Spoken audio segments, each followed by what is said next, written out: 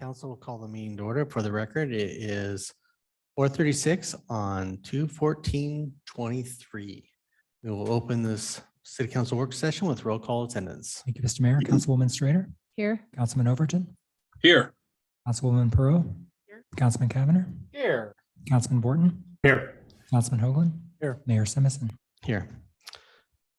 Next item up is adoption of the agenda. Mr. Mayor, Councilman Hoagland. move adoption of the agenda as published. Second. I have a motion and a second to adopt the agenda as published. Is there any discussion? If not, all in favor signify by saying aye. Aye. Aye. Aye. Opposed, nay. The ayes have it, and the agenda is agreed to. Next up is the consent agenda. Mr. Mayor, Councilman Hoagland. I move approval of the consent agenda and for the mayor to sign and clerk to attest. Second. I have a motion and a second to approve the consent agenda. Is there any discussion? If not, all in favor signify by saying aye. Aye. Aye. Opposed, nay.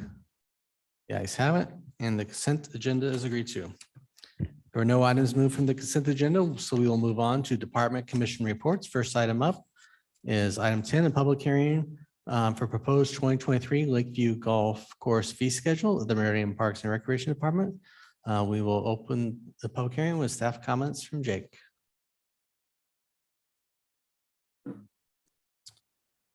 Thank you, Mr. Mayor and council members. As directed, I am back with a corrected version of fees for Lakeview Golf Course. These corrected version of fees were advertised on February 14th and 11th. A memo along with a corrected version of this proposed fees and the current fee structure from Lakeview was provided to you beforehand through the portal and given to you when you arrived today. I do have a couple clarifying items. We did in the announcement for the weekends. The weekends are defined as Friday, Saturday, and Sunday. And that only applies to the green fees. Okay. I know there was somebody out there that had some concerns that they had purchased a restricted pass. That does not have any effect on the passes. That restricted pass can still golf Monday through Friday at any time, and on the weekends and holidays, anytime afternoon. So, and also one more other clarification on that. There's no increase in the current annual pass fees at Lakeview Golf Course right now. There's no increase on the annual golf pass fees. All right, we're only seeking the 4% increase on the greens fees and the implementation of a new non-resident golf pass fee. And with that, I will stand for any questions. Thank you. Council, any questions for staff? Mr. Mayor, Councilman Strader. not a question, just a comment. Thank you for revising it. I You bet. think it's much more straightforward and I appreciated the side-by-side comparison table as well. Council, any additional questions for staff? Okay, this is a public hearing. Mr. Clerk, do we have anything to sign up to provide testimony? Mr. Mayor, we did not. Okay, is there anybody in the audience who would like to come forward and provide testimony on this item? Ralph, would you like to come provide testimony on this item? And it's a no from Ralph. We have no one online, so. Mr. thank Mayor, you, Councilman Cavanagh. I'll move that we close the public hearing on item 10. Second. I have a motion, a second to close the public hearing. Is there any discussion? If not, all in favor signify by saying aye. Aye. Aye. Opposed, nay. The ayes have it, and the public hearing is closed. Next item up is item 11, resolution 22-2367. Mr. Mayor, Councilwoman Pearl.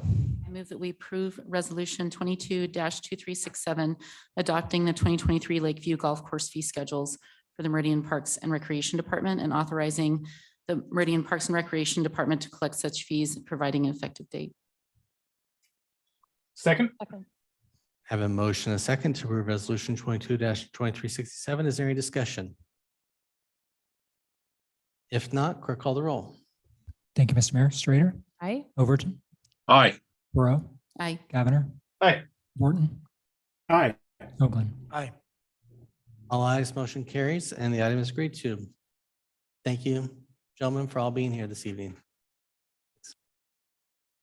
So with that, we will move on to item 12, which is our community development on Locust Grove and Amity intersection feedback. Mr. McClure. Thank you, Mayor, members of council. I'm going to be fairly comprehensive here. Apologies in advance. The Locust Grove and Amity project started off as an interim signal. Costs escalated quickly, however, with right-of-way drainage and cell tower issues, and the interim project was shelved. The project came back as an ultimate project several months later. Traffic analysis was done to identify what configurations could work. This included a multi-lane roundabout, i.e. different number of lanes in different directions. An example would be over by Sensi on Pine and Webb. A dual lane roundabout, possibly phased, and a signalized intersection. The multi-lane roundabout failed in certain movements in the long-range regional transportation model. The dual lane had the best performance and the signal worked, but with lessened efficiency.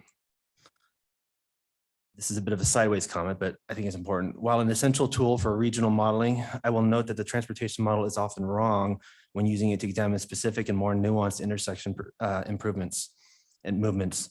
The model is constrained by planning level numbers that have an artificial population cap and tendency to consider not just market delivery, but what communities want. When the traffic analysis done at Eagle and Amity, for example, for the widening, one of the movement directions had already exceeded forecast numbers for 2040 from the previous analysis. That was before 2020. The dual lane roundabout resulted in the best performance and had a phased approach that avoided failure in the future modeled traffic conditions. The project team selected the phased dual lane roundabout. Staff was also told a sidewalk would be part of the project after raising concern with the lack of pavement for non-motorized users on Amity. This design would have also accommodated a future widening of Locust Grove to the north. However, after on-site analysis, previous concerns with the interim project were confirmed with irrigation, drainage, right-of-way, and a cell tower location.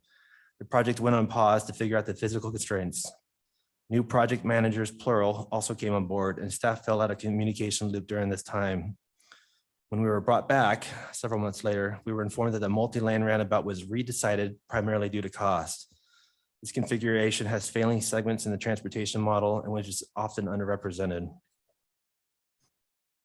These next 2 points are not meant as I told you so, not to you, but to ACHD, but their context for the request.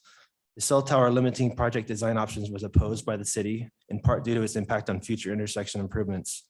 City staff were told after by county planning staff that they would have opposed it if ACHD had held the line.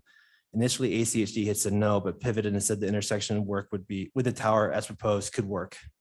The tower had been placed further from the intersection. One of the major constraints there would not exist. The second is that the original Amity Eagle roundabout was not designed thoroughly.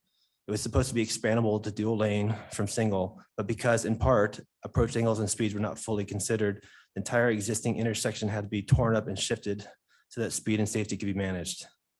This impacted several major projects that had been entitled with the original expansion designs as ACHD had originally approved. City staff went to see this done right, not just for right now, but for the life of the project. We'd rather take things slow and thoroughly. This project was ranked by the city at 49 this year and 51 in 2021. When the project does move forward, we also want to see adequate facilities provided to the school. This section of Amity is not in the integrated 5-year work plan. We don't improve sidewalk access with this project. It may be a long time coming.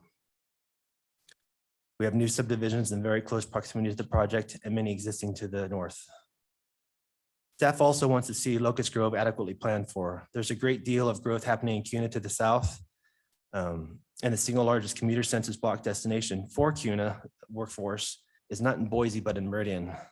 This is the area around Sensi, Blue Cross, St. Luke's, and industrial areas east of Meridian Road. There's no reason for this traffic to be congesting interchanges if Locust Grove could better accommodate it. This again is largely related to artificial constraints, not realistic. ACHD's capital improvement program has to have funding identified for a project to be included. City staff would much rather see this section of Locust Grove serving expansive areas of CUNA to the south be 5 lanes than between Fairview and Ustick, which effectively ends at Shinden. There's more than 60 homes that would be adversely impacted by widening from 3 to 5 in that area. As a resident in this area, I say expansion is warranted, not because I want to make my left turn out harder. It's because CUNA traffic funneling through Meridian corridors can be better planned for. It's because there are no planned improvements to Meridian Road or the 4-lane Eagle Road interchange bridge. It's better to plan for alternatives than to either simply be overwhelmed or to hope that the state will make other and timely improvements in the future. In summary, staff would recommend to City Council to one, advocate for an intersection design that preserves for 5 lanes to the north, for facilities that better serve Mary McPherson Elementary School, and for a project that takes the time needed to do it right, do it once and less effectively phased, and which considers the long-term benefit. Staff is not advocating for a specific intersection type, roundabout, or signalized. There's now 3 existing roundabouts adjacent, and they typically work better together. Someone needs to do additional math to consider what is actually best and not just perceived. However, redoing the math to look at both regional and local benefit may be another good request. With that, I can bring up the letter that was submitted. I can pull open some examples and stand for questions. I will also note, sorry, that we are looking for your feedback. So if you want to send a letter, if you don't want to send a letter, if you have specific requests or want us to pull certain ideas. Thank you. Thank you, Mayor. Brian. Councilman Cavanagh. Thanks, Brian. Appreciate the letter. I didn't think that this was that. I mean, it was very thorough, but you made it sound like this was going to be a much lengthier process. I appreciate kind of the condensed version and your work on this. I have a few questions, but I want to start with, you touched on, again, what I think is important for this council, future councils to consider is the planning that we're going to have to do essentially to accommodate CUNA's traffic. And I'm curious, has there been any communication or collaboration with the city of CUNA about this letter, about future collaboration on roadway projects? I guess where is the city of CUNA in this conversation? Mr. Mayor, Councilman Cavanagh, there has not been any discussion with CUNA. This issue was raised very recently with somewhat concerned, so it may be a positive thing to do, but we've not had time to do that before Okay. talking to you first. Okay. And then, Mr. Mayor, a follow-up if I may. Councilman Cavanagh. Brian, can you maybe give council a little bit more direction about what you're looking for from us tonight? I mean, you've got a draft letter before us. I have some thoughts on that. We've got, I think, a joint meeting with the Highway District coming up. Is this being proposed as a topic for that agenda? Is it send a letter and then have staff or the mayor follow up with folks at ACHD? I mean, what specifically are you looking for direction from council tonight? Mr. Mayor, Councilman Cavanagh, so staff has already provided our suggestions to ACHD less formally. We don't expect those will be, well, we think they will appreciate them. We don't necessarily think they will act on them because of decisions that have already been made fairly firmly related to cost. So since there was some concern and recent conversation about schools in particular, we thought we should send a stronger request from someone at the city or council indicating it is a desire to look this over a little bit more and not just rush headlong. The request to council is if you want to be part of that request, if you have any specific concerns, issues, or if you frankly disagree, that would all be very helpful. Okay. Councilman Cavanagh, if I can add, this is brought, Brian and Caleb brought this to my attention recently, and I recommended coming to council. Brian and I are both not fans of roundabouts, but you don't see a request in here for a roundabout conversation. So we're trying to balance my viewpoints and his viewpoints with the viewpoints of the city in this dialogue about what may be appropriate or not in comments to ACHD. It's not being proposed for a joint meeting topic at this time. And I think that there's not consensus even on ACHD from what I understand about this specific intersection improvement plan moving forward. So I think if there is a desire of this council to weigh in, I think there's an open and willing, at least a few commissioners who would really appreciate the city's viewpoint on how this should be built for what purpose. Okay. Mr. Mayor. Councilman Pro. So I was trying to connect the dots in preparation of how this all came to be. And reading through the letter. It's my understanding that the letter that was attached to the agenda is a response from one of our ACHD commissioners to a letter that was already sent, or is this is your draft letter? This is a staff draft. Doesn't Okay. reflect my comments. At this point in time, it's really just, you use it more as a dialogue piece than Okay. anything else for what staff would like to communicate. Okay, Mr. Mayor, Mr. McClure. Councilwoman Perot, I could do a better job of perhaps explaining the point at the point in time in which we find ourselves now. So ACHD has completed their 50% design review for this project, and they are now out for public comments right now. So this is an opportunity for sort of the city to provide its comment as part of that. Okay. Mr. Mayor. Councilman Pro. Did I understand you correctly in your presentation that while they are going through a couple of phases of public comment period, that you're not in the anticipation it's going to change their design much? That's kind of what it sounds like. Mr. Mayor, Councilwoman Perot, there are some significant physical constraints in this area, and ACHD has spent a considerable amount of time trying to address them as they feel is best. And I don't suspect much is going to change without some significant push. Mr. Mayor. Councilman Pro. So with those design constraints, have they looked at an alternative solution? Is there a reason why they're choosing to go with a roundabout, which I assume takes up quite a bit more space than widening the current lanes and keeping a signalized intersection? If I understand correctly, there's going to be a roundabout, or there is one being constructed at Locust Grove and Victory now. There's one at Lake Hazel and Locust Grove. So this would be the third one in 2 miles.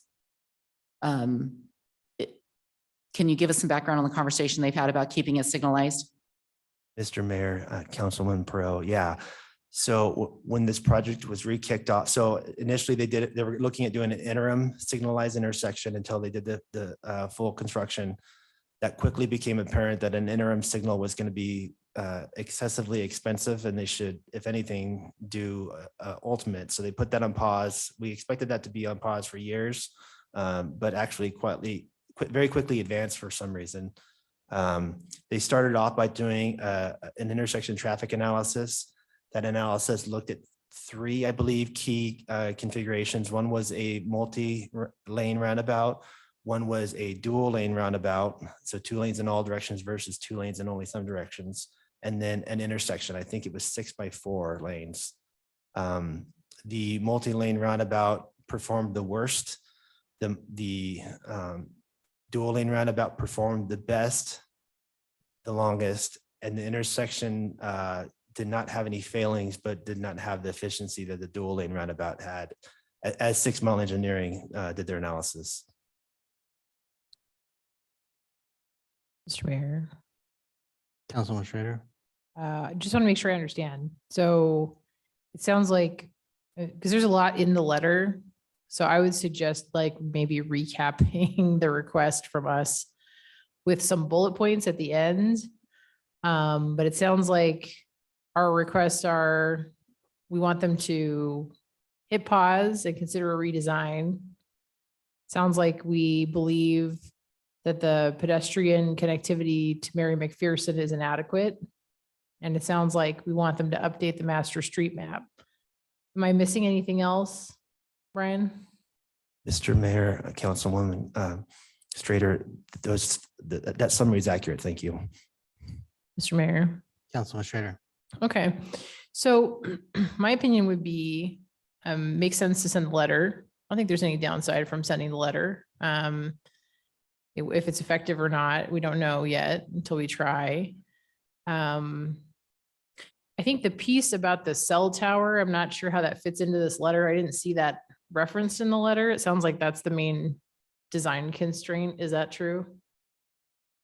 That is one of the main design constraints, yes. Okay. So up to you if you think it helps provide more context to add it or not, and you guys can talk about it. But no, I don't think it hurts at all to communicate. I mean, there's a good rationale, I think, for getting it right instead of, rushing something through that doesn't ultimately give us what we want. I would be happy to sign this letter. I wouldn't have any issue doing so. I think it might need a little bit of tweaking, but I like the suggestion of trying to get CUNA on board too. It just sounds like it's time sensitive. So, if we can, that couldn't hurt to try to do that too. But I mean, with any kind of project, I think it's better for us to get the right long-term solution than something that's just not gonna work for the long haul. Mr. Mayor, Councilman Hoagland. Brian, is the cell tower the major physical consideration, or also is it housing that has to be removed if they go to a roundabout? Mr. Mayor, Councilman Hoagland, that's a good question. I'm not sure. The cell tower is very close. What's closer though is the box next to it. I'm not sure if it's all of the cell tower equipment or if it's just that or what portions of that could be possibly relocated. I do know that ACFD has a hard pass on even touching the cell facility though. Okay, Mr. Mayor, Councilman Hoagland. Brian, so would a straight intersection as opposed to a roundabout solve that problem? I don't believe so. I think the biggest issue is that what ACHD wants here has changed over time, and also what the city wants has changed over time. New standards for moving away from bike lanes to the multi-use pathways, for example, has sort of increased the footprint. I do know in ACHD's original letter to Ada County, they foresaw which recommended to ACHD, in ACHD's original letter to Ada County staff, ACHD staff, indicated to Ada County staff that they should not approve the cell tower as proposed because it was within the footprint of the roundabout. That was on that particular day, the preferred intersection facility because it was shown on the master street map. The next day they sent a revised letter that instead described a signalized intersection and did not have issues with a cell tower location because it did fit at that time. So, Mr. Mayor, Councilman Hoagland. we'll have to deal with this conundrum now. But I agree with Councilwoman Strader. We need to plan for the future and get the best part in, whether it's regular intersection or two-lane roundabout. I mean, going too small just creates problems in the future. And yeah, we may not have to deal with it or hear about it because we may not be up here any longer, but that's not what we're here for. We're trying to look ahead, as all entities should be, whether they're Ada County, ACHD, or the city council, and make sure things work for the future. So it's a little discouraging when all the parties aren't on the same page on something like this. And now we have to figure out what the heck do we do? But I think I can sign this letter, move forward with as much as they can get for that location to make it work and as safe as it can be. So what that ultimately looks like, I'm not sure now with the constraints that we point out and the cost that will be involved, but let's go for as much as we can get. So one thing I'd like to add to the letter, this kind of came up when we had our joint meeting with ACHD and we talked about the improvements to Eagle Road, but I think that we need to have ACHD come present to council at some point in time when every project is at a point in time where getting council feedback directly to ACHD would be warranted, whether that's to their staff, the staff project manager or others. So whether that's at the kickoff, whether that's a 25% design or something else, but that was one of the outcomes I know we talked about at that meeting, and we just need to try to find a way. So if we can integrate that into this letter, but I think that's an important step is getting them to come talk about, especially road widening, road. I don't know that we need every community program, but road projects, which definitely have a larger impact, should be here so that we can provide feedback directly. Mr. Mayor, do you, Mr. McClure. I don't know that I don't know what conversations have been had there in the past other than what you just said. Do you want us to try just provoking that question when we're having these early meetings with their staff directly? Or do you want it to just go into the letter?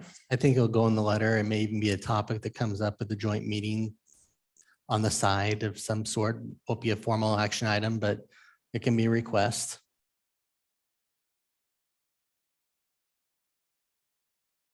Mr. Mayor. Councilman Pro.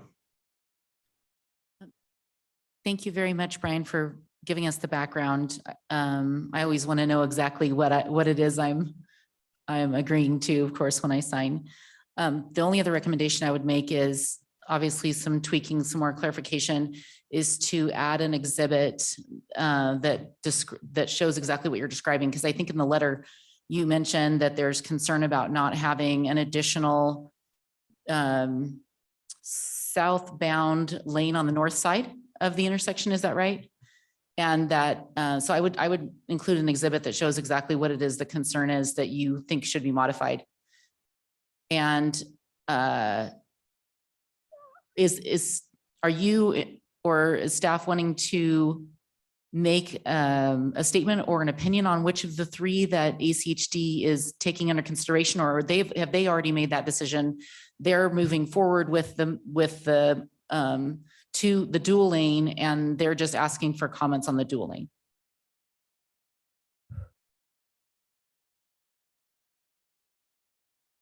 Trying to think this through. The new ACHD project manager has described a situation where there's been a fairly strong indication as to what staff has been directed to do. And I mean, the project team staff. They are to move forward with a multi-lane roundabout instead of a dual lane roundabout, which is what the original traffic analysis report indicated and what the project team last year had also decided to move forward with. He is new-ish. He used to be at ACHD. He was not full of, not sure of some of the original context for why in the lull, someone decided or some group decided to move the previous decision back to multi-lane despite some of the faults. But he seemed to think it was fairly said enough. Mr. Mayor. Councilman Pro. And if I understood your earlier description correctly, that was the design that performed the worst in the modeling.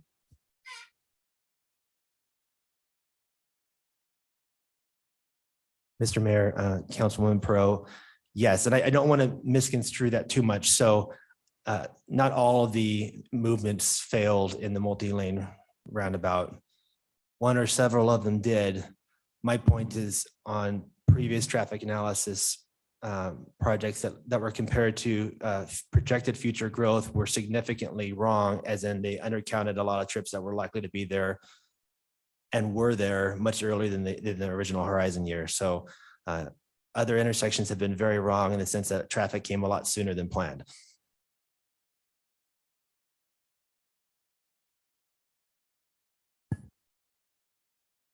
Council, any additional questions or comments at this time? Mr. Mayor, Councilman Cavanagh. I know there's some questions about paragraphs to include in the letter. Brian, I'll leave that to you, kind of what you think is best. I would support, though, this piece in that, I think that first paragraph that's highlighted about CUNA. And Mayor, I think maybe with your permission, we may want to send a copy of this to Mayor Steer as well. I just think that as a city, South Meridian and North CUNA are going to become synonymous at one point, and we want to make sure that we are establishing good collaborative efforts sooner rather than later. And then I'm sure the smarter brains other than my own, when they proof the letter, will see this. But as much as I love talking about Locust Grove and Victory, I think we probably want to change that to Locust Grove and Amity as the subject line for the letter. So maybe just a quick change on that. But other than that, I appreciate your guys' efforts to get this in front of us quickly and to get it to ACHD as soon as possible as well.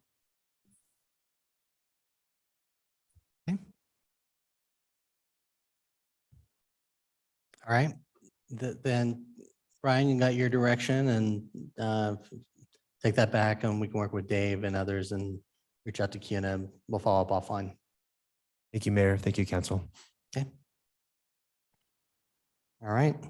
Council, we've reached the end of our agenda. Do I have a motion? Move to adjourn, Mr. Mayor. Motion adjourned. All in favor, signify by saying aye. Aye. Opposed, nay. The ayes have it. We are adjourned.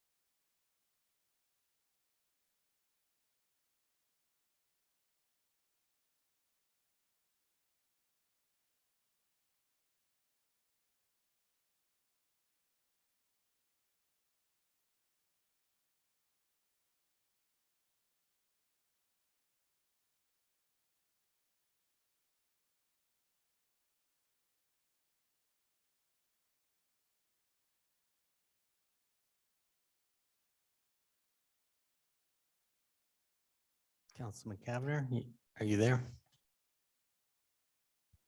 I'm here. Sorry, Mr. Mayor. Nope, you're good. All right. Council, we'll call this meeting to order. For the record, it is February 14th, 2023. It is 6:00 PM. We'll begin tonight's regular city council meeting with roll call attendance. Thank you, Mr. Mayor. Councilwoman Strader, Here. Councilman Overton, Here. Councilwoman Perot, Here. Councilman Cavanagh, Here. Councilman Borton, Here. Councilman Hoagland. Here. Mayor Simison. Here. Next item is the Pledge of Allegiance. If you'd all please rise and join us in the pledge.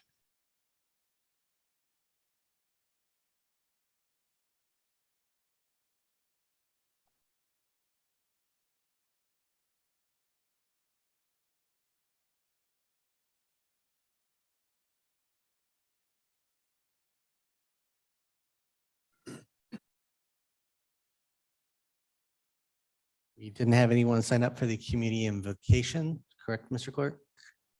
Yes, Mr. Mayor. All right, so with that, we will move on to adoption of the agenda. Mr. Mayor, Councilman Hoagland. move adoption of the agenda as published. Second. Have a motion and a second to adopt the agenda as published. Is there any discussion? If not, all in favor signify by saying aye. Aye. Opposed, nay. The ayes have it, and the agenda is adopted.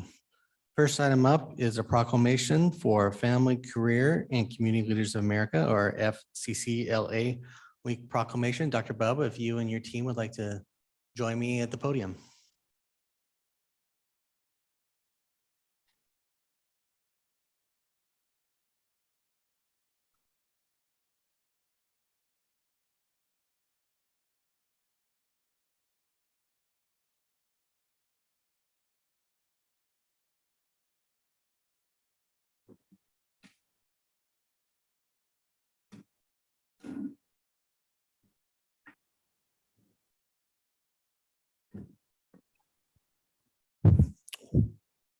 It's always a fun time to get to do proclamations, especially when they involve our youth. So I'm going to go ahead and do the proclamation, and then I'll turn it over to whoever would like to say a few words, multiple people perhaps from that standpoint. But as I mentioned, this is FCCLA week, so we will do the proclamation. Whereas Family, Career, and Community Leaders of America, FCCLA, is a national nonprofit, family-focused intercurricular student organization for family and consumer sciences students through grade 12. And whereas the FCCLA helps youth assume their roles in society through family and consumer sciences education in the areas of personal growth, family life, college readiness, career exploration, leadership, and community involvement. And whereas the organization extends classroom learning through chapter service projects that develop leadership and employability skills that helps young men and women learn how to plan, make decisions, carry out program evaluations, and take action through working with other youth and adults within their school, community, and state. And whereas FCCLA offers members an opportunity to work together for everyday purposes for the improvement of themselves, as well as their families, careers, and communities. And whereas the week of February 13th through 17th, 2023 has been designated National FCCLA Week with the theme Incredible. Therefore, I, Mayor Robert E. Simpson, hereby proclaim February 13th through 17th, 2023 as FCCLA Week in the city of Meridian, and encourage the residents of our community to acquaint themselves with the activities and values of Family, Career, and Community Leaders of America, and provide support and encouragement to the students who are working to achieve knowledge and experience that will help them for future responsibilities and active and concerned adult members of society. This 14th day of February, 2023. So on behalf of the city of Meridian, congratulations on this proclamation, and we appreciate you being here on Valentine's Day, dressed in red for incredible. So we'll go ahead and take a picture and then turn it over for comments.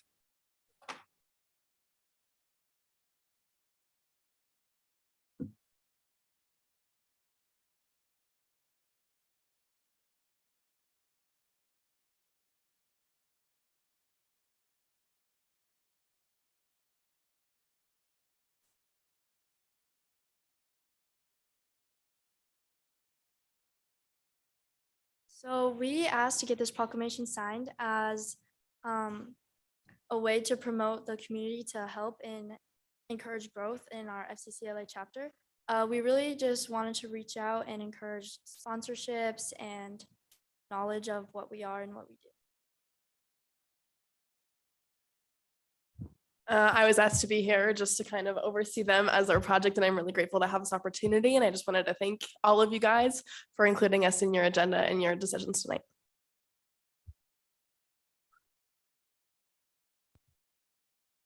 As Macy said, we just want to thank you for not only being here to support us, but allowing us to take up your time. But yeah, we are super excited to have this opportunity. So thank you. I'm Taya Ramirez and I go to Meridian High. I'm Mason Moore and I also go to Meridian High. I'm Macy Grantham and I'm also at Meridian High.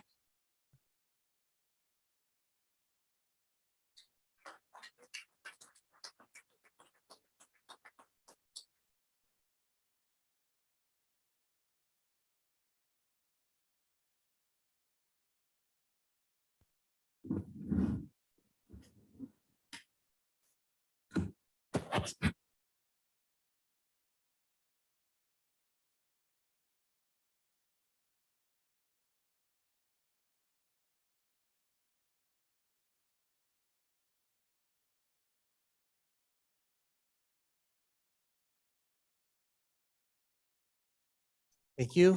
And I love Valentine's Day. We're seeing wearing red, such an appropriate theme today. Ms. Clerk, do we have one signed up under public forum? Mr. Mayor, we did not. Okay. And with that, we will move on to item 2, which is resolution number 23-2372.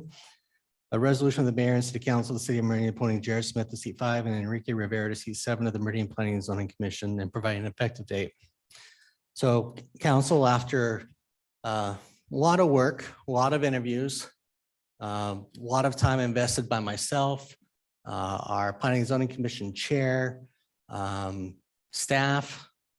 We've found 2 people that I think really will help round out and provide great direction for our Planning and Zoning Commission. So the 2 individuals, you have their applications before you, but I'll just take a few minutes to chat.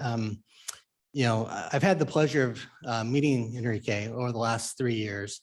And I think that when you talk about community, he really gets it and understands it. It's a priority in his focus, from his kids and their involvement to how he gives back of his personal time. And then in his professional role in the banking industry and understanding commercial banking, that has a real value as we're talking about these projects. And I think it's always, you know, important for council and others to kind of look at that perspective, have an understanding of what the market is doing, what is feasible, what is not feasible. I think that will bring some real insight to this.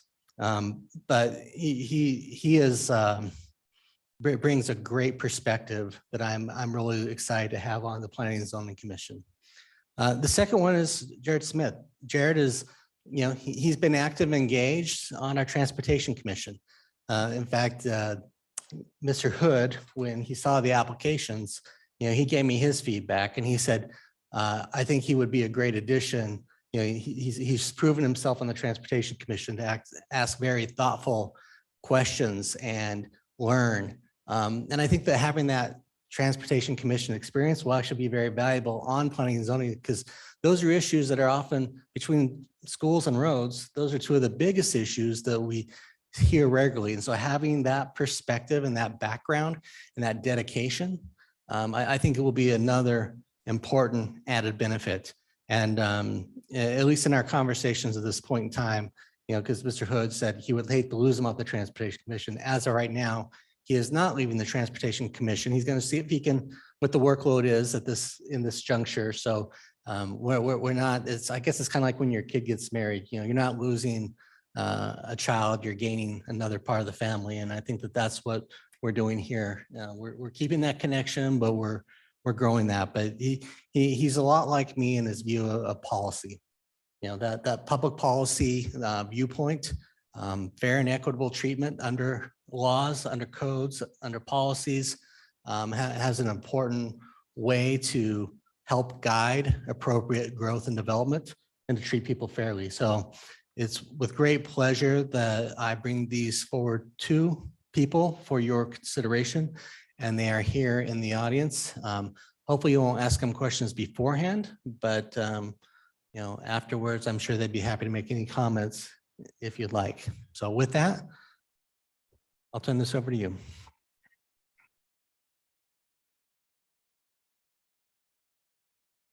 Mr. Mayor. Councilman Cavanagh. Thanks, Mayor. I typically try and refrain from comments, obviously until we've appointed the people, but in this particular case, I just want to commend you. I think these are two great appointee recommendations, two great community leaders that care about Meridian, care about serving our community, and I couldn't be more pleased to see these both as recommendations. Thank you, Mr. Cavanagh. Mr. Mayor, Councilman Cavanagh. if nobody else has anything to say, I move we approve resolution number 23-2372, appointing Jared Smith to seat 5 and Enrique Riviera to seat 7 of the Meridian Planning and Zoning Commission. Second. I have a motion and a second. Is there discussion? If not, clerk call the roll. Thank you, Mr. Mayor. Strader, Aye. Overton, Aye. Thoreau, Aye. Cavanagh, Aye. Wharton, Aye. Hoagland. Aye. All ayes, motion carries, and the resolution is agreed to. I would invite Jared and Enrique to come up and make any comments if you're so inclined at this time.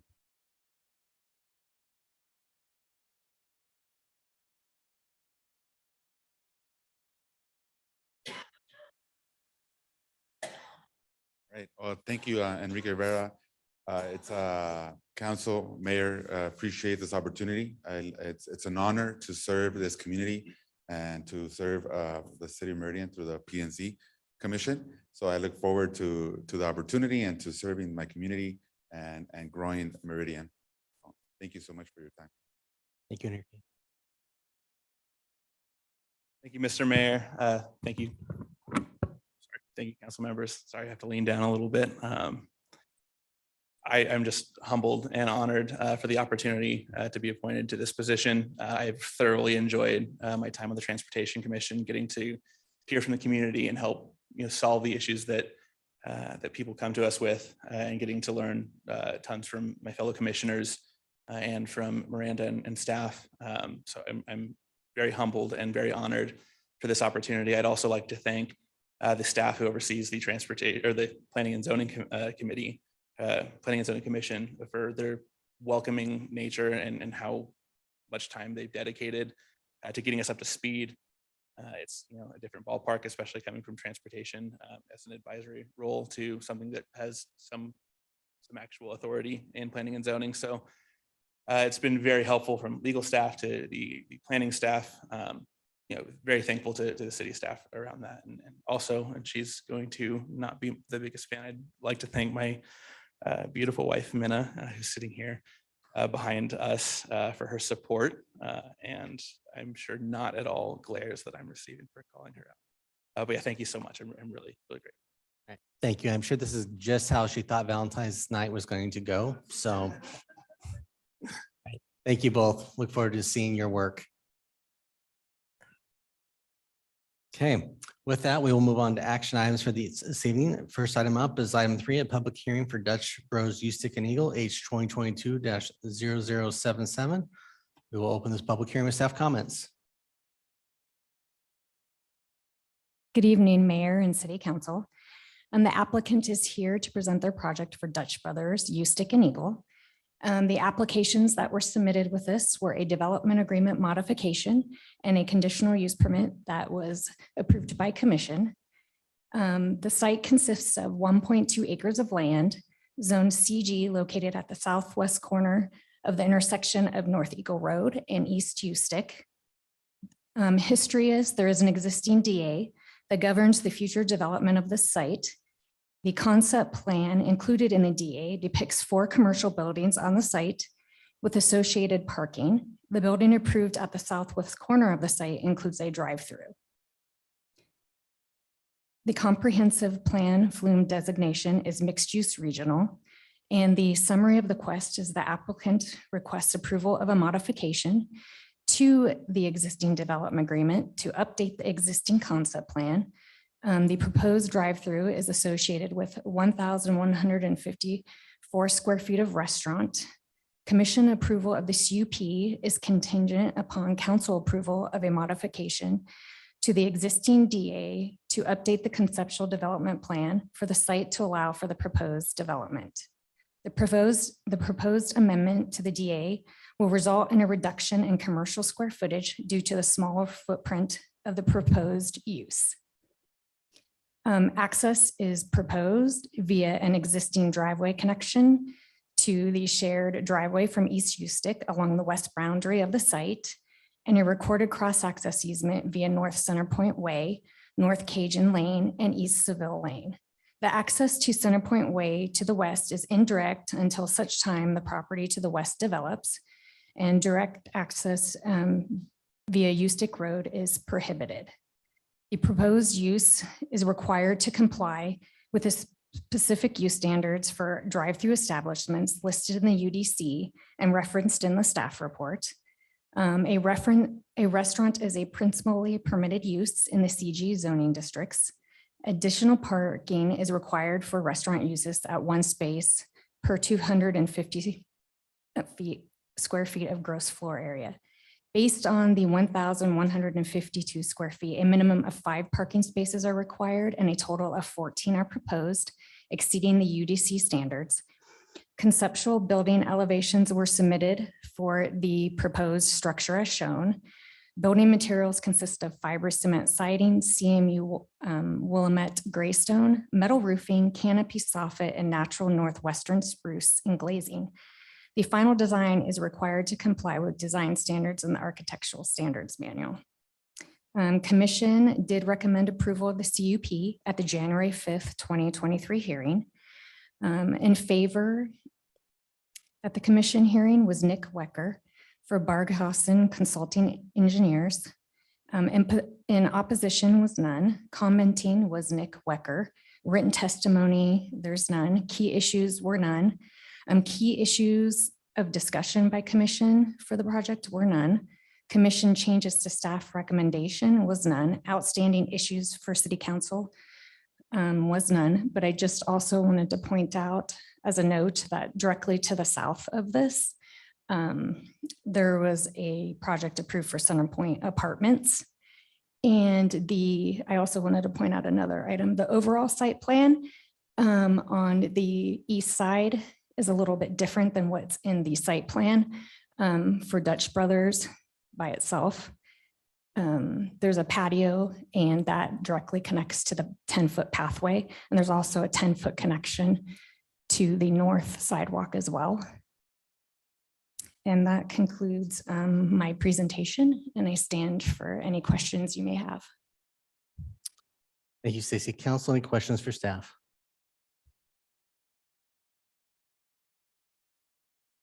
Okay, is the applicant here?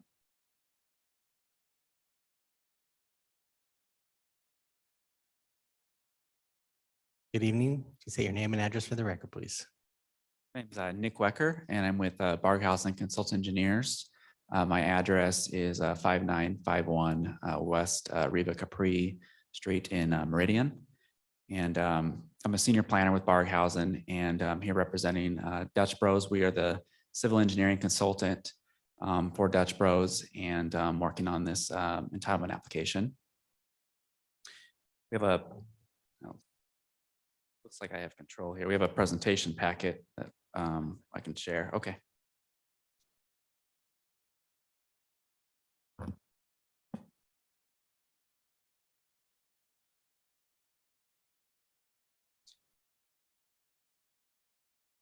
Yeah, so this first exhibit shows the concept plan. Doesn't have the details for the patio space as mentioned in the staff report, but it gives an overview of the modification that we're proposing here to have the Dutch Bros at the south east corner of this site. And also there'd be a standalone 4,700 square foot multi-tenant building adjacent to it as well. And that is a change from the original development agreement that had both pads shown for retail, pad 1 and pad 2. So pad 2 would become the Dutch Bros drive-through. Pad 1 would remain multi-tenant retail at a smaller scale at approximately 4,700 square feet. The modification that's proposed in front of council last year had 3 drive-throughs proposed on the site. We've removed a drive-through, and now there's only 2, the existing Jamba Juice, which is near pad 4. And then pad 2, like I said, would become Dutch Bros.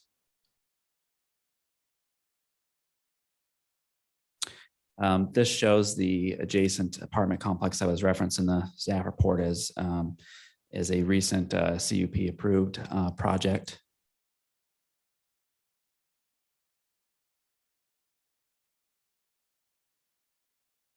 And here's our more detailed site plan that shows the vehicle stacking. We have stacking provided, over 500 feet of stacking that can accommodate up to 26 vehicles in the queue at one time.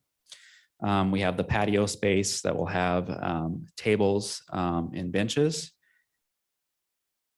The opposite side of the drive-through window itself will have a walk-up window that is covered by about a 300 square foot canopy, provides weather protection. The walk-up window will be connected to the existing sidewalk infrastructure along Ustick Road, and will be connected near the corner as well for Eagle Road as well. Allows pedestrians to reach the walk-up window without crossing drive-through lanes.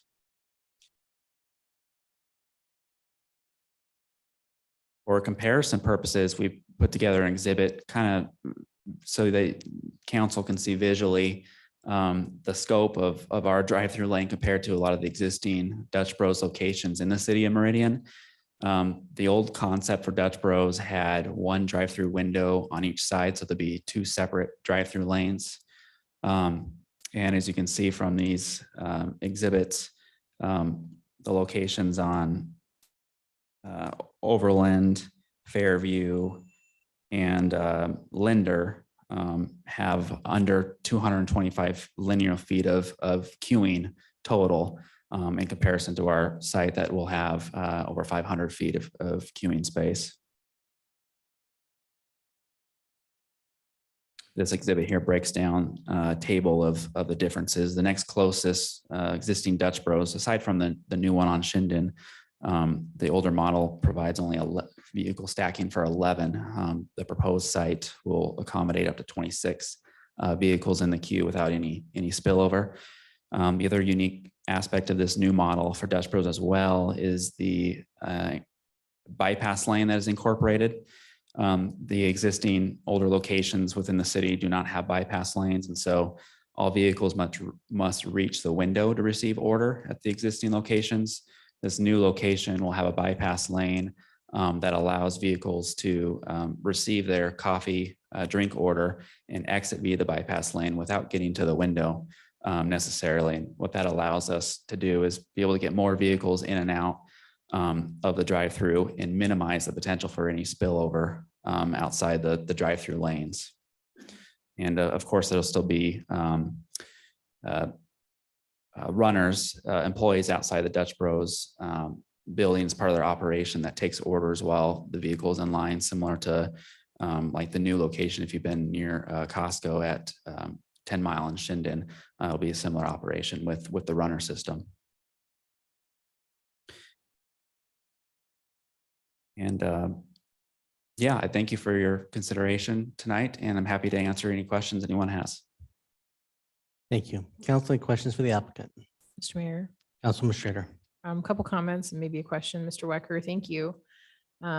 Appreciate the new design and your ability to accommodate more vehicles. Your location off of Milwaukee is kind of fascinating. A couple of the locations are kind of fascinating in terms of what you have to do when you don't have enough queue for people. Right.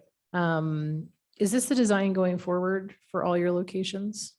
Yes, it is, and it's been really successful so far at the new Shinden location in the Costco shopping center area.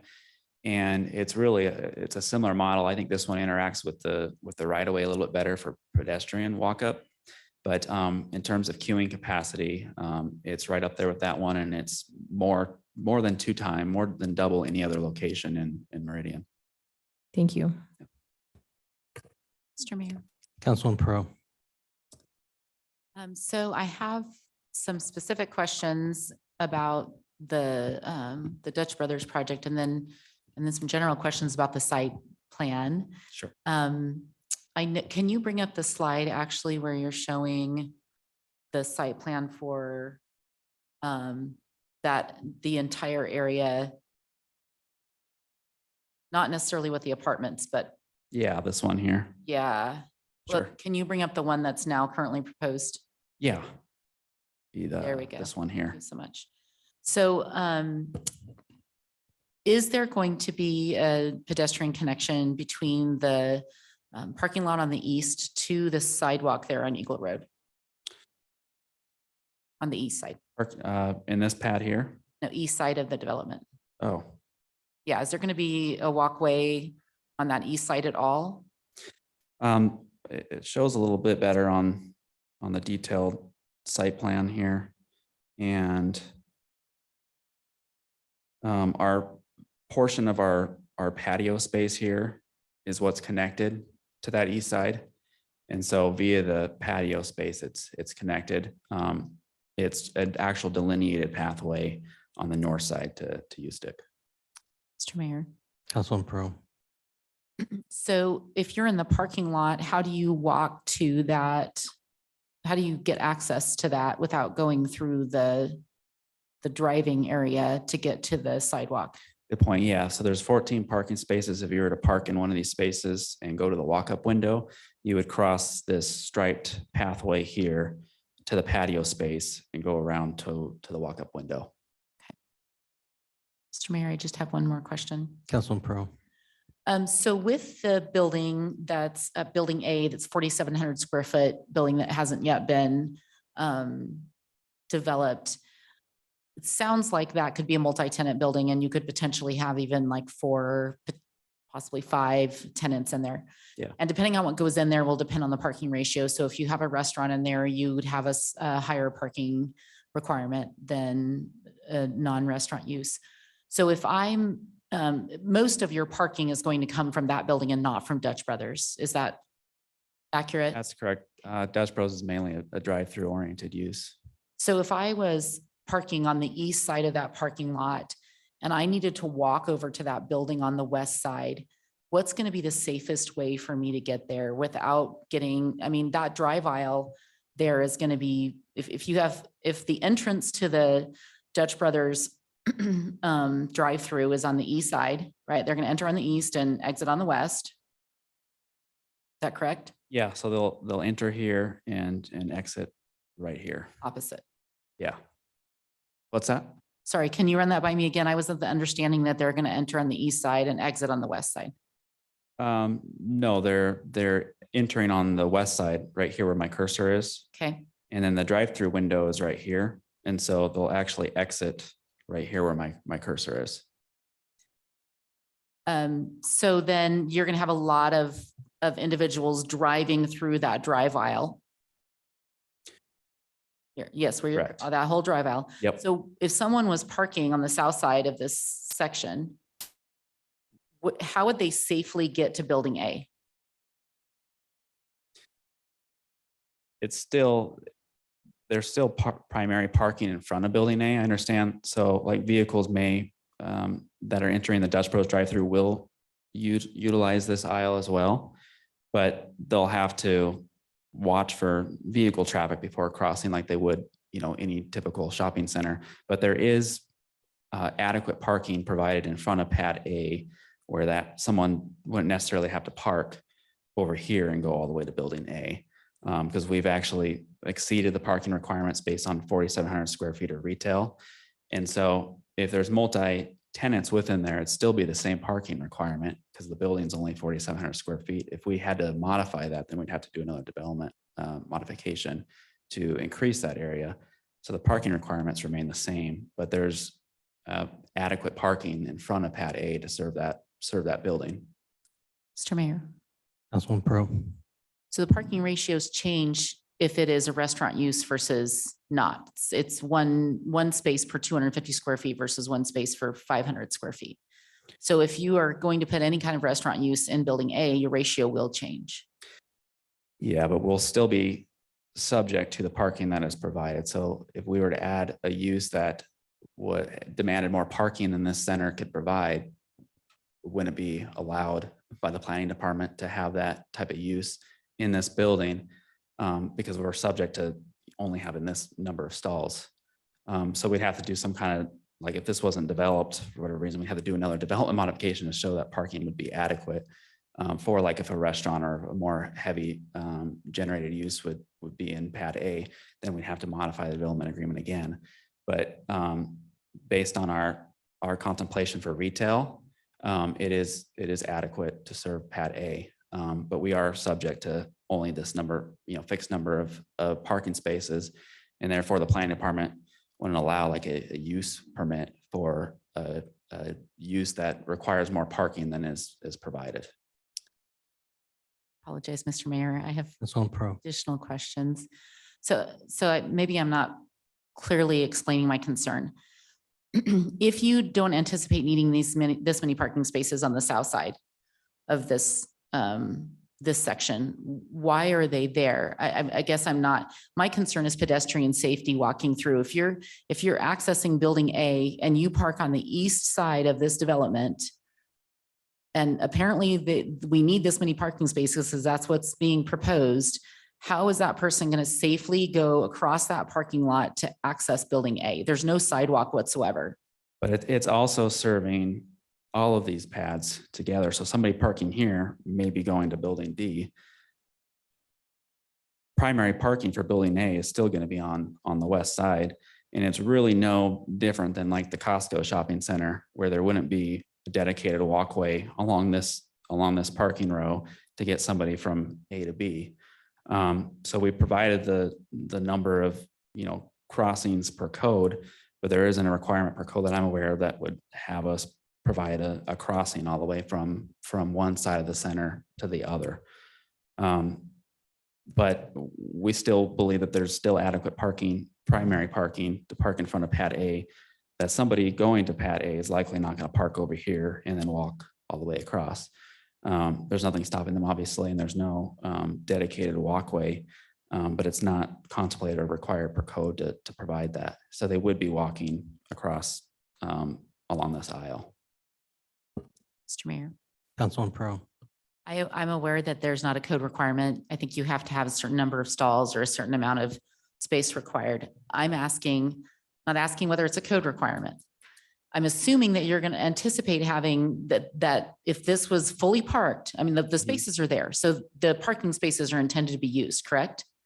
Correct. Okay, so if all the spaces, unless you're planning on limiting parking for the multi-tenant building to the south, that they can't park in the parking spots for building A, unless you're going to have the parking lot set up that way, you have no control where people park for each individual building. No. So you have to make it safe for people to cross across this entire parking lot to go to any one of these 4 buildings. And in this situation, I don't see that safe passageway. So I'm not asking if it's code. I'm asking, how does somebody safely get there? So my proposal look is both that- ways, and when they're crossing the aisle to get to the building. It's no different than a shopping center like a Costco where you're walking to the entrance where you're parked a lot further away. I understand the concern, but we haven't contemplated a walkway from far end to far end to pad A. Mr. Mayor. Councilwoman Pro. Well, in order for me to be comfortable with a yes vote on this, I'd like to see some more safe pedestrian passage through here. Okay, and that's a condition, then we can work through it. I'm just saying at this point, we haven't.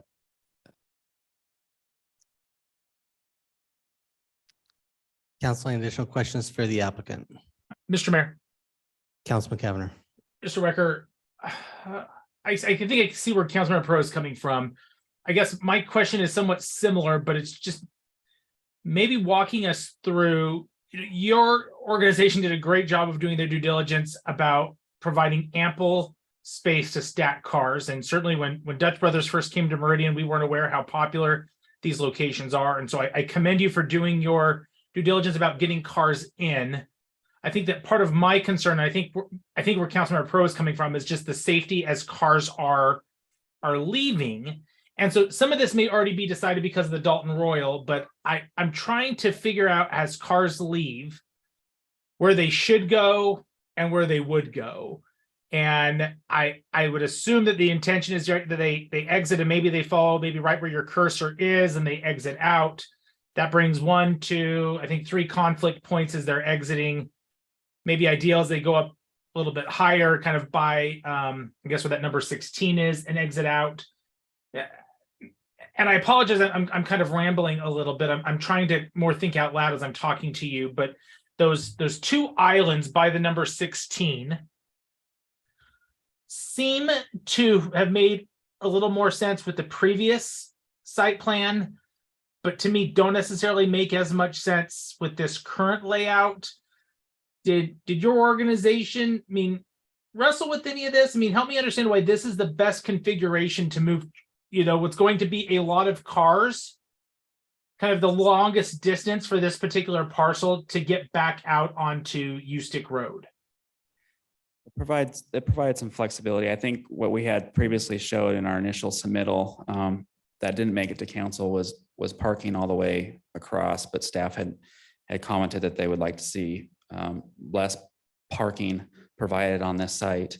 And so we had turned it into a drive aisle here in this middle part, but I would for the majority of people leaving Dutch Bros, I would assume that they're going to leave as my cursor, following my cursor here, because that would be the most direct way out. Whereas people entering likely are going to go this way to the drive-through. Mr. Mayor, maybe a follow-up? Councilman Hoagland. Oh, sorry, Councilman Cavanagh, sorry. That's okay. Great compliment. Thank you, sir. That drive aisle by the number 16, why not relocate it to where the entrance is to the stacking lanes?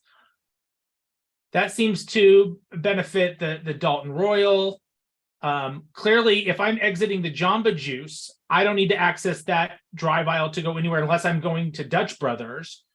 But that drive aisle, kind of where the property lines meet, seem to be a more efficient way to move vehicles and ensure less conflict points as people are exiting.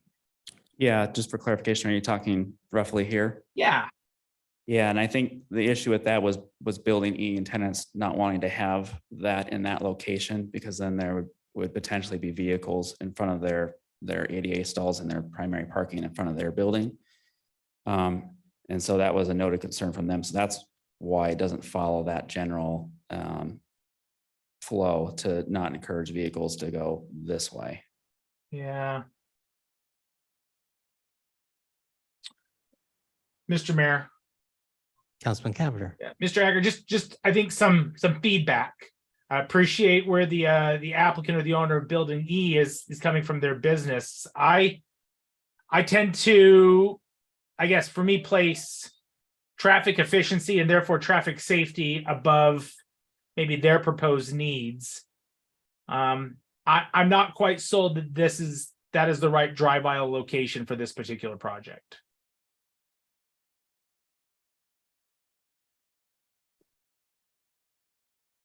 Just for consideration, another consideration with that too as well is if you're starting the queuing here, and let's say in the event that Dutch Bros was busier than this queue they can handle, then you actually have a longer queue, not having people stack up here, which could also impact our driveway onto the right of way. Whereas one, this is a longer queue in, or two, we can have operations have vehicles go around this way and be able to stack this way into the wash or into the entrance to the drive-through. And so I think that's another consideration as well, rather than having the entrance delineated here. Yeah, and Mr. Mayor, if I may, just some feedback to Councilman that. One, I hope that doesn't happen. I would hope that your due diligence to having this extended drive aisle solves that. But to your point, particularly probably opening weekend, there's going to be a line all the way down Ustick for people to get in. But I would much rather have cars stack up on a drive aisle than stack up in front of a business or in front of these parking spots. And again, I think you have cracked the nut on entering this facility. I don't think that you have been as successful in addressing how vehicles are going to exit. Mr. Mayor. Councilman Hoagland.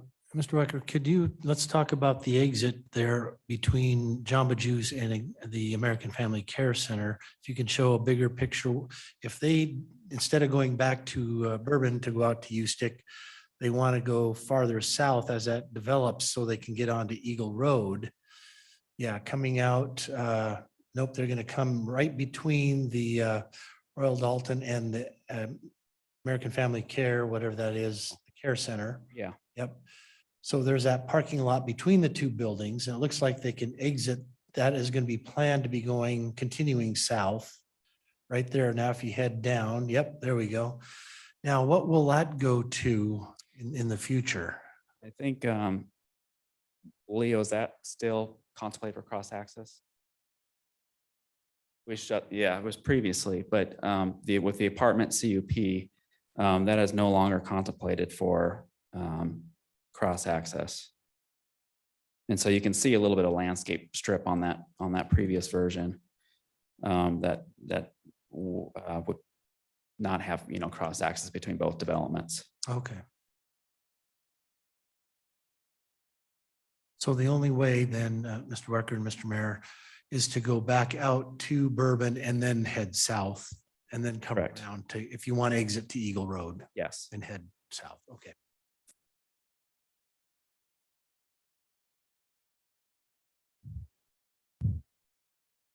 Council, any additional questions? The applicant? Not right now. And I'd like to address your consideration for as we've been talking more, I've been thinking more about somebody parking here. We could make consideration for, having some kind of walkway along here so that it directly connects both pad A and pad B. So it does look like, some kind of connection there is feasible as a condition of approval to be able to incorporate that. Mr. Mayor, Councilman Pro. this wasn't going to be such a heavy use drive-through. It wouldn't be as big of a concern. So you're saying it's not in code and you're kind of comparing it to other areas of the city, but this is going to be your flagship location and it's going to have very heavy drive-through use, which means there's going to be more vehicles moving but not in stalls in this parking lot than there might be in other parking lots. That's my concern about pedestrian safety. If it were me, I probably would, up to the north is good, or potentially some kind of walkway in between where your cursor is on that dotted line, a walkway in between, like a lot of the grocery stores do, in between that set of, but my main concern is individuals walking past where cars are turning left to go into the drive-through. Sure. We can definitely look at that too, either in either situation on the north or in between the stalls. I think, another consideration too, as well, as most vehicles exiting are going to go around this way. So if someone's parked here, this drive aisle here is not going to be nearly congested as here where vehicles are likely exiting. So if someone was parked in these stalls here, this drive aisle is not going to be the most, congested aisle operationally. If you're following me with that. Mr. Mayor. Councilman Pro. Thank you. I am following you, but at some point they will need to cross over where vehicles are stacked up, which is where the vehicles are turning left into the drive aisle. They're going to have to walk through that area to get to building A. Sure, I understand. So we can look either on the north side or splitting for additional pedestrian crossings.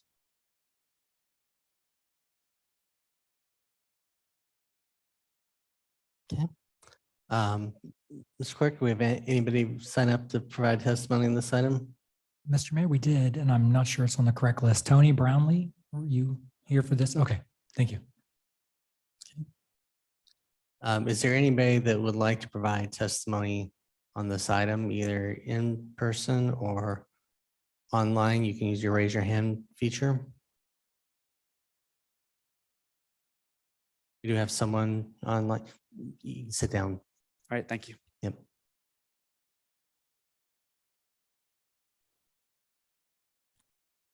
Mr. Mayor, Lincoln is available to talk.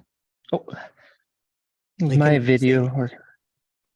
You're not on video, but if you can say your Okay. name and address for the record. Sure. Lincoln Haygood, 5700 East Franklin Road, Nampa, Idaho, 83687.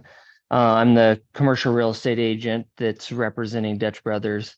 I just keep it simple. I hear all the traffic concerns and that. I just, from a business perspective, I just would like to share that the operators of this Dutch Brothers are very invested in the community and have gone to great lengths to invest in the kids of our community.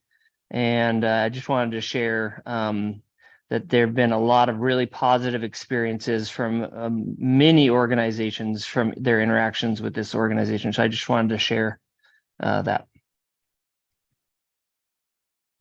Thank you. Council, any questions? Okay. Thank you. Mr. very much. Mayor, Councilman Cavanagh. thanks. Lincoln, you saw fit to share that, so I guess now I'm kind of perplexed. Is it your insinuation that because the owners of this property do a lot for our community that we should we should ignore the traffic concerns? I don't think that's what you're intending, but that's how it came across. And I guess I want to give you an opportunity to clarify. No, I apologize if that was the insinuation. And to be clear, the Dutch Brothers is a tenant on this building. They're not the property owner. No, I'm just indicating that they do a lot of investment into the kids of the community. That's all.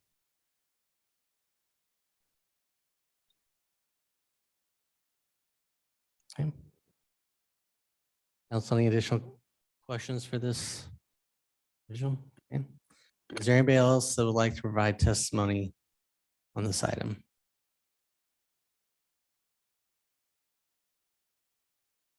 Then I would invite the applicant back up to close.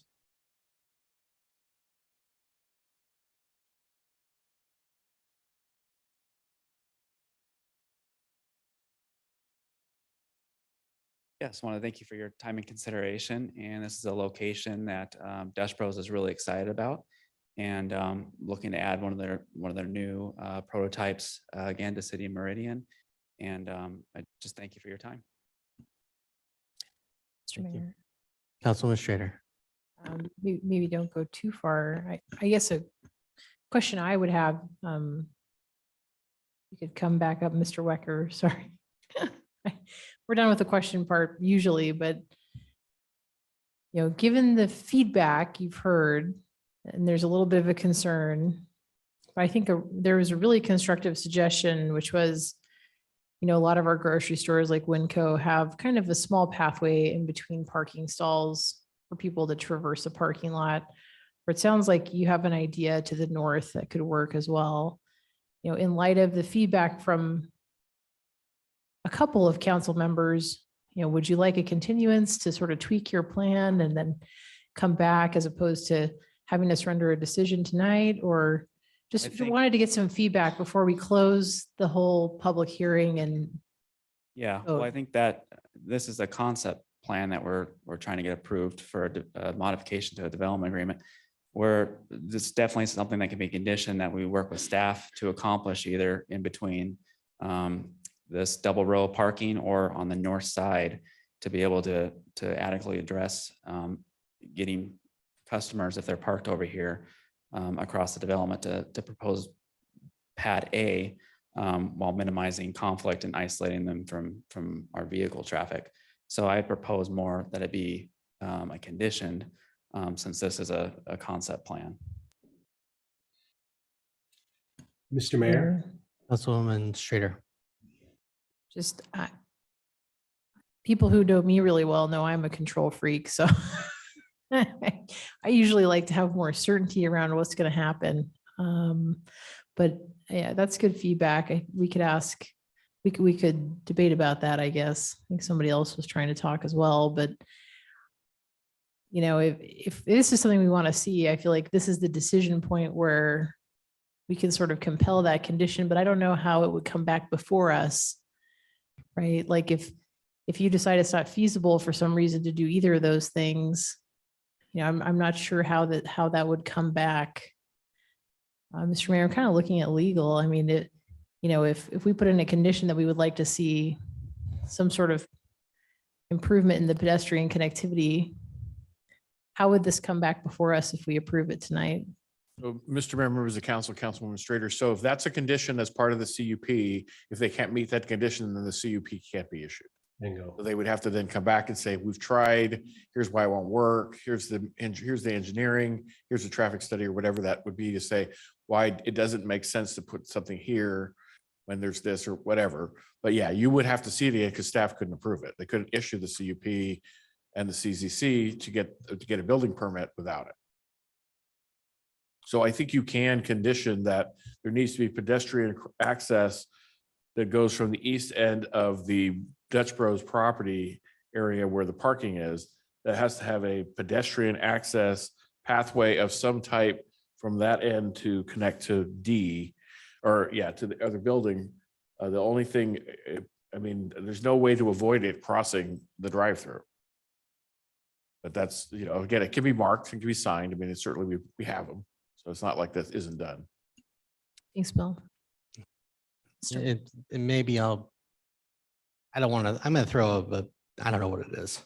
But if the building was flopped and you had all the seating on the interior, so you had the drive lane going on the outside with the building on the inside, I would see to accommodate, at least address some of the issues that we're hearing about crossing, because you could design this so you did not have to cross traffic to get to the building, just access from the parking lot, and you have space.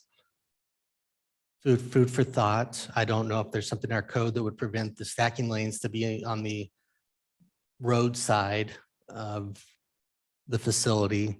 And then I don't disagree. It's a drive aisle to nowhere unless it needs to be there for access to the trash chutes for some reason. There really is waste space in this, in my opinion. Whether it was more parking or something else, that it could be better with that middle section, but You're speaking of the waste of space. yes, that, yeah, I don't know who's going to use that for what purpose. And if, say, the Dalton Royale was more popular, I would hate to have like space that just sits there empty because no one's going to drive through there to access anything. Where does it go? What's it for in all reality? But I just think more parking can't hurt, in my opinion. So, Mr. Mayor. Mr. Mayor, I got 3 Mr. Mayors. Let's go to Councilman Overton, who hasn't spoken. my voice holds out. First off, to the applicant, I'm a very big fan of Dutch Brothers, but to go a little further on what Councilman Hoagland said, when I first looked at this plan, I mean, amongst all the other concerns that have been brought up on safety, I assumed that we had a one-way in and another outlet to the south. So now if I'm understanding what I'm looking at is amongst all the traffic that we could end up with and stacking issues that could go back to the main road, even to Ustick, there's only one way, one out, one way out, one way in. Is that correct? Correct. So this would be the entrance and the exit.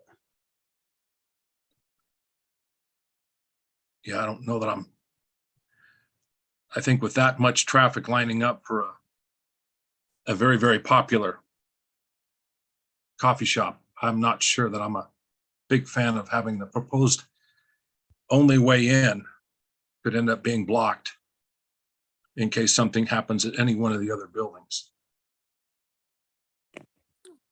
Mr. Mayor. Councilman Hoagland. Mr. Mayor, Mr. Wecker, I'm pretty sure Dutch Brothers wants this site because you're at the corner of Ustick and Eagle Road at a very busy intersection, and it's a lot of eyeballs that are seeing that brand, which is a good thing. I get that. But as the mayor talked about that island to nowhere, the drive aisle with the two islands on either side, have you guys looked at making that, you still come in from Bourbon, take a left, enter in the queuing for the building, and you flip out building A to where the Dutch Brothers is now, flip the Dutch Brothers over there. They wrap around, come out where you got, I think, the dumpsters down there in the corner, pop out there, and then they got a quick right and right to get out. That eliminates the conflict I think council sees with building A and having to cross all that traffic. So now it's in the far corner, away from that island and the drive aisle where people are coming in. And then you mitigate the traffic leaving to flip, to come out from that area. However, I understand, Dutch Brothers, wanting that premium space right at the corner as opposed to down there because it's less seen. But to me, that takes care of the conflict of pedestrians down in that northwest corner having to cross that traffic. You put everything, you put that retail up here and it's beyond that island and there's less conflict. You still have a line of cars coming in to turn left, but you got a line of cars coming out now. And it just kind of flips the concept of the in and out on that, but reducing that always conflict for building A. So something to think about. I don't know if that solves it. Yes, that would require, if I'm following it correctly, that would require the drive-through lanes to be between the building and U-Stick, correct? The building would Yes, be on the for the interior side. driver's side, yeah, it would. Yeah, It would come and out so on that other side. I'd have to defer to planning if there was an issue with having drive-through lanes between the building and the street, but I think that's kind of what initially set the building location. Was that issue where we couldn't have drive-through lanes or parking between the building and the street. And so therefore it set this as the building location to frame that intersection and that edge. Otherwise the cars would be picking up on the wrong side.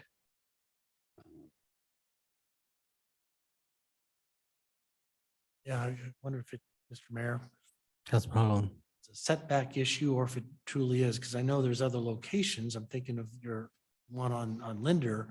I know you have a drive aisle that you see from the street. You got the landscape sidewalk, drive aisle, building, and then your other lane comes on the other side. So Yeah, it's believed as a different zone. It's you're talking about the one on Linder, right? That right. Yeah, and that one's been there for a while. Mr. Mayor, Councilman Pro. have you had any conversations with the owners of the building for the care center to the south that they would then have multiple vehicles passing by the front of their facility as they're exiting that will potentially cause issues for their customers to back out of those parking spots? Yeah, and maybe Leo, do you want to speak to that? Conversations with other tenants for approval of the, yeah. I was Mr. under the Mayor. assumption that the northern drive aisle would be what all the vehicles would be using and it would be 2-lane. And that they wouldn't be coming and using the southern drive aisle because that would be really for the benefit of the southern tenants. If you can say your name and address for the record. Hello, my name is Leo Betts with Wadsworth Development Group. And my address is 1247 East Stringham Avenue, Salt Lake City, Utah. And to answer your question, the concept plan has always had 2 drive aisles and several drive-throughs on the front portion of the site. So when AFC did the deal with us, there was always an idea of there's going to be some traffic coming from what's approved out front. Mr. Mayor, Yes, Stacey. council members, there isn't anything in code that prevents the drive aisle for fronting U-Stick. So we have that on Costco as well. It's the same, I believe, almost the same elevations. On that, we could mitigate it with landscaping. I would just need to double check this development agreement to make sure there wasn't anything about hugging the corner for that building to hug that corner. Or again, switching, like Mr. Councilman Hoagland had suggested, the buildings is another option. Having multiple pre-app meetings with planning staff, was understanding that the building needed to be in that in that location, but. Mr. Mayor, council members, I'm sorry, I wasn't part of those pre-app meetings. I'm kind of took over the project for another planner that left. So just trying to come up with ideas for you.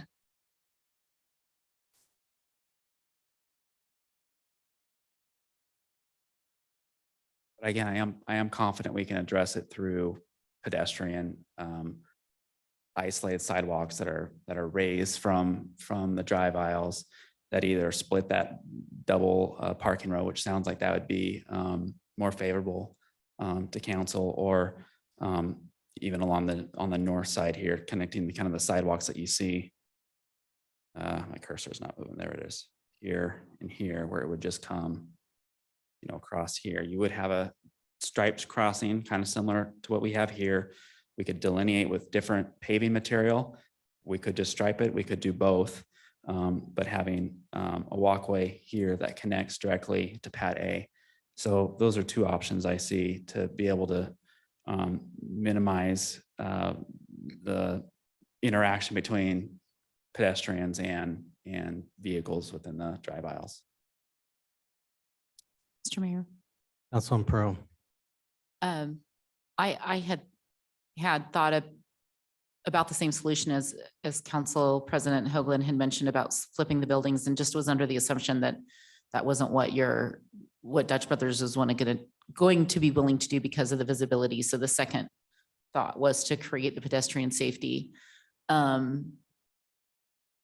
If you run it along the north side there, just a lot of concerns about crossing across that, across those stacking lanes, but at least the vehicles will be going slowly, and that might be a safer spot. I'd rather have it be on the south side where that purple dotted line is, but then the issue of course becomes when they go to head north on the very west side, they're still going to have to go across the drive aisle again. So if you go over, when you're over there, I don't know where there would be a safe place to cross, because that is gonna, that section, and I feel for whatever tenant you have in there, because if you're gonna have vehicles turning into that area of the drive aisle constantly to get into the drive-through, there's just gonna be struggles with parking, people pulling in and out there for whoever that tenant is gonna be. And then if you are bringing pedestrian through there, then you have another conflict. So I'll let you redesign that and figure out the safest way. But I think there's just going to be a whole possible slew of challenges in that whole section. I understand that concern. I think we could have a crossing here as well, because we wouldn't have it, here anymore, because we wouldn't have the walkway here. That would be the other option. So we could connect potentially here to the walkway running between both bays. So there is a potential solution there too. Mr. Mayor. There he is, Councilman Borton. Just taking it all in. The comment about the little drive aisle in the center of this entire parking lot, that you would, if you could put your pointer on that kind of, or not the drive aisle, excuse me, the little center two islands where you could drive in between them, right there, bingo. Why wouldn't that feature move to the west and be the feature that channels traffic into the two drive aisles into Dutch Brothers?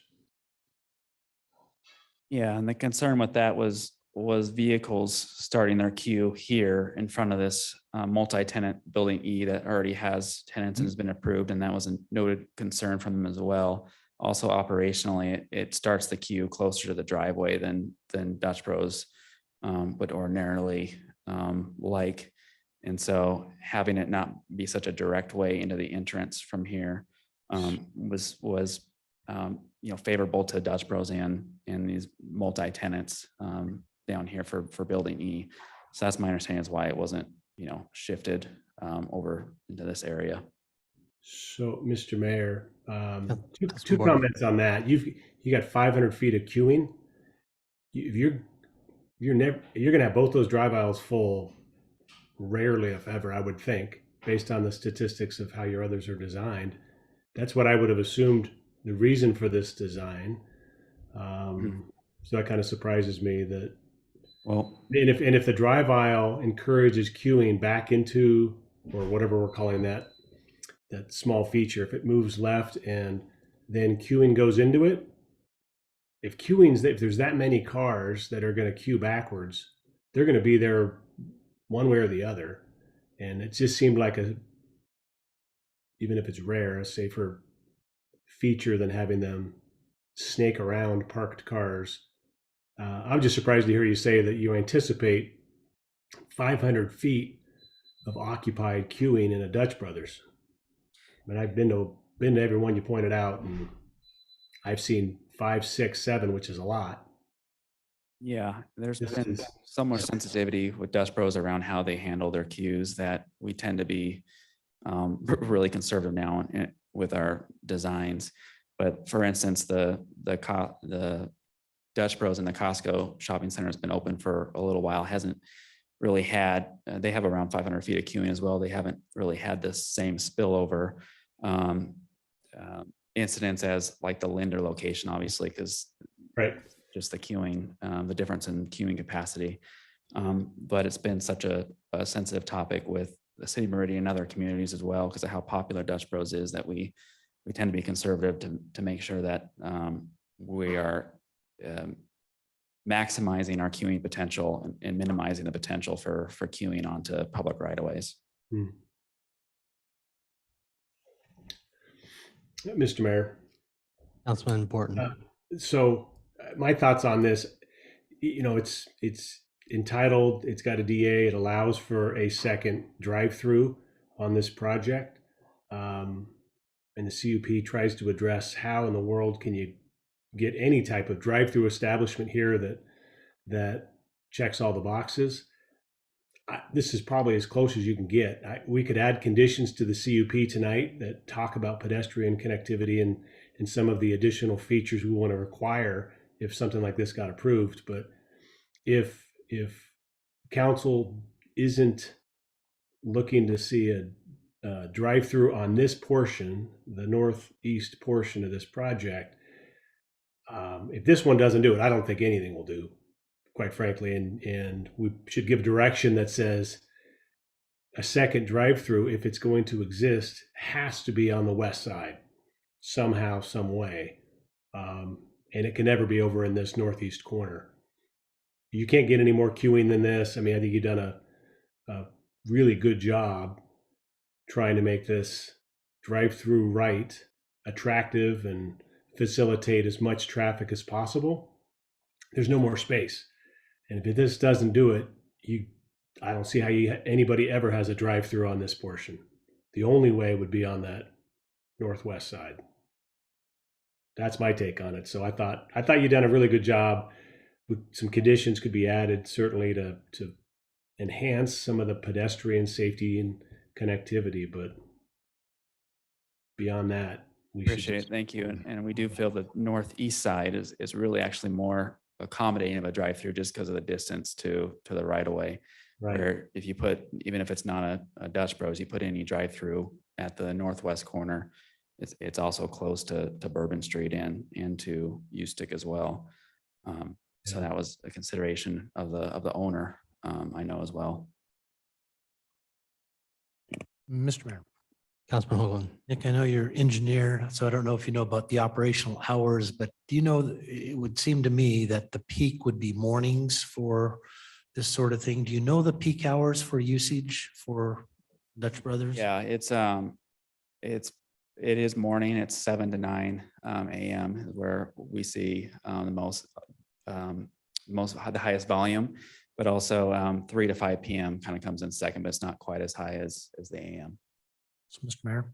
Councilman Hoagland. I figured the morning would be the biggest, and by 9, where it's dissipated a bit, if it's retail that are nearby, they usually typically open 10, maybe 9, but oftentimes 10 a.m. So that kind of takes care of that major problem for that. That's true. Good point. Yeah, and it's mainly it's a pass-by type use rather than a destination use. So when people are on their way to work, that's when they're stopping by. And Mr. Mayor, Councilman Hoagland. I think it was 2 weekends ago, though, we used the Linder, not Linder, I'm sorry, the new one at Costco. Saturday afternoon, and we were one of 2 cars for our afternoon pick-me-up, to do our errands. So, and the runners were right there, and we were on our way real quick. So, if people are doing a Saturday type of thing, I think it's a little more sporadic. And with the system that you employ, that certainly helps cars move and not get queued up. So. Thank you, appreciate it. Yep, I was there Saturday afternoon as well, but yeah, the runner system really helps having 2 drive-through lanes on one side. It just things move a lot more efficiently. Yeah. And one last comment, Mr. Mayor. Councilman Hoagland. One on Linda Road, being right next to Rocky Mountain High School, there's a reason why there's lots of cars there. Yep, and not much distance from driveways or the right of way.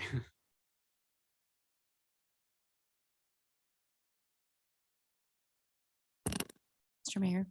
Councilman Pro. So in regard to what Councilwoman Strader shared, I like to have as close to what's actually going to be done as possible in concept form with our DAs so that our public really understand what's going to happen. So when we add a condition in, but we don't modify the concept plan to reflect that condition, a lot of times folks aren't reading through a DA contract to find one small condition. They're just looking at the concept plan because that's what they are familiar with doing. So my request would be, if we are not, my preference would be that we continue this, have the plan modified and then approve it again.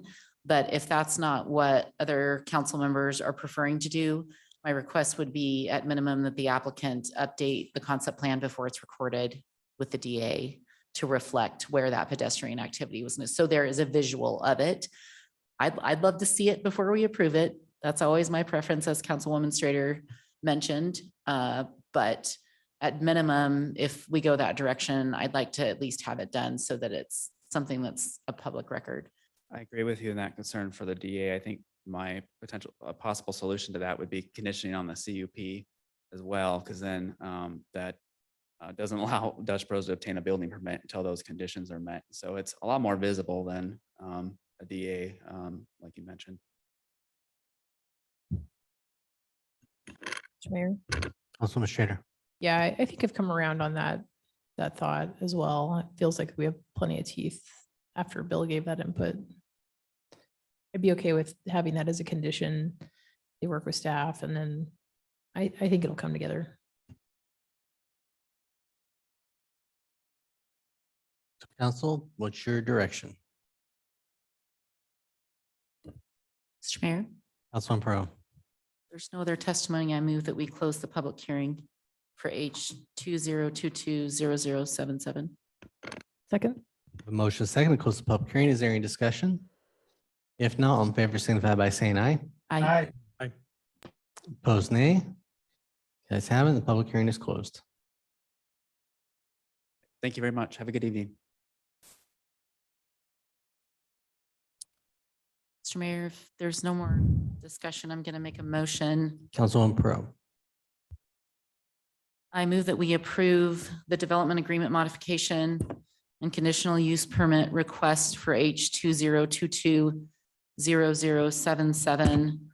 Following requirements: that a pedestrian safety plan be put together and reviewed by staff, and that's a condition of both the DA mod and the conditional use permit, and that there is a forthcoming concept plan update to reflect that condition that will be recorded with both documents.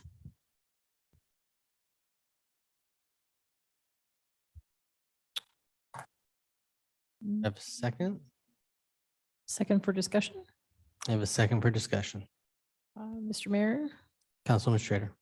I'm just wondering if Councilwoman Pro wanted to specify that would include working with staff on adding pedestrian access from the east end of the parking lot to connect to Building A. Mr. Mayor.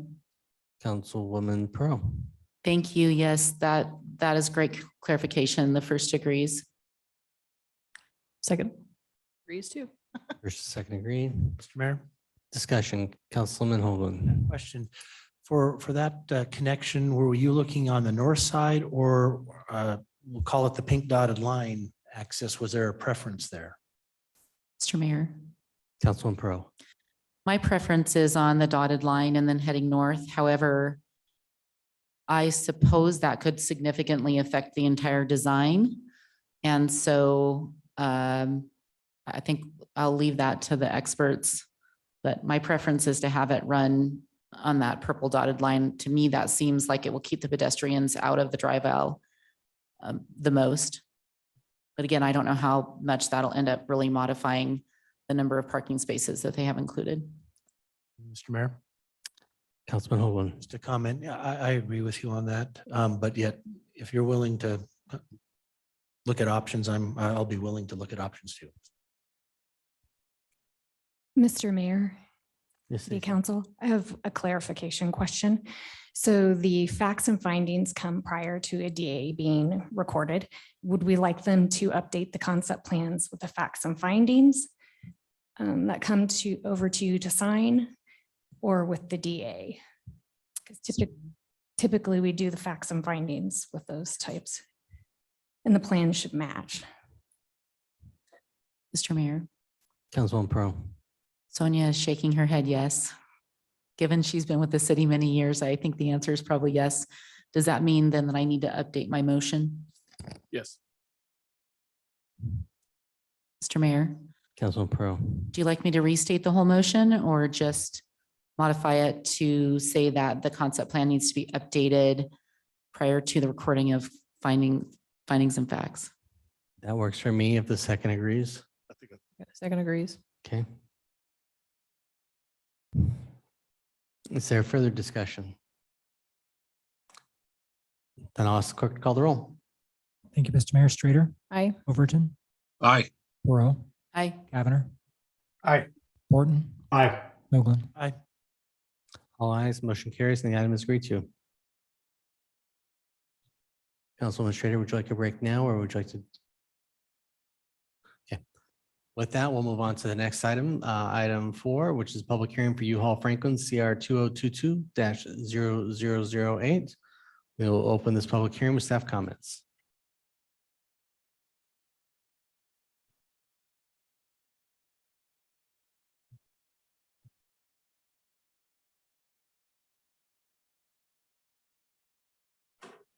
So the applicant is here to discuss the U-Haul Franklin council review application that was submitted. The site consists of 4.044 acres of land zoned IL located at 130 West Franklin Road. History on the project is their certificate of zoning compliance and design review was approved for an 11,204 2004 square foot U-Haul U-Box storage building. The comprehensive plan flume designation is commercial. And the summary of the request is the applicant has submitted a request for city council review of the director's decision to allow full access in lieu of the emergency access only via West Franklin Avenue as shown on the site plan, which is in the center. Per UDC, where access to a local street is not available, the property owner shall be required to grant cross-access ingress, egress easements to adjoining properties unless otherwise waived by city council. Access is available via a shared driveway along the site's western boundary from Franklin Road. Access to Northwest 10th Street, which is on the east, cannot be obtained because there isn't adequate distance from the intersection to allow local street access due to ACHD policy, and therefore a viable local street access is not available. And there is not written testimony on this. And that concludes the presentation, and I stand for any questions. Thank you. Council, any questions for staff? Okay, Ms. Applicant here.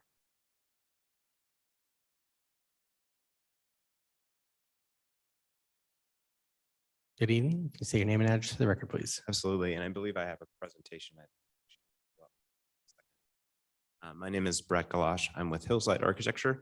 We are at 345 Bob White Court. That is in Boise, Idaho, 83706. I'll wait just a second.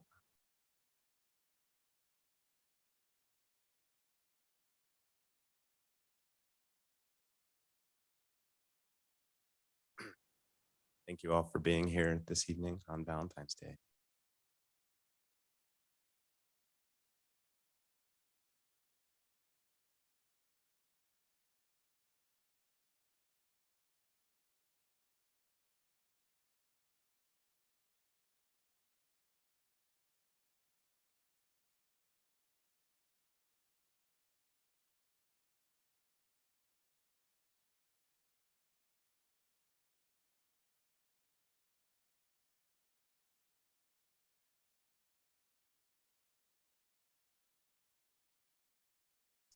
I'll keep it pretty short. I think Stacy kind of addressed the items really quickly. This is kind of the opening statements, opening kind of place. This is proximity. So this is City Hall.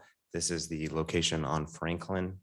I think this is really kind of the meat and potatoes of the presentation. I would say the two items are really kind of, and this is kind of reasons for appeal, kind of health and safety. Fire marshal recommendation, the site has to have two separate access points, and unobstructed access is preferred. But, an emergency access only is acceptable as well. But I do wanted to point that one out. The other is ACHD provided their recommendation. Staff recognizes the need for additional access to the site for circulation and secondary emergency access. And then, and I think what they where they've worded it really well is they didn't give a blank check to this. What they said at the end is kind of this driveway is approved as a temporary full access driveway and may be restricted in the future as traffic conditions warrant as determined by ACHD. So they've given us kind of full access, but they've also recognized that that's not a guarantee. And that's something that they want to have the teeth to be able to reevaluate later if there are concerns or if, as the city develops and as things develop on Franklin. So kind of this is kind of just the kind of pieces and parts of kind of the rationale of why we did the appeal. Undue burden, financial hardship, and kind of investment backed expectations. U-Haul purchased this property, and as you can see in the plan, they had the expectation that there are two existing access points. One, let me see if I can. One kind of where the orange circle is, and then one kind of to the right, kind of where the building B is, kind of midway between the orange circle and 10th Street, as well as the shared access agreement. So, U-Haul kind of purchased the site, looking at it logistically, kind of how their circulation would move and flow. And they kind of had the expectation that they would abandon one entry access off Franklin, but then keep one of those entries. So, that does negatively impact the property, the vitality of the site, and the internal circulation. So, again, and just wanted to circle back on the ACHD recommendation. There was a clerical error on our part where we located the access at the kind of existing curb cut where one of those was, as you see in kind of that little orange arrow, which points over to the right. We've been working with ACHD to kind of fix this. We've now since located it at 370 feet from 10th Street and kind of to the west of 10th Street. That places it more or less in the center of those areas. So if you're, 10th Street, equal distant to about our access drive, and then equal distant to the shared access on the west side. So, the request outcome, we look forward to working with the city council and city staff to kind of remedy the situation with a solution that provides kind of a win-win for the city and the applicant. So with that, I kind of stand for questions. Thank you. Council, questions for the applicant? Mr. Mayor, Councilman Schrader. just so I understand, so ACHD is now on board. You're saying you have correspondence with ACHD approving the location of the direct access to Franklin 370 feet from 10th? So Mayor, City Council, Council Member, ACHD has always been in favor of the access off of Franklin. So that's kind of always been a guarantee. Their location was different than the existing curb cut, but they've always been in compliance, kind of in agreement. That's kind of where I quoted their original report from that. And I guess where it really comes down to is ACHD has made the allowance, and I think, and staff I think can clarify. I believe it's it's part of the city. I'll let Stacy speak to it. Mr. Mayor, City Council. So ACHD's staff report was actually submitted with the CZC and design review of this project and not part of the City Council review. They did say that they were okay with a temporary access that may need to go away in the future, warranting what type of traffic is on Franklin Road. But they did say to get rid of the curb cut off of 10th Street and the two that were existing and to put that one in the center. But it does conflict with our UDC code to have multiple accesses off of arterial roads. That's why we suggested or conditioned the CZC and design review report to only allow it for emergency access only with a gate. Fire was okay with that, although they would prefer it to be open because it is a 3-story building and they want multiple accesses to be able to get in faster.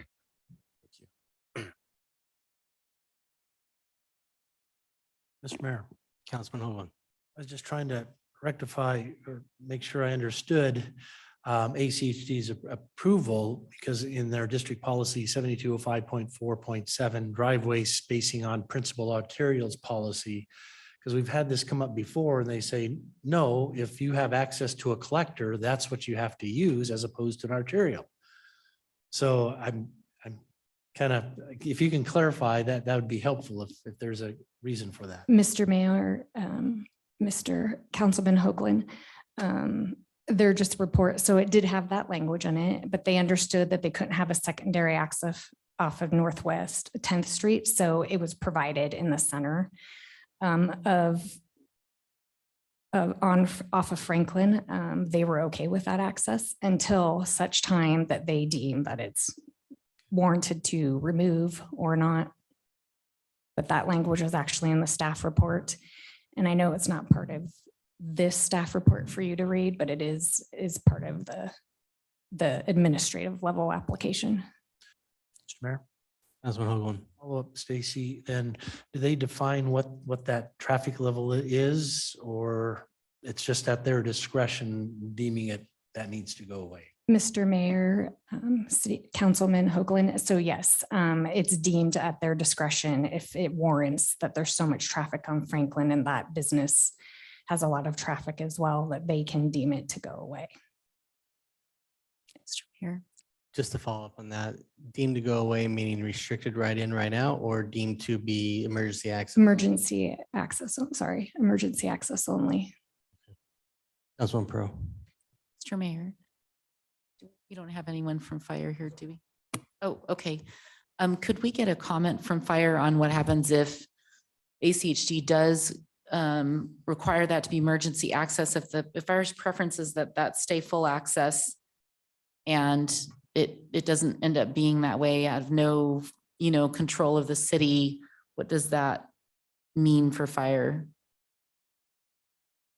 Mr. Mayor and council, so like Stacy said, it says in my comment, it's preferred to have it open. With all the projects that we've got going on, that's the issue is we start doing these emergency access onlys, and what they do is it's just a time delay for us. So we either have to stop and open the gate or take down the bollards or drop the chain or whatever, and that just takes time. And knowing that this is going to be storage and a 3-story building, unfortunately, I'm sure you've all seen the news that lithium ion batteries are causing more and more fires.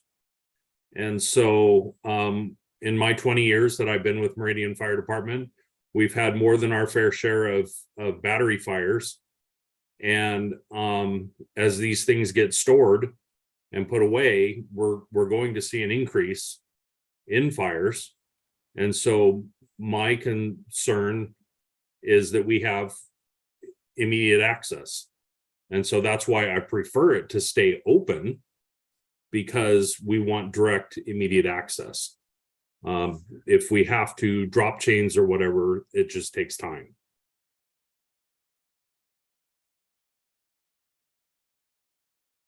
Chief, just from an operational, would you only drop chains if the other accesses were blocked? Or would you? Most likely, yes. Yeah, if the ladder truck's set up there, oh, sorry, Mr. Mayor and council, yes, if the driveway is blocked with either a hose line that maybe run from a hydrant out on the corner, then we would have to drop it. If we don't have to drop it, no, we probably wouldn't. That's correct. Mr. Mayor, Councilman Hoagland. a quick question for the applicant. 12th Street to the west of this property, that has not been constructed yet. Is that part of your project? Would you be constructing part of that, or what's the timeline for that portion? Mayor and council member, I believe it is constructed. I think it is, so don't quote me. Actually, I can, let me ask the owner's rep who's out there on a daily basis. It is constructed, so that access is currently standing.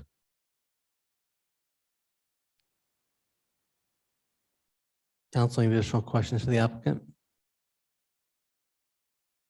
Okay, thank you very much. Thank you for your time. Mr. Clerk, do we have anybody set up on this item? Mr. Mayor, we did not.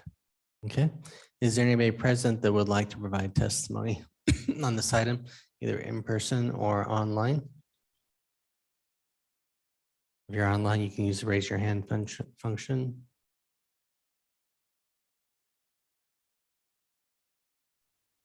Seeing no one raising their hand and no one coming forward, the applicant like to make any final comments?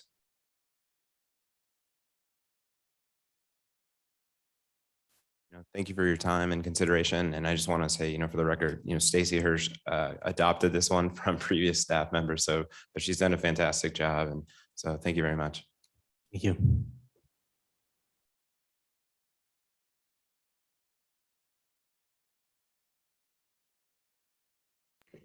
Mr. Mayor, Councilman Borton.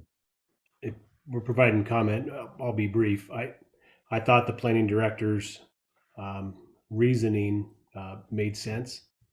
I thought it was for a particular purpose. So I'm supportive of the director's original determination. And the explanation and reasoning for this request was presented to the director, and there's always a balance of consideration. So I stand behind the director's determination. I would say if the council were to lean a different way, I think right in, right out access might facilitate safer circulation, prevent these left ins if we've got U-Haul and storage and trailers, etc. If there was to be some access at this location, it should be right in, right out only. I prefer that even over emergency access, but that's only if there's a desire to overturn the director's determination.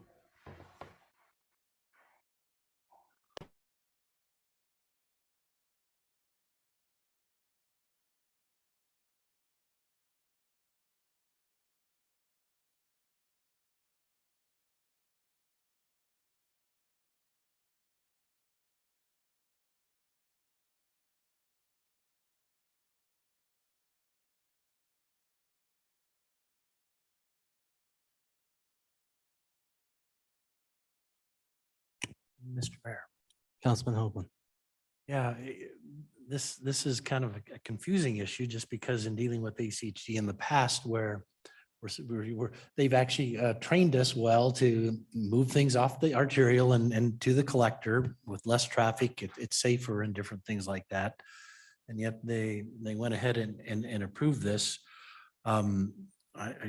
I'm kind of like Councilman Borton there, that if we were to leave that open, which would allow the fire department to have quicker access without having chains in there and whatnot, it would be a right in, right out. And that the full access point would be through the collector street on 12th. Might be the way to go, but yeah, this one's kind of strange because usually we're the ones grousing about having to move the deal. So now it's the other way around. So kind of different.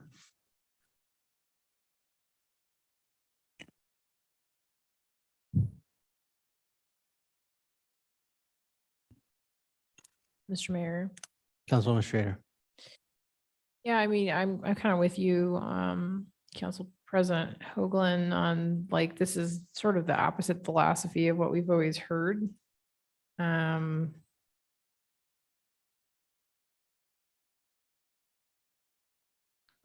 think I'm inclined to grant the request if it was a right in, right out, understanding that this is indeed temporary and could go away, right, at ACHD's full discretion at any time. I guess I place my trust in them that they will close it at the appropriate time, and this, helps the applicant in the short term. It certainly seems to help the fire department from their perspective. It's kind of a tricky one. Well, and that was my question, frankly, to the applicant is like, if you know this is going away and you say it won't operate, the site can't function without it, but ACHD is something they're going to take it away. How does this, is it only going to function for a while, then you'll abandon the site when they abandon the right in, right, or yeah, I mean, that's what you essentially said. Without this access, is this project is not viable. At least the second building is not viable. So if and when this access ever goes away, then what does that mean? I mean, ACHD said it's going to happen. Now, I think getting the city on board with the right in, right out, maybe we could keep it there forever. With it, with the ACHD, I don't know, but I don't know if the applicant wants to answer that question. I just want to get clarification from your previous statements. Yeah, absolutely. I mean, I think where I look at it is, and it's kind of a not right or wrong. I think it's a tangent to, I think, your conversation. I think that, it's traffic conditions as warranted by ACHD. I mean, I think ACHD has a vision of how things develop, and I think we all have a vision of how things develop, but I think how they develop is totally different, and how things are in our heads versus actual. And I think where, ACHD recognizes that this is a large property that is kind of, that has been kind of tapered and wedge shaped on that 10th Street.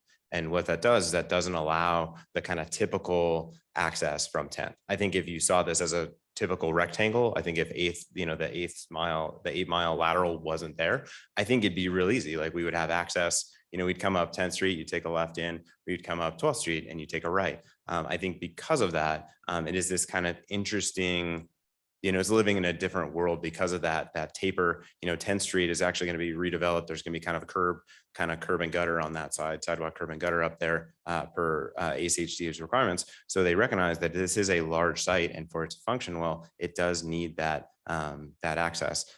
When that road comes, I mean, I think that's something we will have to have a conversation with ACHD about the vitality of that. Will that come? I mean, who knows? I mean, I think it could, but it may not. I mean, I think that, the beautiful part or kind of one thing that is nice about storage and kind of this warehouse is, storage isn't a heavily trafficked place. Generally people bring storage, they bring stuff there and they leave it there. They come, so often. I don't know the statistics of that. I think what you'll see on this site, and particularly for that building B, it's a warehouse building that stores U-boxes. So I think you'll see a large influx of vehicles and trucks getting the U-boxes there. I think once they're there, they will be there for a while. So I think you'll have this kind of when the doors first open, you'll see a peak of traffic, and I think it'll drop back down to kind of maintain what's kind of the status quo for the site for the longevity. But yeah, and I mean, I included that specifically because, there is the risk that ACHD could come back and say, hey, this isn't going to work. And that's something that we'll have to address when it comes, if it comes. And I think that's the kind of thing that I'm not sure. So does that kind of help answer? Not really, because your statement specifically was without the access, building B does not, you can't do what you're going to do on the site. Yeah. I don't want to ask Dean to play it back, but that was pretty much verbatim what you said. And so you've been put on warning from ACHD that you may lose that access. And to your point, don't know when. Even if council overrides the director's decision, you still may lose that access in the future. And well, I think, I mean, I would put that onto kind of the ownership, U-Haul's ownership, and, their functions may have to shift. I mean, I think, U-Haul, as I think is in for the long haul. I mean, I think they've been around for the long haul. I think they are, constantly evolving as a company, and I think they're capable of evolving as a company with something like this. I think that what it would seem to me, and this is off the cuff, but that if the building B, if access was lost off there and it went to a right in, right out, or if it was lost completely to just an emergency access, I think they may end up changing what that building functions as, and that building may change, and they would maybe offset or displace where those U boxes are stored to other facilities, in the Treasure Valley. But that's kind of, I think, something that they'll determine later. So I don't see, again, back to, U-Haul is not going anywhere. I think their buildings show that way. I think if you look at how their buildings are built, they're built for the long haul. I mean, I think a lot of times they build them so that they're going to last for 30 years, fairly maintenance free. And I think that that's showing, that they're building to be there and they're not planning on moving. So I think they'll just have to re-engineer and revitalize, how that site can be utilized functionally for them. And they will, because it's a large site and it's, that's money that they own. That's in their own best interest. So does that help get that? Answer it yet? Thank you. Councilman Hoagland. In that answer I heard, and I want you to clarify that a right in, right out would be, is not, doesn't sound like it was acceptable. But yet, if we were to, for example, say, okay, we'll let you have it as long as ACG lets you have it, and then their next step is right in, right out.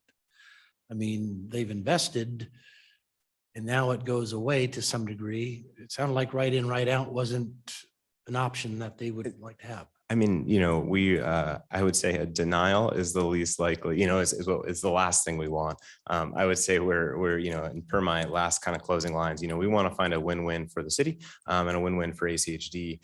So that is kind of, if that answers that, I think we're open to options. I mean, of course, we would always like a full access, but right in, right out is acceptable as well.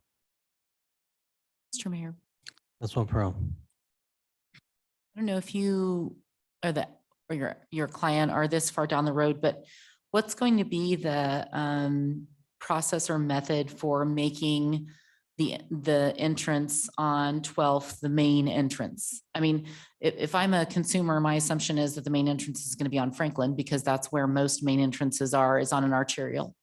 So what is going to cause traffic to move to the actual main entrance? Is it going to be signage? Is it going to be like, my encouragement would be to avoid the public believing that Franklin entrance is the main entrance by some method of signage or arrows or something, so that really is used in a limited way. Perhaps it's limited to certain type of vehicle, size of vehicle, or, something along those lines, so that there's preparation for the possibility that it's taken away. But has that been thought through, or is that too early in the process? Mayor and city council member, I believe, so one of the items, and so there's two things of note, I guess, on that. And, the building B, which is kind of the one on the kind of the note closer to the little wedge shape, is a warehouse building. That is a private, not for public, and kind of not for public building. The building A is kind of where you do all your traditional kind of indoor storage, controlled storage. It's also where they've got kind of the showroom and kind of rental facilities. The rental facilities and the storage is kind of in that, let's say, and on this plan, it's kind of the southwest of that building.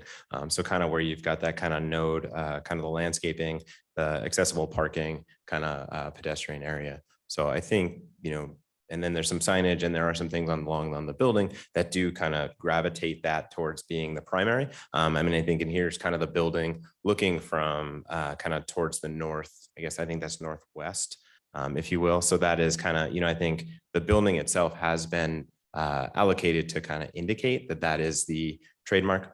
We can look into signage options. I'm not entirely sure where the current signage is along Franklin. That's something I could potentially ask the owner's representative if you'd like.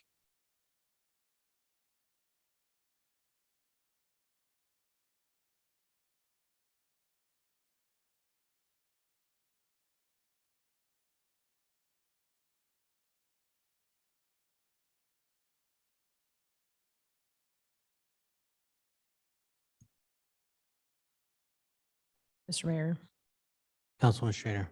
Not a question, just a comment. I think the door was open to granting the exception, but the more I think about it, my concern is this is just a hope to get a city council decision to ultimately influence ACHD. I think we should back the director's original decision and just stick with how we think this is going to be permanently in the long run. It's not making sense to me to grant an exception that isn't going to stand the test of time. Personally, I mean, this is the opposite of what we almost always do. I feel that your rationale for asking for an exception is to ultimately influence the road authority. Frankly. May I add comment, if that's okay? And I recognize that. And I think where really what this appeal is it's the idea that ACHD does allow it. But the city code is I guess in conflict with ACHD's kind of current ruling. And the only way to kind of appease that or kind of chat about that is to go to an appeal. So if that's, it's the idea that, they do allow it, but it's the city of Meridian's current code does not allow it. I think if that's. Mr. Mayor. Councilman Schrader. No, I'm not talking about their current decision. I'm talking about the future decision on whether they're going to actually close this access or not based on the level of traffic off Franklin. That's just the opinion that I've reached of the, you're kind of in a better negotiating position if you get us on board with that exception now. I think we should stick with the director's decision and keep it the way it's going to ultimately be. Because it's not going to make sense, the level of traffic off Franklin. You're going to have a perfectly fine access otherwise. So that's just my opinion. There's plenty of others. Mr. Mayor. Councilman Overton.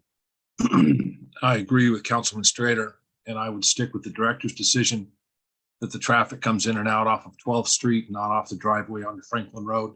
Traffic's not going to get less. It's only going to get more. And then you're creating two options for left-hand turns. I'd rather just have it be one off the roadway instead of a driveway. I'd back the director's decision. Mr. Mayor, Councilman Hoagland. it would allow us to comply with their district policy about that they have that the access be taken from the street with the lower current and projected average daily traffic volume. So that's kind of what we've looked at and they expect in the standard. So I think we can hold to that standard because that is where it's going to be from in the future. That Franklin Road is going to be increasing in traffic. And even if we didn't have any growth in Meridian due to our surrounding areas, it will be increasing as Nampa moves east. So just one of those things that's going to happen. Mr. Mayor, Councilman Pearl. just thinking through, I drive this very frequently and thinking through how traffic moves in this particular section. And this is a lot of right turns in a very short amount of space with no right turn lanes on any, there's no right turn lane on a 10th. There's not going to be any into your development. There's not going to be any on 12th. You don't have one until you get to Linder. If there was, it may be a different conversation, but you're going to have many opportunities for vehicles to be stopping in this section in the right lane. Of course, we have a left lane, but in a very short amount of space. And that just creates a lot of traffic conflicts, which is why I'm asking about where you will be guiding people into as their main entrance. I have no idea how often ACHD reevaluates their entrances. I don't know if you looked into that or not. I don't know if that's even a part, for us to consider. My assumption is that our director knew that ACHD was in agreement with granting the access, unlike what they typically do, and that his decision was still to go with what our code currently states for a reason that makes sense. So that's not the case. Staff can share that with us, but I'm under the impression that our director was fully aware and still made that decision to comply with our code. Mr. Mayor, Yes, Stacy. Councilwoman Pearl. So yes, it is part of, so I actually wrote the staff report for this. CZC and design review, and the director's name is always in it, and it's just stated back to code, but that is what we refer here or reference is our code. And it does say that they can file a council appeal if they don't agree with it. So that would be correct.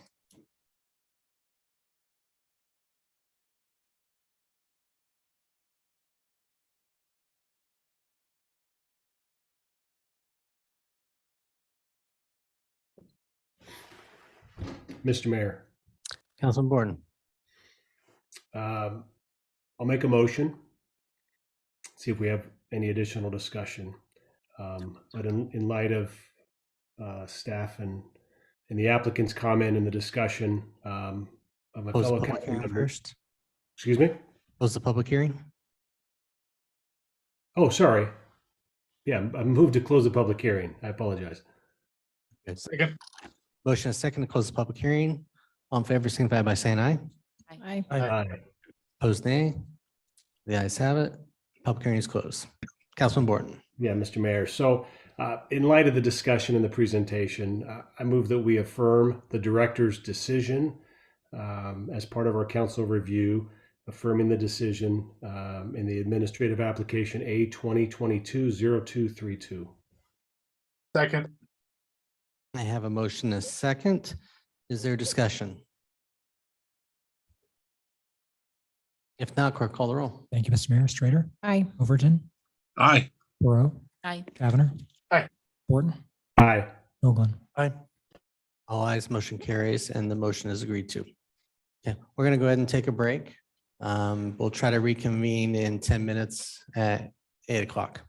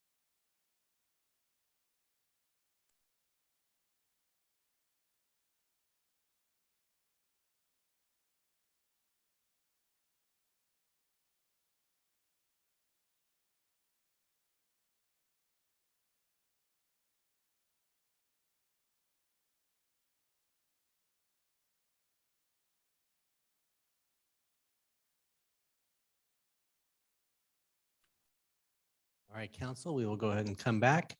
It's at 8:01, and we will proceed to item 5, which is public hearing for Sagara H 2022-0027. We will open this public hearing with staff comments. Thank you, Mr. Mayor, members of the council. Presentation up here.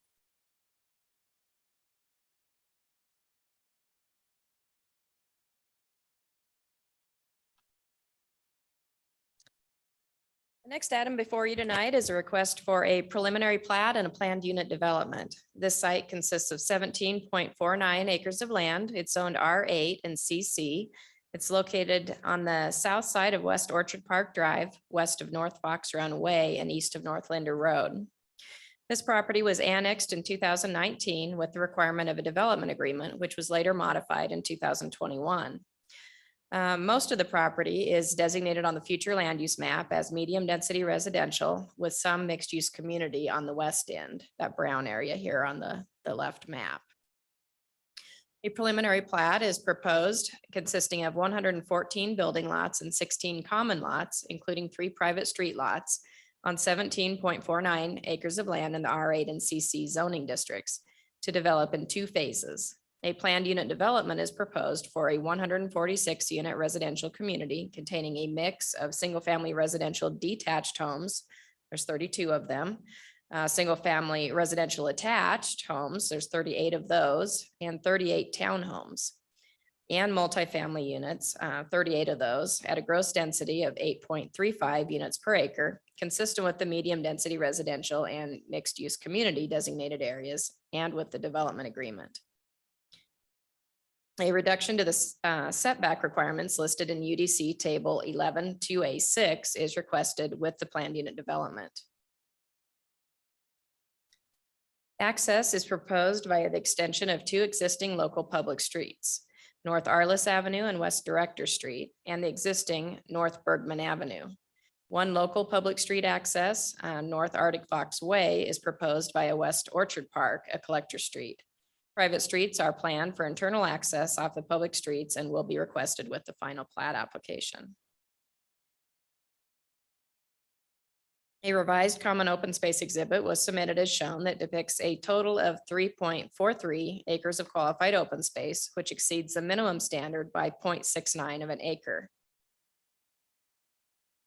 Amenities consist of 12-foot wide multi-use pathway along the south and east boundaries of the site, a swimming pool with changing rooms and restrooms, tool library, community workshop, dog washing stations, outdoor activity complex, fire pits, barbecue area with tables and shade structures. All units are required to provide 80 square feet of private open space. The uses within the planned development are proposed to be interconnected through a system of local and private streets and pedestrian pathways. A revised off-street parking exhibit was submitted as shown that demonstrates compliance with UDC standards and exceeds the minimum standards by 16 spaces. An additional 122 on-street parking spaces are also available. Conceptual building elevations were submitted for the proposed residential structures as shown. A mix of 1, 2, and 3-story structures are proposed in a variety of construction materials and styles. Final design of the structures must adhere to the design standards in the Architectural Standards Manual. The commission recommended approval of this application, and I'll go through the summary of the commission public hearing. Michael Slavin and Tony Singh testified in favor. No one testified in opposition. There were several folks that commented on the application, some of which may have leaned towards the opposition side. Doug Jones, Chris Eastman, Sally Reynolds, Julie Duran, Shane Nye and Jennifer Card, Lisa Metcalf, Kelly Carpenter, and Justin Carpenter. Written testimony was received from Michael and Linda Arnold, Leah Belecha, Daniel Briggs, Julie Duran, Matt Mueller, Scott Fuller, and Shane and Julia Duty. Key issues of discussion were as follows. A request for denial of the project is currently submitted due to the following reasons. Project isn't consistent with the medium density residential future land use map designation and would be more appropriate in the medium high density residential designation. The proposed parking isn't sufficient for the proposed development and will result in substantial on-street parking that will contribute to congestion and make traveling through the community difficult. The proposed contemporary modern design of the single-family homes are not harmonious with the design of the existing single-family homes in the adjacent Paramount subdivision. On-street parking along Bergman should not be allowed due to the curvature of the street, which will not allow two vehicles traveling in opposite directions to easily pass one another if there are cars parked on either side of the road on the curve. And belief that too many residential units are proposed in this area, which will not complement existing neighborhood and will negatively impact the community's livability. And increased traffic density and on-street parking on North Bergman Avenue. Key issues of discussion by the commission were as follows. They wanted the parking plan updated to ensure the project is adequately parked per UDC standards, which the applicant has done. They wanted the open space exhibit updated to ensure the project meets the open space standards, which it does and exceeds the minimum standards as noted, and code compliant fencing along the south and east boundaries of the proposed development. The commission made the following changes to the staff recommendation. They required pedestrian lighting to be installed along the pathway along the south and east perimeter boundaries of the subdivision. They directed the applicant to coordinate with ACHD on installing no parking signs on the public streets where the S or the 90-degree curves are located on Bergman, Arctic Fox, and Arliss. And they directed the applicant to continue working with abutting neighbors on repairing the existing fence that was damaged during tiling of the North Slough. There are no outstanding issues for council tonight. There was some written testimony submitted since the commission hearing from Lorraine Howe, Jennifer Card, Jennifer Lytle, and Sally Reynolds. Staff will stand for any questions. The applicant is here to present tonight. Thank you, Sonia. Council, any questions for staff? Mr. Mayor. Councilwoman Schrader. Apologies, Councilman Borton. Didn't mean to hop over you there. Couple questions. Can you walk us through the density for the R8 zoning district? And then could you also clarify, I believe there's a different application with a large apartment complex coming in the future, what the timing and status of that is, and that is separate from this application, because I saw some public testimony that seemed a little confused about that. And then can you walk us through the setbacks that are allowed under code? Yes, Mr. Mayor, Councilwoman Strader, Council. They're proposing an overall gross density of 8.35 units per acre, as I mentioned, which is consistent with the comprehensive plan. I have the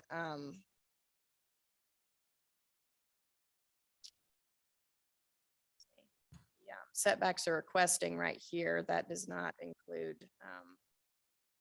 what the required ones are for the district.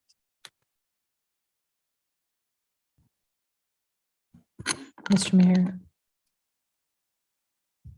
Is that coming from? Councilwoman Schrader. Apologies. And maybe the applicant could do that comparison, but I really wanted to understand, under code, what the setback requirements were, and then really understand the proposal. So if you can't answer that question right off the top of your head, the applicant would need to address that. Yeah, I could certainly bring it up, but the applicant is here to speak tonight, so they may answer a lot of your questions if you guys want to maybe wait until they've spoken, and then if there are some items that they haven't addressed, we can certainly address those then. Okay, I have two more, Mr. Mayor. Councilwoman Schrader. When was the revised open space exhibit posted or provided? You could come back to it.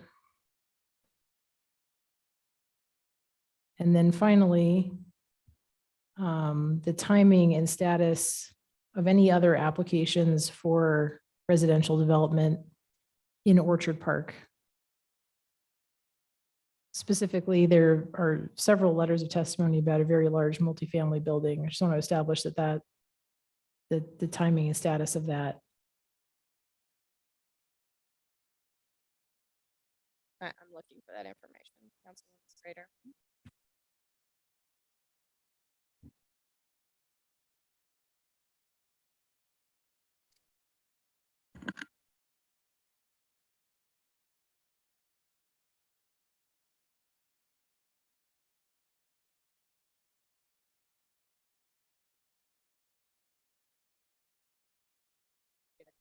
find this quicker than I can on the open space exhibit. Just wanting to know when that was submitted. While they're looking at that, Councilman Borton. Thank you, Mr. Mayor. Sonia, this other question highlights this application is very unique in Meridian, and it's a PUD, which impacts a lot of the issues that Councilwoman Strader's referencing. And so will you give us the kind of the 1 minute snapshot? And there's references also, I think Ms. Reynolds referenced it in her letter, among others, how the PUD application was considered the best fit for what the applicant was trying to do. So snapshot of what a PUD is designed to do in this context and why it made sense to encourage that application here. Mr. Mayor, Council. So back to Councilwoman Strader's question, the revised open space exhibit was submitted on December 22nd. There is an application that's in process that is not, I don't believe it's been.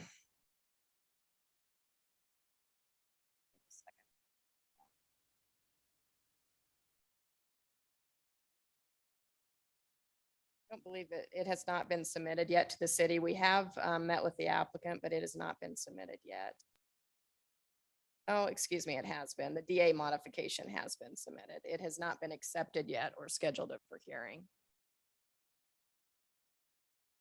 So the Councilman Borton, this, as you're aware, plan development applications are for unique developments that offer a little more amenities and housing types and opportunities, and they do allow for reductions to our minimum standards. The applicant and staff felt that this fell in those categories for the request for PUD.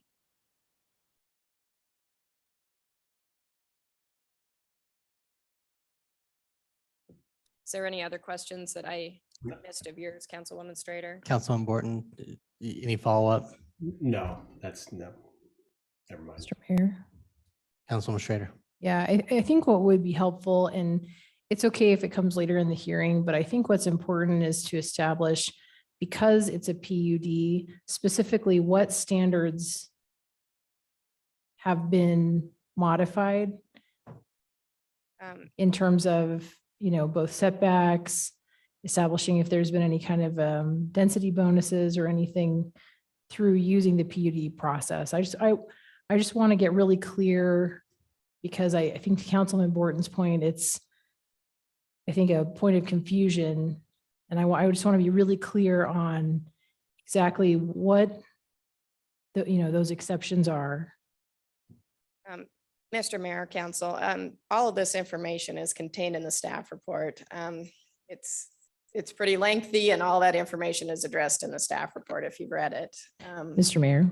The density is consistent with the densities desired in the comp plan for these designated areas for the MUC and the medium density residential. Councilwoman Strader. Just to be super clear,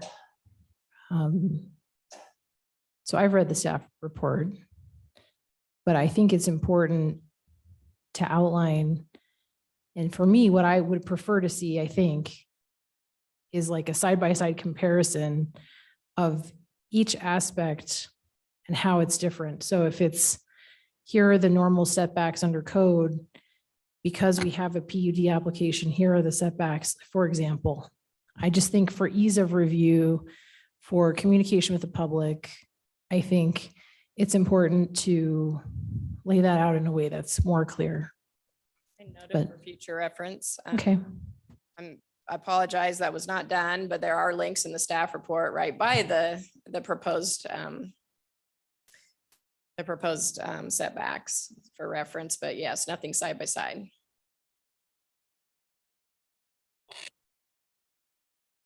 Council, any additional questions for staff? Mr. Mayor. Councilman Pro. Thank you to my fellow council for asking those questions, because I had the same.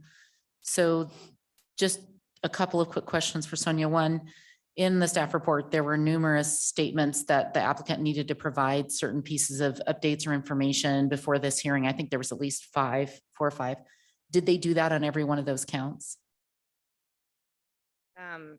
Councilwoman Pro, yes, they have. To my knowledge, I'm gonna go back and just double check, but yes, to my knowledge, they did address everything that was outstanding. Thank you. And I have one more question, Mr. Mayor. Councilwoman Pro. I believe that was in the staff report as well. But yes, I will double check here. Going on 7 years of seeing these applications. It's been a long time since I've done a PUD, so thank you for the refresh on that. I don't know that I've ever seen an application that had a gross density, a net density that was almost double the gross density. So I assume that that is because of the PUD allowances that we wouldn't otherwise see. I mean, I understand that the gross density is, fits fairly closely into medium density, but the net density is really high in comparison to what we typically see. So I guess I want to get understanding on why in this situation that's the case. Is it because there's more open space? Is it because we have, because we're allowing additional units in a smaller amount of space than we normally would because the setbacks are less? All of the above? All the above, yes.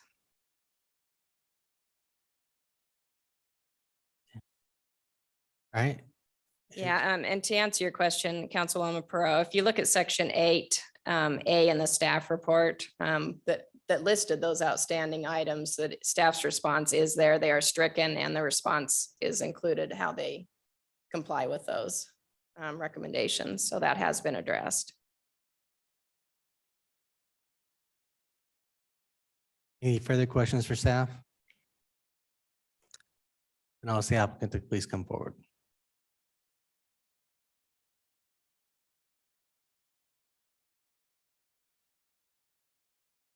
Good evening. Good evening, Councilman, Council. Thank you for hearing us this evening. My name is Michael Slavin. I'm with the Orchard Park Development Team. I primarily focus on design as well as financial feasibility for projects. I am accompanied with a handful of associates and design professionals. If the right questions arise or specificity of questions arise that needs their help, I just want to let you know that they're at our disposal. I live in Garden City, Idaho, 424 East Thurman Mill Street. So I stand for any questions you have. And there you go. And I guess I have a presentation first, right? And I think Sony's bringing it up. Thank you. So what you see here, I think first it's fun to just introduce the project and why the name Sagara. It's a Basque name for apple. We did go through a rebranding effort a number of years ago. Was then called Linder Village during the development agreement. We wanted to really reshape the development in the spirit of a mixed use atmosphere. So you do see, of course, some buildings on the highway that are more of a classic shopping center, but as we're moving to the center, which is mainly the impetus for the development modification that'll be presented before council here very soon, is we wanted to create a walkable mixed use environment and be more within the spirit of a mixed use walkable environment. And just a little bit, what I'd like to do in this presentation, because Sonia's done such a great job of presenting the technical aspects, and of course, we're happy to answer any more questions you have as they arise. We just want to give you insight into our design process and how we arrived at the design we did. So what we do is we take an integrated approach of reviewing the development agreement, what standards have been put in place, and really respecting what comments were made through that process, both from the council, the hearing process, and planning staff. And we also look very closely at zoning and use to make sure that uses are appropriate. And we really look at the comprehensive plan. We know that's a large concerted effort that cities go through that seek a lot of public comment. And we really respect that process in any city, but that gives the community a voice to voice any visioning or concerns they have for future use of land in their community. So looking at the site, of course, this is the Orchard Park development. It's around 80 acres. What we're addressing this evening is the MDR R8 zoned area. It was a pretty interesting project to look at from simple fact that part of the development agreement, we were required to actually construct Orchard Park Drive, which is a collector road. And the impetus for that at the time was to really create a buffer for any through traffic that might be present from Rocky Mountain High School coming from the south to the development. And so we're happy to provide that. And specifically for this conversation, we want to talk about the R8 project. That having been said, is that some of the requirements within the development agreement where the city council as well as the planning staff wanted us to create a feathering effect. So I'll get into that here in a minute of how we go from single family homes on the periphery, which is part of the development agreement, into higher density. And so reviewing the DA comprehensive plan signed into law in 2019, we have, of course, a couple items here from the comprehensive plan, as well as notes from the staff. And one thing that really took to heart was supporting a variety of residential categories. And what we wanted to do is, of course, there are a lot of beautiful homes in Meridian, but a lot of those homes are very large. There's a large consumer group that might be a downsizer, young professional, single, that there aren't a lot of options for that category of for sale homes. So that was really important. We thought it was really insightful to have the community ask for a variety of residential categories. And this is a continuance of the comprehensive plan analysis per the development agreement. Another one is provide housing options close to employment shopping centers. And so what we really love about this project is we are creating this walkable environment, and listening so much tonight about cars and human safety. We also believe that, where we love the fact that people can actually get up, meet friends, go to a meal, and walk home without getting in a car. And we think that that's really powerful. I say amenity and lifestyle for humans today. A lot of people get tired of driving and the traffic intensifies in the valley. Our ultimate goal is to keep more people out of cars more often. The third point of the comprehensive plan review that we thought was really interesting is protect residential properties from incompatible land use development of adjacent parcels. And as you saw, that was presented that 32 of the single family homes on the periphery are honoring that wish. And this one, I don't know why the size is a little bit off. And change it. And here's just another review from the Uniform Development Code, but somewhat redundant, that the wish, of course, is to provide a variety of residential types within a development. That's what you're seeing in our provided site plan. So next, what I jump into is just the guidelines we put together from this analysis. R8 zoning, we wanted to stay within that bound, which we have. Comprehensive plan, of course, we want to support a variety of residential categories, which you'll see here in a minute. Housing close to employment, which we're providing with a mixed use zone to the north, and provide a buffer and transition to commercial. And so that's the big design challenge here, is that you have single family homes, but this was stipulated in the development agreement, is to provide this transition. And so single family homes right next to a large shopping center isn't very congruous. And so that's why you'll see a lot of the design that we put together was honoring that wish. And so looking here, we have kind of, I'd say 5 taxonomies of homes. The first set being the single family homes you see delineated in blue. We have a 40-foot walkway or pathway that also serves as a buffer in between us and the Paramount subdivision to the south. These would be, as the design examples showed per the application, hopefully reviewed. These would be high-end homes, probably a little bit smaller in size, just because we want to offer a different product other than what's available in the current area. Second, moving to the north, creating this transition or feathering, if you want to call it that. You'll start to see townhomes. A lot of these will use classic materials, brick and otherwise. These will definitely be nice, timeless structures that it also speak, in our mind, really provide a transition from the classic single family homes to the south and transition to more of a commercial use to the north, as per the stipulation of the development agreement. And moving further to the north, you'll see these ribbon townhomes, and these get to be a little bit more commercial in appearance. We're pretty excited about how the design is turning out. Again, these would be high-end finishes on the exterior and be in full compliance with the design standards in place. Next, you have a series of multifamily homes. These are, what we wanted to create here is almost like a village green type atmosphere. We have a large park that these homes are surrounded by. This is really stepping into what the PUD was for, is that we designed, I think we put a lot of effort in design to satisfy the requirements of a PUD. And what that means is what Councilperson Pro said or asked, was what it allows us to do is provide a lot more open area than typical. So a lot of what happens in subdivisions is every home is kind of a standard lot size. There's not a lot of great common area other than a couple common areas. And this is a more integrated setting. And we found there's a consumer base that likes this style. They might lock and leave and go south for the winter. They want to have a lot more flexible lifestyle and travel more. And when they're home, they like to have a lot of amenities that they're not running a lawnmower or scheduling maintenance, et cetera. And we just found that's a great living style for a certain amount of people in the community. And then the next, we do have a couple small condo buildings on the property, again, offering more of that variety. So these are 1 and 2 bedroom Units, we only have a handful of them on the entire site. Of course, they're overparked on site, so we feel really comfortable with our planning here. We wanted to touch on a point which we're happy to get into more detail. One question was brought up about zero lot lines. I want to be really clear on this topic is that where this was raised is that we're in absolute compliance with R8 provisions. What R8 calls for is a uniform setback separating us from other properties. And where you do see zero lot lines, which is allowed, we're only doing it in a couple spots. I mean, we could go to the full extent of the code. You see these little red dots, but we didn't push the buildings all the way to the zero lot line. The reason why we did this is we wanted to create a lot of articulation. So as you're driving up and down Orchard Park Drive, you see a lot of movement in the buildings and you don't see buildings along lot lines. So when you see that written, it's, you know, just in isolated cases, which are the little red dots. And so in summary, so we worked really hard to present, we think is a really thoughtful package to council, as well as planning and zoning, that it complies with zoning, ZUDC, and comprehensive plan, fits the spirit of the development agreement. That was definitely a high bar to reach, especially creating that feathering aspect, exceeds open space requirements. Thank you to the PUD. I'd attribute that to a certain degree to the off-street parking requirements, as well as exceeds the community amenity requirements, which we're pretty excited about. Again, it creates a really livable community for a certain amount of people that like living that way. And so with that, I'll open it up for any questions. Mr. Mayor. Councilman Overton. Let me be the first to start off.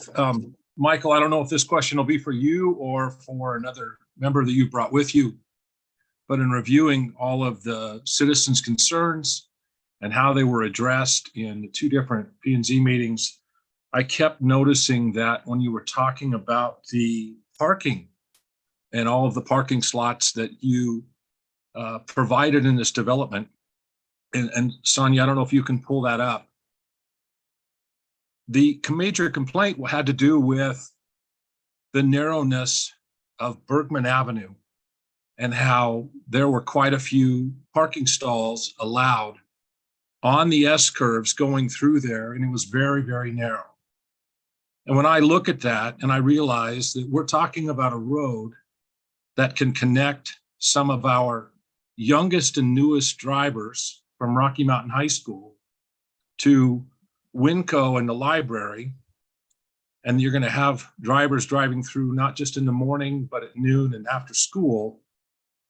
I know it was addressed by you, and I heard what I thought was very good faith understanding that probably those parking spots, all the pink parking spots on Bergman, as it goes through the curves all the way into the development, should go away. Every time I'd see this slide, it was never updated, and they're still here.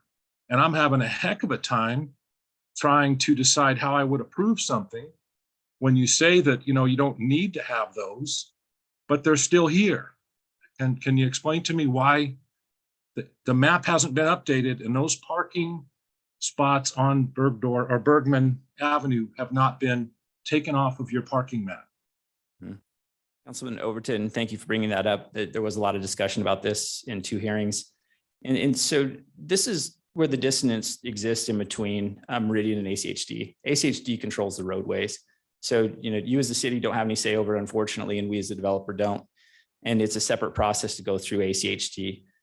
We actually, in the discussion with planning and zoning, where I think we addressed the council, and it's tough to make any conditions of approval in an area that's not in Meridian's purview, a limitation of our development. All that having been said, so that's kind of the technical answer. But behind the scenes is you know, we stand with the community. We're happy to get rid of these parking spaces and go the hard yards it takes. That could take quite a bit of time. I believe that there's an instance within the Paramount development that maybe took 3 years of concerted effort with the community to get rid of some parking that they didn't want with ACHD.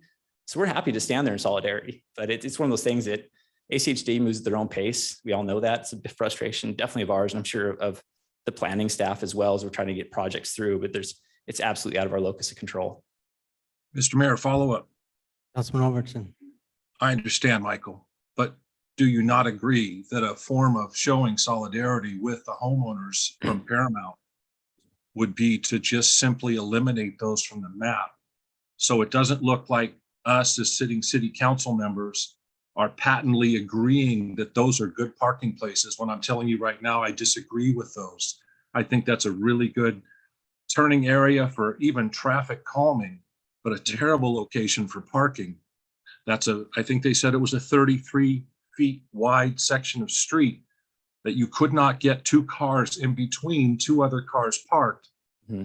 But your solidarity is falling hollow with me when it's still on that map. I'm simply asking if you have the solidarity when you agree with the homeowners in Paramount that are bringing this forward, at least make the good faith effort to take it off the map, even if it takes a long time to make it official with signage. Mr. Overton, we'd love to do that. Sadly enough, I don't think we have that visual exhibit. We did that analysis just to make sure, how many spaces would be left if we not only removed the curves here, but we'd love to remove the curves. What is this off of our list? So this is westmost corners. We feel the same problem's going to exist there. That road hasn't been connected yet, but that's going to be the same exact condition. And so we'd love to go further and remove that parking as well. Again, our project from a code requirement perspective for parking off street wouldn't be affected. We'd be happy to do it. Mr. Mayor. Mr. Neri. Mr. Mayor, members of the council, I mean, in addition, if the council is in agreement with that, as Councilman was saying, that can be a condition of approval as well. So that ACHD is well aware that this council also would not like to have those parking spaces there. So even though they may not have the ultimate authority to eliminate them, definitely will send the message to the highway district that the council doesn't want to see those there. You don't want to see them there. Your neighbors don't want to see them there. They may move at their own pace, but at least they're getting the same message from everyone. Sure. I think that's a great suggestion. One, is it okay if I ask you a question for clarification? Sure. So if that's a condition of approval, is that a requirement we need to satisfy at the ACHD before we can record a plat map, or how would that work technically? It's going to be part of, it would be part of the findings. Is ultimately going to then be part of the development agreement. So that is a condition that's going to have to be finalized probably before a final plat. Okay. Thank you for the clarification. Mr. Mayor. Councilman Pro. Thank you. Along those same lines, these internal streets are private, correct? May I respond? Yes. A couple of them are, yes. So not the primary access road that moves east to west, that will be an ACHD road, but the interior circulation streets will be private, yes. Mr. Mayor. Councilman Pro.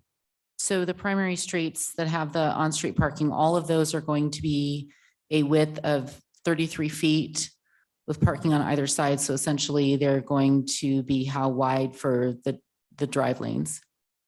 Boy, Is it to ACHD standard, or is it going to be more narrow? it will be the ACHD standard. And unfortunately, we've had this on other sites around the valley where they see it as a form of traffic calming. I'm not justifying it. And I think the best place to go is somewhere like the north end where it's really frustrating. Like one car can only get through at a time and it doesn't work very well. And that's the standard they impose on us for this particular type of street.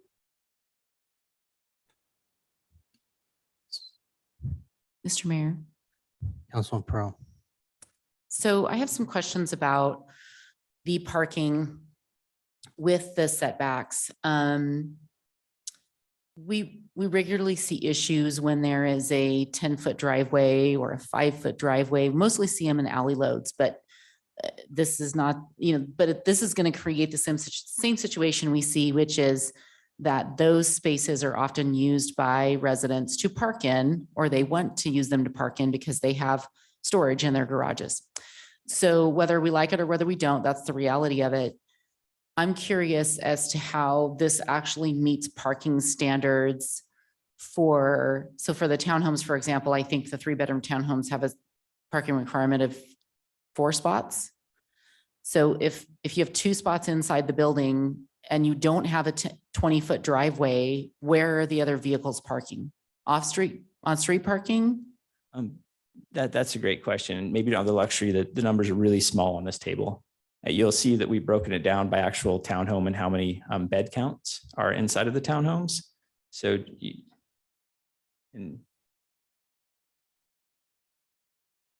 we analyze this very, very closely and essentially satisfy on-site parking requirement standards for both what the residence requires as well as guest parking on site or off street, however you want to look at it.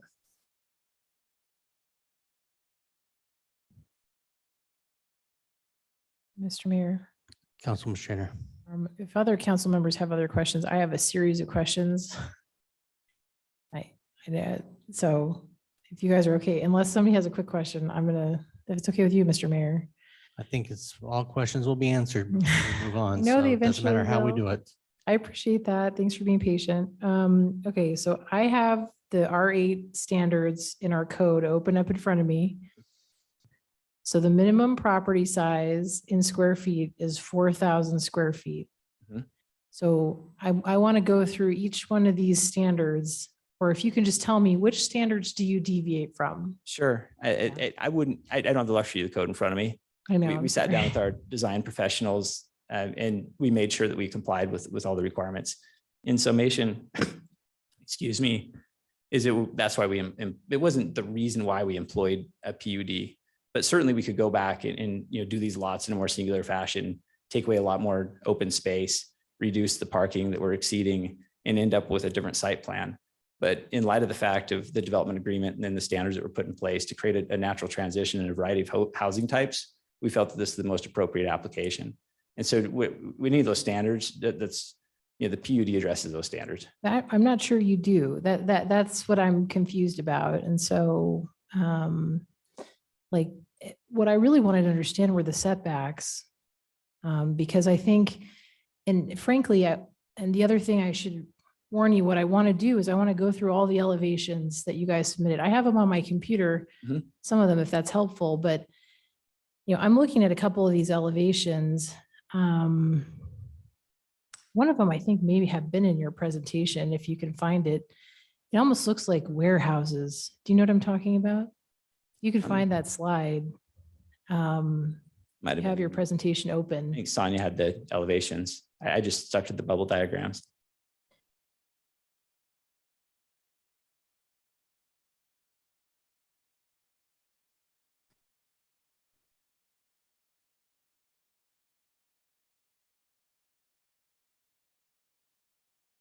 Yeah, here.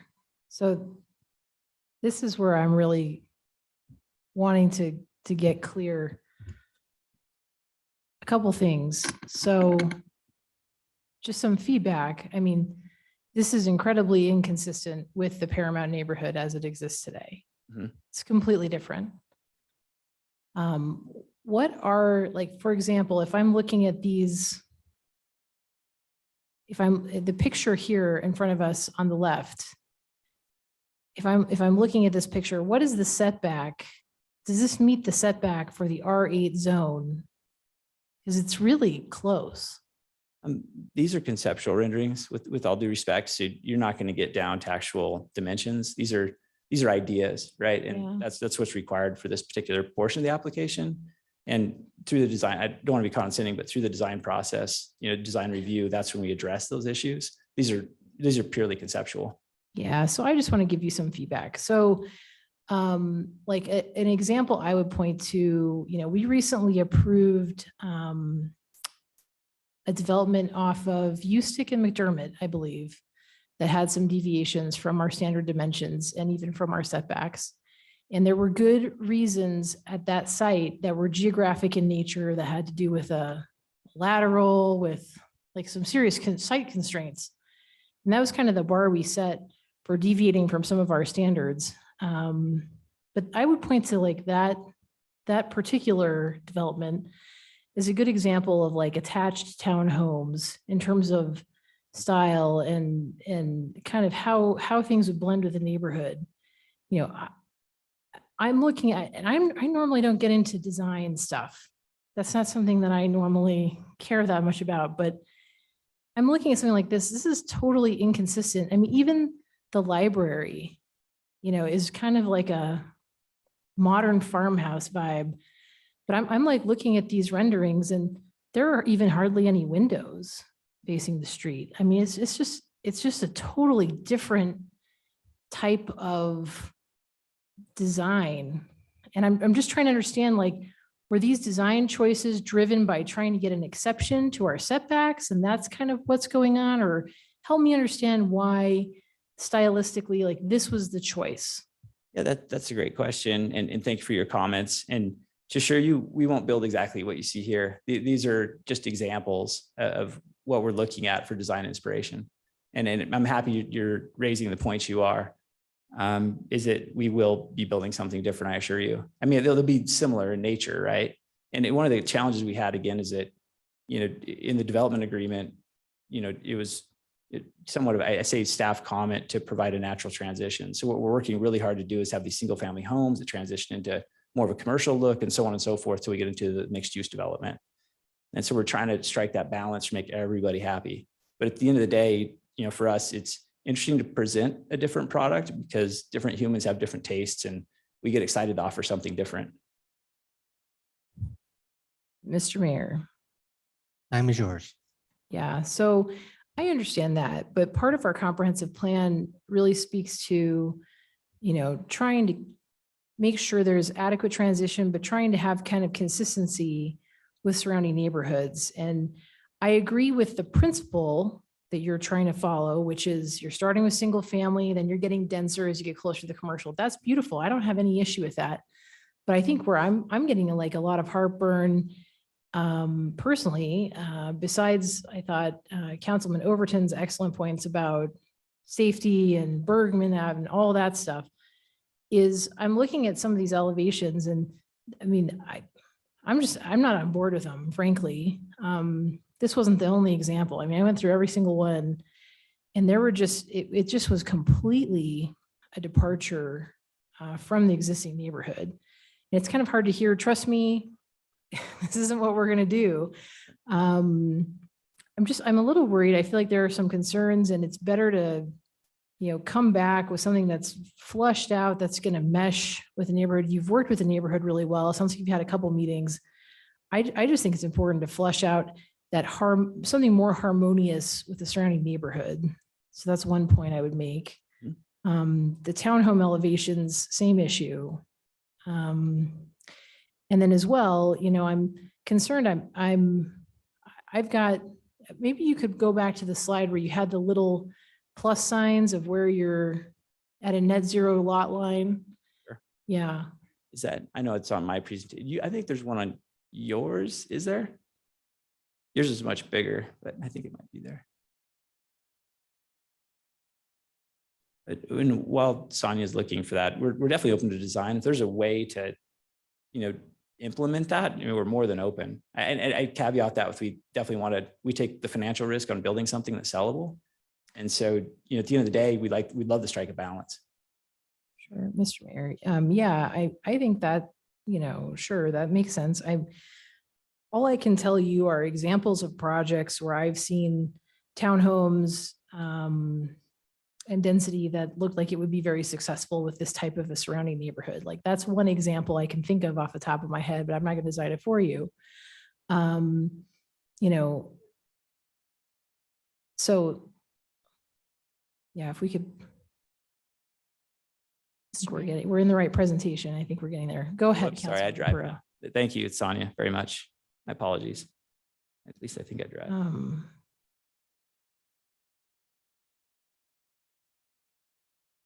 I able to drive on the,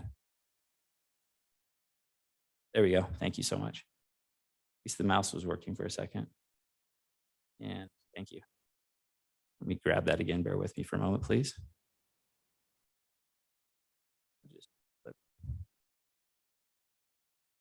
It's the last in this series.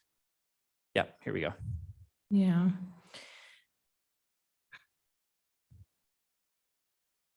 Okay, so here, clearly this is a deviation from our setbacks, right?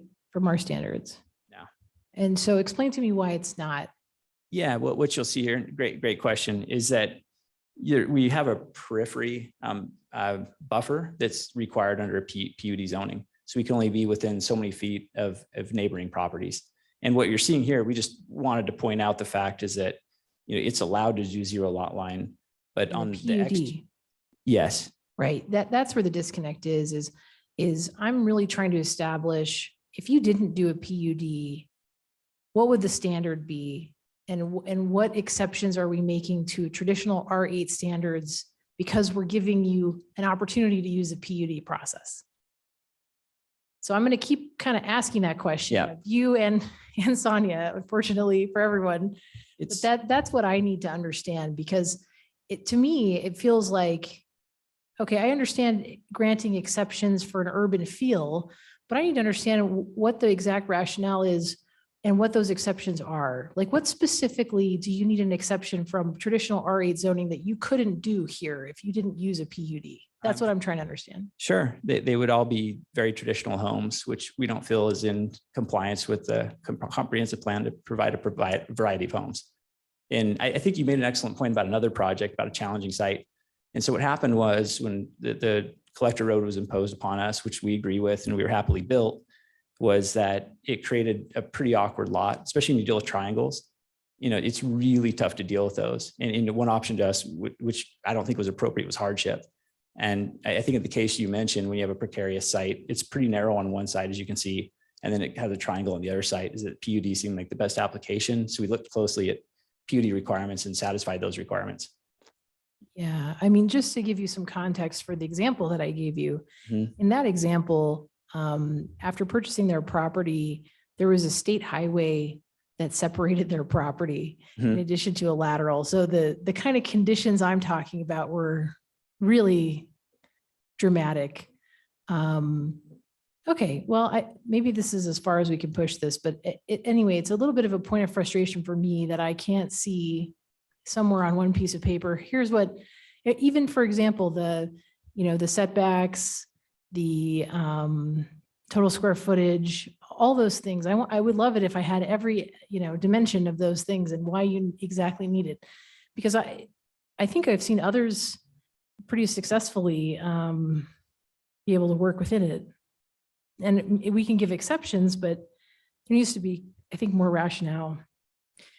So my comments are, just to summarize, and I think where I'm having some frustration, for me personally, I think more justification behind the PUD and why that's a justified approach.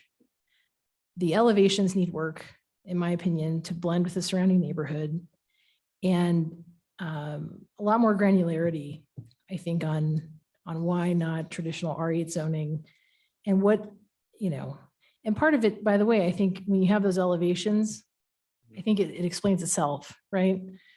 And that's what I saw with that other example. So anyway, I'll stop hogging the mic and pass it to others. Thank you. Councilwoman Perot. Thank you, Mr. Mayor. I agree with Councilwoman Strader, and I see exactly where she's going with this. And I think what would help with clarification is that PUD is a tool that we permit applicants to use to try to work with a site that has much more significant constraints than this. We see sites that are far more constrained than this site with geographic problems, with lack of access, I'm not a developer, but I have been looking at these land use applications for many years now, and this doesn't strike me as a site that has hardship. What I see the use of the PUD is in this situation is that there is a desire for greater density, and that's what the PUD is being used for. And I don't see that hardship. So one thing I wanted to clarify, you keep going back to the comprehensive plan. I appreciate that you as the developer have spent time looking at the comprehensive plan and trying to determine what the city desires. It's always tough to kind of guess what it is that we desire, but the comprehensive plan and the sections that you're quoting are guides. They're not requirements. They're what our city has said we desire, but they don't have to happen. All of them don't have to happen on one property, especially not a property this small. And doing that doesn't necessarily make it more desirable to us as a city. Although we greatly appreciate when developers spend that time to try to figure out what it is that we need as a community. You don't have to have a PUD to meet all of those desires that are in the comprehensive plan. That's not what we necessarily have to have happen. The PUD also allows us to have more decision-making ability when it comes to the entire development. So if this wasn't in a PUD and because it's already annexed, then this might be a different conversation. Because it's designed as a PUD, Councilwoman Strader's correct, we have to justify why we are going to alter what our normal standards are in the R8 to comply with or to approve what it is that you're requesting. So I think her requests for justification for what you're asking for is very fair for us to go to our public and say, hey, we think this PUD is necessary here because X, Y, and Z. I don't yet see what that X, Y, and Z is. I don't see what other than creating additional density. I don't see a necessity to have a PUD on this property with its specific given limitations. You could have all of these buildings that all the elevations I've seen so far are all at least 3 stories. The townhomes, maybe some of the single family are single level, but most of them are probably 2 stories. Your ribbon townhomes are 3 stories. All of those could be 1 story. It's not the variety of housing doesn't have to pack in 3-story buildings everywhere. It could be single story townhomes. It could be single story ribbon townhomes. It could be so I don't see that there's any requirement that there has to be such so help us understand. My question for you is help us understand, are you creating this height and this density because it economically has to be, for you as the developer, you have to do that to make a project work? Or are you doing this because you have done some sort of study that shows that there's a definite need for these? Because, we hear from our community and we hear from our applicants week in and week out about what the community needs. Yep. And I have yet to have any group come and say, we unequivocally need this, an 18+% net density. Sure. In what a medium density residential designation. And appreciate your comments. And there's a couple, hopefully I addressed all your questions. The nature of the PUD isn't so much it's necessary, it's satisfying the requirements, in my understanding. And what we wanted to do in earnest, it wasn't so much about density. It was about creating open spaces, walkability, create fire pits, pools, dog wash stations, things that a certain amount of customers really like, and they want that walkable environment.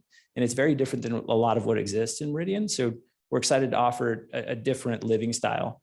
And especially given the fact it's right next to our mixed use project. So, for a certain amount of people, not saying everybody, it's really cool to get up and put your slippers on and take your dog and go get a coffee and then walk home, and read the paper. And we're really building to that lifestyle that gets us excited. From an economic perspective, I'm sure there's several ways to make it work. But this is, I'd say, a preferred mode because we wanted to offer a differentiated product. And especially in a market where the median home price is so high and it's become less affordable for so many people, that we did want to offer a variety of housing types. And that doesn't mean, I'd say, Section 8 homes. It means, affordable for a lot of different people, from the aspiring, young college person that just graduated and getting their first place, and a lot of other folks to open it up for more people to enjoy. As far as 3 stories, it's, we're definitely staying within the building envelopes. We're not trying to be cute. There are very large homes in Paramount that are very high. So I don't think that that's, out of character with the neighborhood.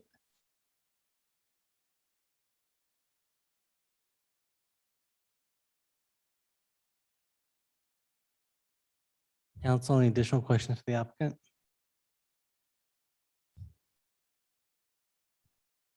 Okay, thank you very much. Thank you. Mr. Clerk, I'll turn this over to you. Mr. Mayor, first is Sally Reynolds.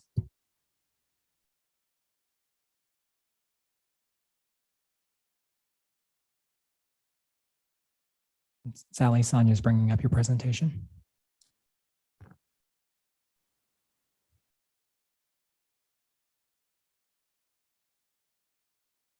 No, you're fine. Well, will I see it on the screen here? Oh, there we go. Okay. And I can move it through it right here with the arrows. Okay.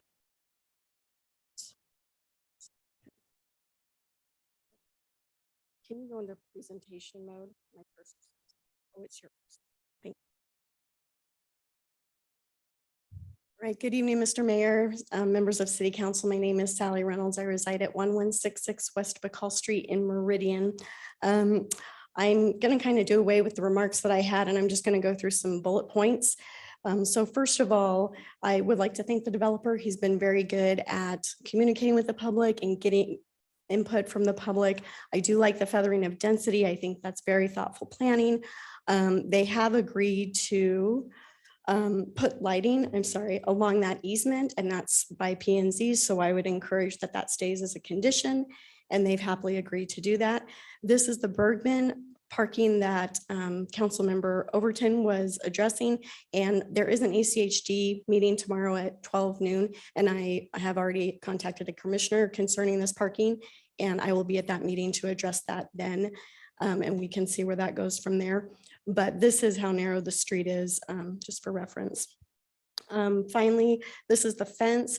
They have agreed to repair or replace it. How that's going to work, I'm not really sure, but it was damaged when the canal was done. And so that would be appreciated to be done. You can see the side yards are not compromised. It is an old fence, but the side yards are fine. It was the back side that was sliding down in. So I agree with Councilmember Strader.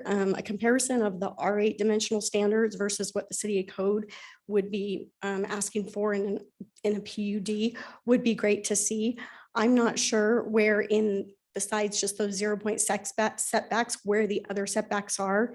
And so are being requested, and how are they being used? And I think that should be highlighted. One other point, in R8, there is a variety of homes that are allowed, single family detached, single family attached, townhomes and duplexes, all of which we already have in the square mile with Linder Springs Townhome, the apartments at Prelude, more dense housing at Cadence at 55 and older. So those can be done. And, you know, to their comment of why they're clustering them so close together is for open space. Well, the open space wasn't met until the irrigation company said that they could build or put plants along that easement. So there isn't actually, and I was on the open space committee for a year and a half. And I understand that is great usable space, and I would much rather have that easement be open space and count. But my point is, throughout the rest of the neighborhood, it's very, very cramped. There's not enough open space there just for people to breathe due to the setbacks. And so the setbacks request, this is in the staff report. It's really, really hard to read even when I blew it up, and I haven't gotten a chance to compare it like Councilmember Strader said. Finally, this is what I see a planned unit development as being, and I don't see that it fits under any of those points. If it's for residential developments greater than 8 units per acre. So is this 8 units per acre, and is it MDR, or is it actually greater? And so you can't really have it both ways. Last, I would just say it's not the intent that the PUD process is used solely for the purposes of changing dimensional standards. And that's exactly what this is. I'll stand for any questions. Thank you, Sally. Council questions. Mr. Mayor, Councilman Hoagland. Sally, thank you for a presentation. I always appreciate your involvement. Regarding Bergman and the other streets for parking, what are your thoughts if one side of the street is no parking and allowing parking on the other side? Does that give enough room for that or not? It would probably be enough for 2 cars to pass. I mean, looking at it really, where our list comes around, where Bergman goes through and where Director comes in, those are going to be the major feeding roads. And those are the ones that I don't think should have parking on either side. Now, the ones where if they need parking for guests and such, yeah, having it on one side of the road, that would probably be great. And really, unless high school students are going to take our list and then go down that road, it wouldn't be heavily trafficked, and maybe having parking on one side of the road would have them come through Bergman and a safer road where there's not parking on either side. So I'm only going to talk to ACHD concerning the curve on our list and Bergman and Director. And I really think it's up to the future residents who live in those houses on if they want parking there or not. Yeah. To me, that's their choice. Thank you. Mhm. Mr. Mayor, Councilman Borton. Sally, was there any part of your letter that you submitted to us that you wanted to provide comment on that you hadn't touched on yet? The one, to Councilmember Perot's point, I have yet to see why the PUD is warranted besides fitting in more units. So residential rooftops in the square miles not needed. And the development could still have those unique amenities and innovative living spaces without violating that R8 zoning. So I can appreciate, after being on that committee, trying to balance regulating development while encouraging for innovation and allowing flexibility. And that's where PUDs should come in, to allow something truly unique when underlying zoning and circumstances or outside factors prohibit it. And I don't think that those apply in this case. Okay, thank you. Sure. Mr. Mayor. Councilwoman Pro. Sally, thank you for the relationship that you've built with us, and we value your thoughts. You share them so well. If looking at their application, what is the biggest concern, the parking, or is it density? Trying to think how I want to ask this. If there was one, there's 4 types of housing in here. If there's one type of housing that you felt was the least beneficial to that area, given that there hardly is any multifamily in this area, and there's a lot of service jobs in this area. So we do need some housing that is going to accommodate those service jobs. Is there one particular type of housing that they've proposed that you don't think would be beneficial to the development for what you see on a daily basis of? Sure. Mr. Mayor, Councilmember Perot, I would say the condominiums, just because that is the one type of multifamily unit that is not allowed in R8. And we have over 300 Prelude apartments in the southeast corner in that same square mile that people could get here walking without crossing a major road. So we have 300 apartments there that can serve it. Linder's Spring Townhomes is probably another 150. And then if that application that was referred to later on comes through, there will be 540 apartments, which is huge multifamily in the upper right-hand corner. So where it's right up abutting single family homes, I don't think there is a huge need for multifamily, and I think it could be eliminated. Oh yeah, I was just sitting here saying, don't say the condos, don't say the condos. It's the first project I've seen that I can recall that we actually have condos. And that was my one redeeming quality that I could really point to in this is condos, I think, are a needed product in Meridian. Let the apartment people know that. Maybe they'll change up there and put in some condos instead of apartments. That would be, they'd fit great up there. Mr. Mayor, excuse me. Council, any additional questions? Okay, thank you. Thank you. And happy Valentine's Day. Same to you. Mr. Mayor, next is Kelly Carpenter.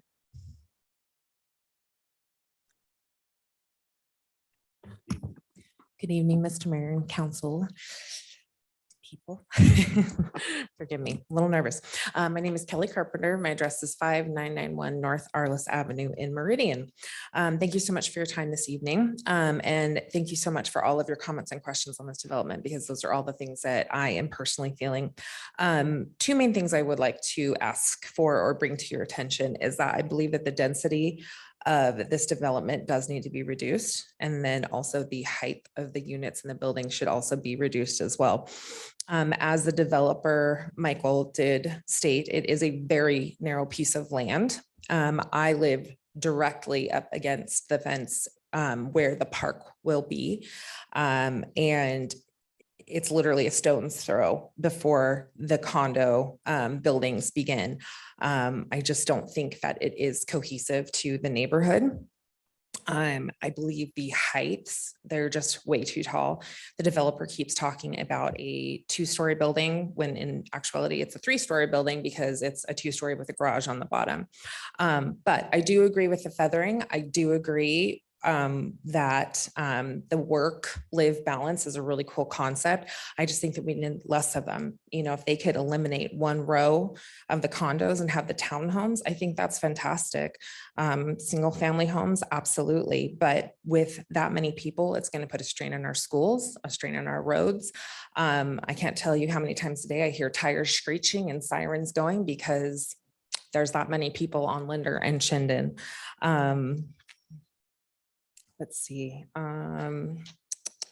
think that's pretty much everything that I wanted to say. And then again, just thanks Councilwoman Strader for all of your comments and concerns, because again, those are all mine, as well as Councilwoman Prialt. So thank you. And if you have any questions? Council questions? Okay, thank you. Thank you so much. Mr. Mayor, next is Justin Carpenter.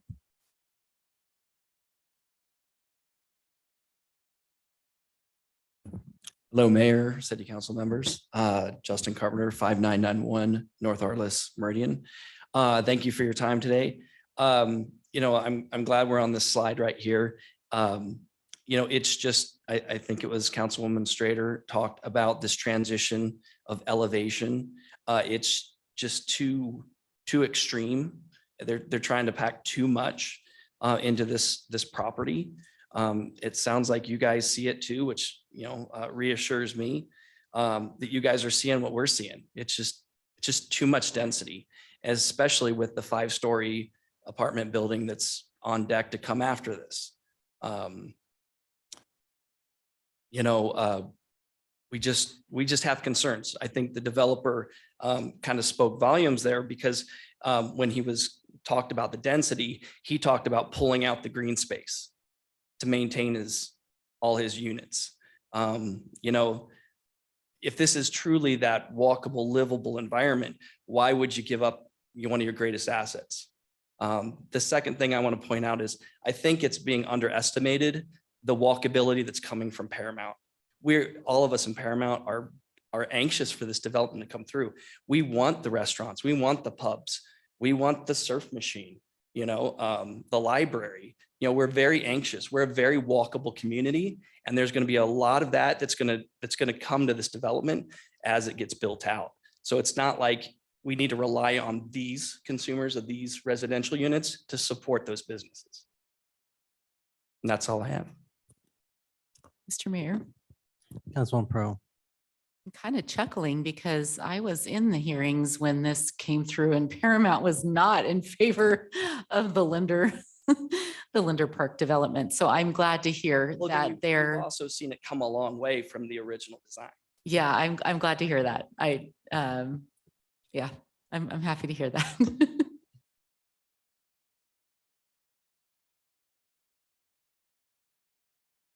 Okay. All right, thank you. Mr. Mayor, next is Chris Eastman.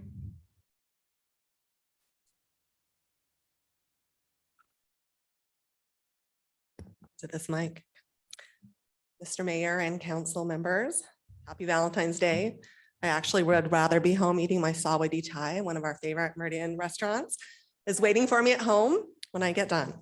The original, I live on 1192 West Bacall Street. I have been there since 2007. And so I have been through many hearings on this development, and I can't wait to have something behind our homes that we love and will continue to go and visit. The original concept, after lots of work, showed a map with 120 units with one main road and single family homes on both sides. And then it was to go and get more dense, different type housing out from that. The property is zoned for R8 residential. That's the 8 residential units per acre. And the submitting is 8.35 units per acre. At the planning and zoning meeting, the commissioner brought this up and said, you know, you're pushing it because you're rounding down, right? So he said to them to come back. You know you're doing that. You're using the number, it's higher, round down. Unfortunately, nothing changed. The developers have worked with us and talked with us, but nothing has changed from the original design. So even with that comment from the commissioner, nothing has changed what was presented to you guys tonight. So that was one request, is to stick with the original zoning. They shouldn't have to be able to round down, like really stick with what was meant to be behind our homes. They're also asking for the setbacks, which is a violation of city code if you follow the R8. So I'd ask for you guys to stick with the correct zoning behind our house and not give them allowances.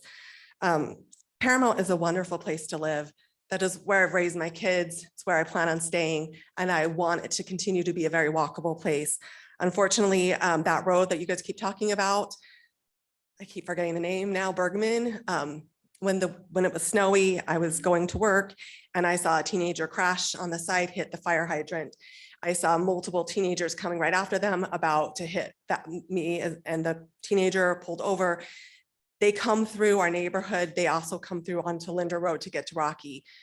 This is a very dense, it doesn't look as dense on paper. I'm glad you guys are seeing that, but it is going to be driven through by the teenagers, by us that live in Paramount.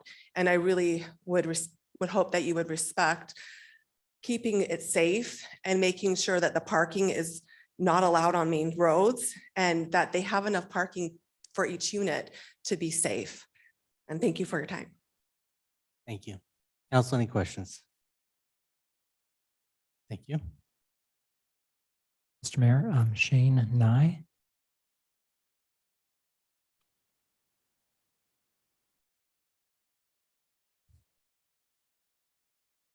Good evening, Mr. Mayor and council members. I appreciate you letting me come up here.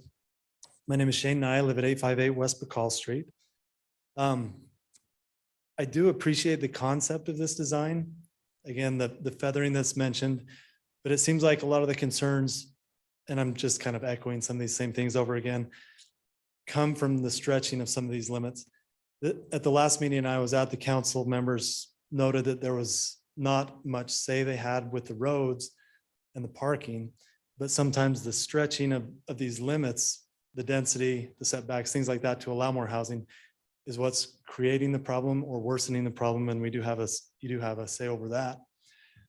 So I would appreciate those being addressed, as was previously said. It's also interesting to me that the developers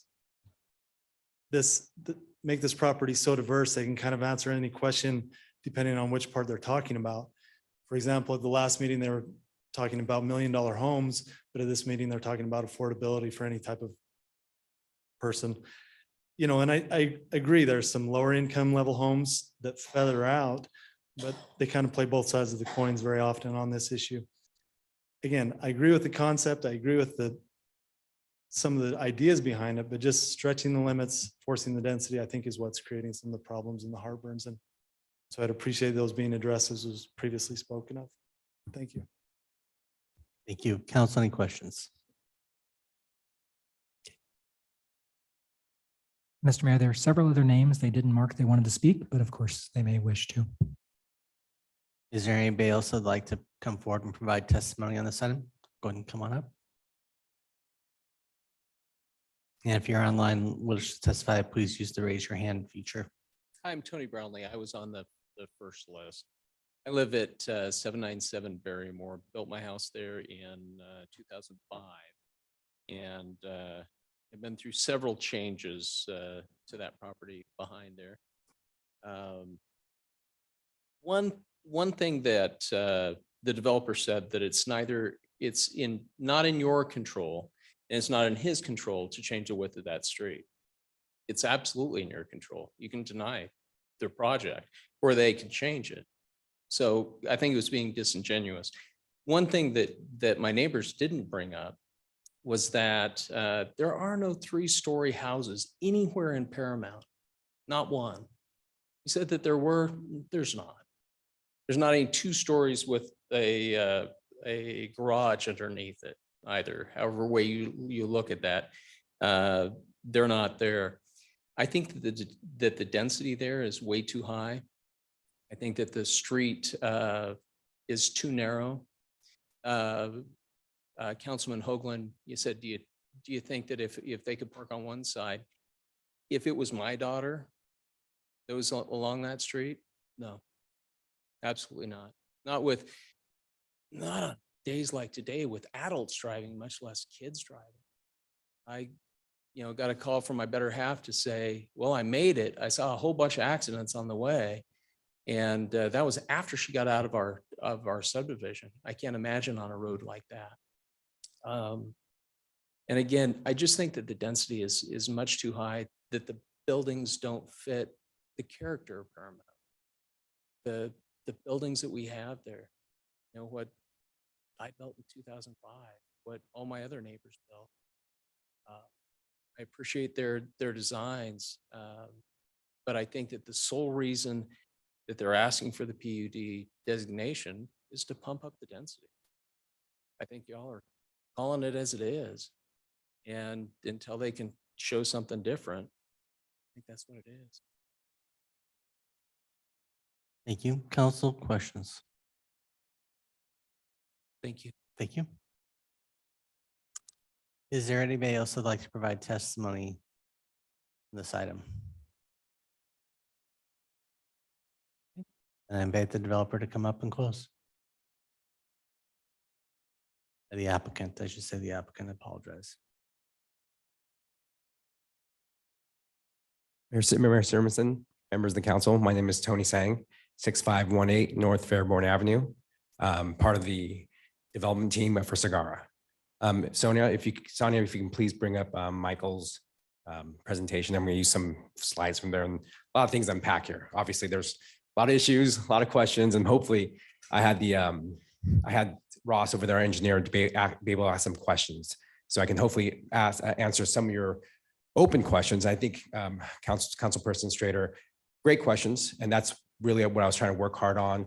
And you're right, because the PUD allows for so many different things. And what are we slipping in because we're using this designation? Totally understand that concept. And so kind of did a download with our landscape architect, our engineer, wanted to make sure we try to capture everything there is. And I'm gonna step right into them. So I want to address those first, because I think that's a big issue and it's a big question, what's going on? And hopefully Sonia and I can address all of them, but I'm pretty sure this is all of them. The zero lot line thing is number one. And I want to make sure that when we talk about zero lot lines, it's articulated to exactly what we're trying to do. And I addressed this at P&Z. The zero lot line issue we're not using that so we can have zero lot lines and push all the buildings to the edge of the street. If you look at where we're really using this, is on this Orchard Park Drive. We have a 20-foot buffer along Orchard Park Drive to the north. And if you see the points, it's so we can articulate the buildings. And when I was talking to P&Z, I literally said, look, if we have to, we'll strain those buildings out and not violate the zero lot lines. But they came back and said, no, we actually like it to see the articulation. So when you're driving down Orchard Park Drive, it doesn't look like a big apartment building or a big mass. It gives it it gives a little more feel, a little architectural feel. It's not this big mass. And I know that the graphic or exhibit's really small, but it's on those points. And if that's a issue and you say, guys, the zero lot line thing, we just can't handle, we can probably go back and just strain the buildings out. And then we'll have the same, again, we'll talk about density later, but we could easily address the zero lot line issue just by straining them out. We felt, and maybe council does or doesn't, it just makes it look better. Again, we can straighten them out and solve that issue. Second issue we have, the reason why the PUD is in place is smaller lot sizes. And that was addressed earlier, I think, by Sally, and she's awesome. She knows all her code. And it is because that the minimum lot size is 4,000 square feet. Now, one thing I want to point out that is kind of unique to this, I'm going to look at this calculation. Now, if this was a normal application for a plat and for a subdivision, you buy a piece of land and you have so many acres to work with. The reason why this piece of land and its development is so unique is because this entire development probably started in 2004.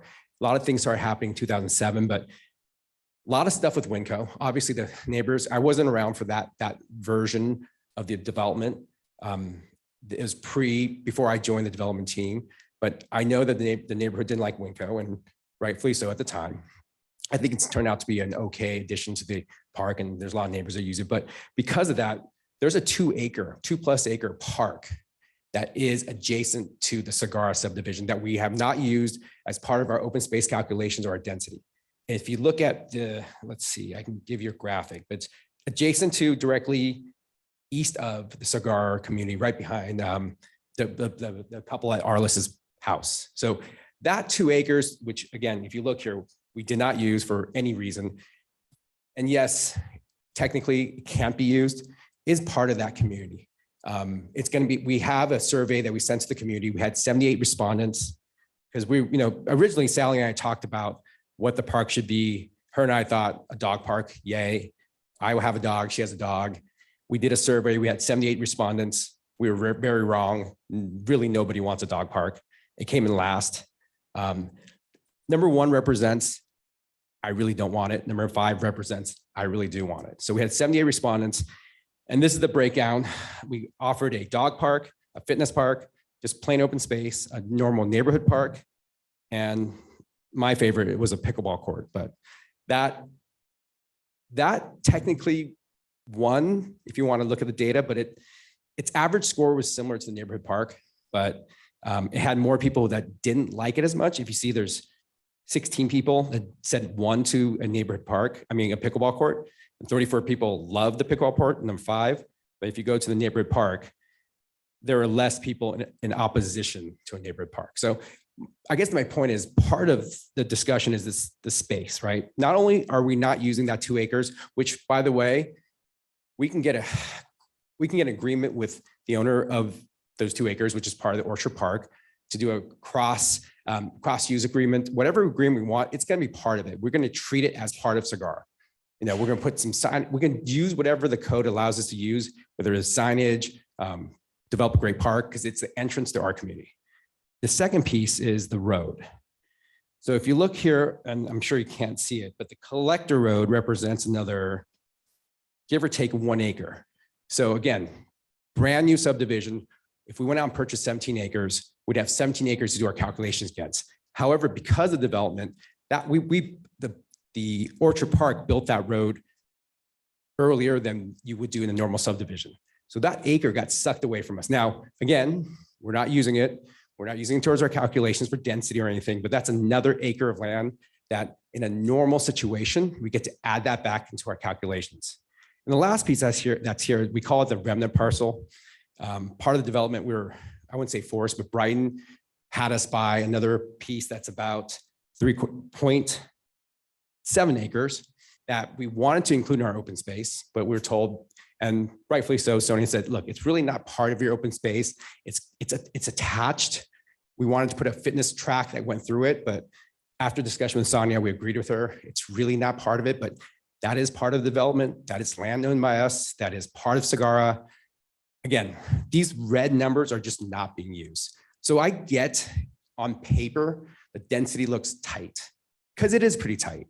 And I agree with Mayor Simpson that we need some multifamily. Now, that's another reason that the PUD is being used. The regular R8 does not allow multifamily. We really didn't want to offer every product type. And I'm kind of afraid to admit it, but I moved here from California, but 10 years ago. So I'm not the recent, migration. So, but 10 years ago, I moved here, a lot of home. And by the way, I love Meridian, beautiful, have moved 10 families here from California because they come visit and they love it. But the product type is pretty homogeneous, which is beautiful too. But there's a lot of new people coming to town, younger people. In fact, we have a family friend who's 30, who's living with us, looking for employment, looking to live here. And I just don't feel like there's enough product mix. Now, I know this is not California. I'm not trying to make it California.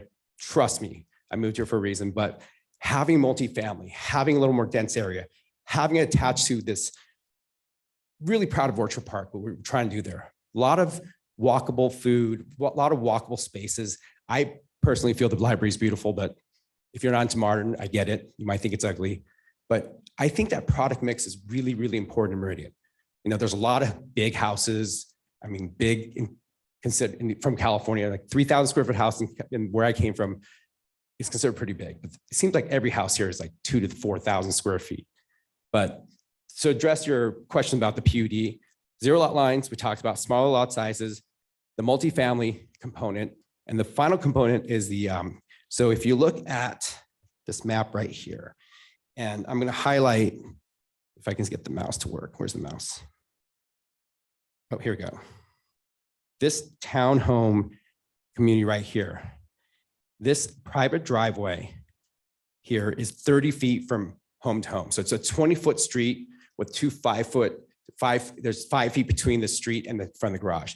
The reason we needed the PUD is because in speaking with the city or the planners, I don't think it's planners, I take it back. I think it was the fire department, regardless, but we don't want people parking that street. And the part of the PUD is allowing for, what we're asking for is that this is made to be a townhome with a 5-foot setback, 5-foot buffer, 20-foot street, another 5-foot buffer. If you live here, you park your cars in your garage and it's no parking on the street. So that's the idea. And then there will be no parking allowed, by the way. Signed, no parking, unlike Bergman. And that's the next thing I want to address is Bergman. I've reached out to, I was able to, through a contact, reach out to Steve Price, head of ACHD, had an appointment set that had to get broken, but I know it's a big issue. If we could change it, we would. We don't need the parking. There's no reason we want those parking spaces there. And I think when the council member said, well, show in solidarity, show it off the graphic. I'll delete it right now. I got my computer with, oh, sorry. Oh, wow, I talk way too much. So yes, we don't want that street to have parking on that street, RLS, we agree with them. I agree. I get the fact that people don't like the design and feel. Again, we want to build something that's sellable. And last thing is Sawadee is probably coming. I'm meeting with her on Wednesday. So for the neighbor, Toffee and Fawn, they're looking to come to Orchard Park. So I stand for any questions. Thank you, Tony. And just for the record, I didn't say we need multifamily. I said we need vertically integrated home ownership opportunities in condominiums. I'm sorry. So just so we're clear on what I'm referring to. Pretend like I said that. Okay. Council questions. Mr. Mayor, Councilman Pro. thank you for clarifying that, because you can have multifamily that don't have the structures this close together and still accomplish the same amount of housing. So what we regularly see is not just parking issues when you have 5-foot setback, a 20-foot street, and a 5-foot setback. We see moving trucks, we see HVAC trucks, we see garbage cans, we see all kinds of problems with this that is not just about parking their vehicle. And whether you like it or not, people are not going to always park in their garage. That we have fought this for ever. Right. And I'm not, again, I'm not saying that it should be done that way. That's just what's going to happen. And so our job is to make sure that it's safe for folks, right? And that people can get from their home on this 20-foot drive to, to work or wherever they're going. I do appreciate that there's 2 accesses on either side. So if somebody has a vehicle that comes through that's blocking their access to their garage, they can back out and get onto the street. But this isn't just a parking problem. This is, I mean, I live in a neighborhood with a regular street width, and every single day there are Amazon drivers, HVAC, moving trucks, tile trucks, contractors, and and on either side of the road, and I live in and I have a regular street width. So that's really the concern. And I get it from a developer standpoint. It's like, okay, well then why don't you change code? I understand that. I understand where you're coming from. A lot has changed with that though, because once upon a time, there weren't 4 vehicles per home that had 2 teenagers, but that's just kind of how it is now, right? So that in and of itself is not its own challenge. It's that combined with the other setbacks, combined with the building closeness, combined with, it's just kind of like stacked on top of one another, that it will cause folks to not have places to go, or, it's just going to create a cluster of challenges. And all great points, honestly. To address some of them, some of them are just facts, but address a lot of them is, I know we're saying no parking and we're going to have it posted no parking, and that the kind of luxury we have, and I've talked to Sally and the neighbors, is that we are associated in helping develop Orchard Park also. And the one thing that this is a kind of a different subject, but we talked about security, and part of our plans at Orchard Park, and it's going to be in our CAMs, is 24-hour security. Some of the shops that we have in the middle of Orchard Park is away from the street, and we want to protect some of the unique design and the higher end design. So we have 24-hour security, which was going to encompass, and Sally and I talked about this, encompassing not only Sagara, but making sure that there's less crime. I know there's a concern regarding the 40-foot walkway. So we addressed it with hey, what do you want to see? Lighting, great, let's do, because we want lighting, but then we have to get the neighbors agree whether it's up lighting or down lighting. You know, we just want lighting and making sure that that doesn't become something that's not a positive, right? It's our responsibility as part of Orchard Park. I know that once the homes are built and sold, a lot of developers are like, hey, it's not my problem anymore. You know, if that turns into a crack alley, I sold the houses. We care because that alley is part of our park. And to address the parking with the townhomes, most of those townhomes are 2 bedrooms. The product I know is not normal to Meridian. I get it. It's different. Design looks funky. You know, it's too modern. I've heard it all. And I get taste. You know, at first I looked at it, I'm like, my wife is a modern farmhouse lady. And I guess I have to agree with her that that's what I like. But we want to build these for a slightly different demographic. You know, a demographic that we think is there. We hope it's there. You know, how many people want a 2-bedroom townhome? We think there's a lot of people. How many people want to live in a condo or multifamily or condo community in a residential community? I know a lot of my friends do that are moving here, unfortunately, because of divorce or situations where they're really downsizing or a single father, single mother. We believe there's a need. We believe in so much that we're going to spend quite a bit of money to develop something and build it, and we hope they will come. We think they will, right? And so a lot of these issues, I totally agree with you. You know, we don't want, but it's going to be no parking. We're going to enforce it. The neighbors are going to enforce it. There's so much extra street parking is what I really want to emphasize. Now we keep talking about parking. Trust me, if we needed Arliss, if we needed Bergman, we'd be self-serving. We'd say, nope, ACHD says we can have it. So therefore that counts to our parking count.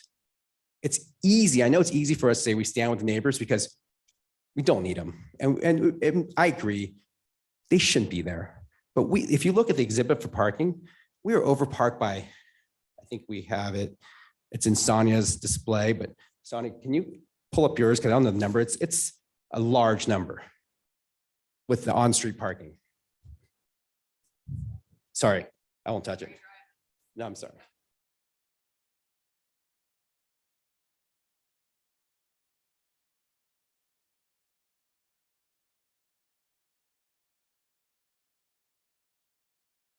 Yeah, so it looks like we have 132 on-street parking.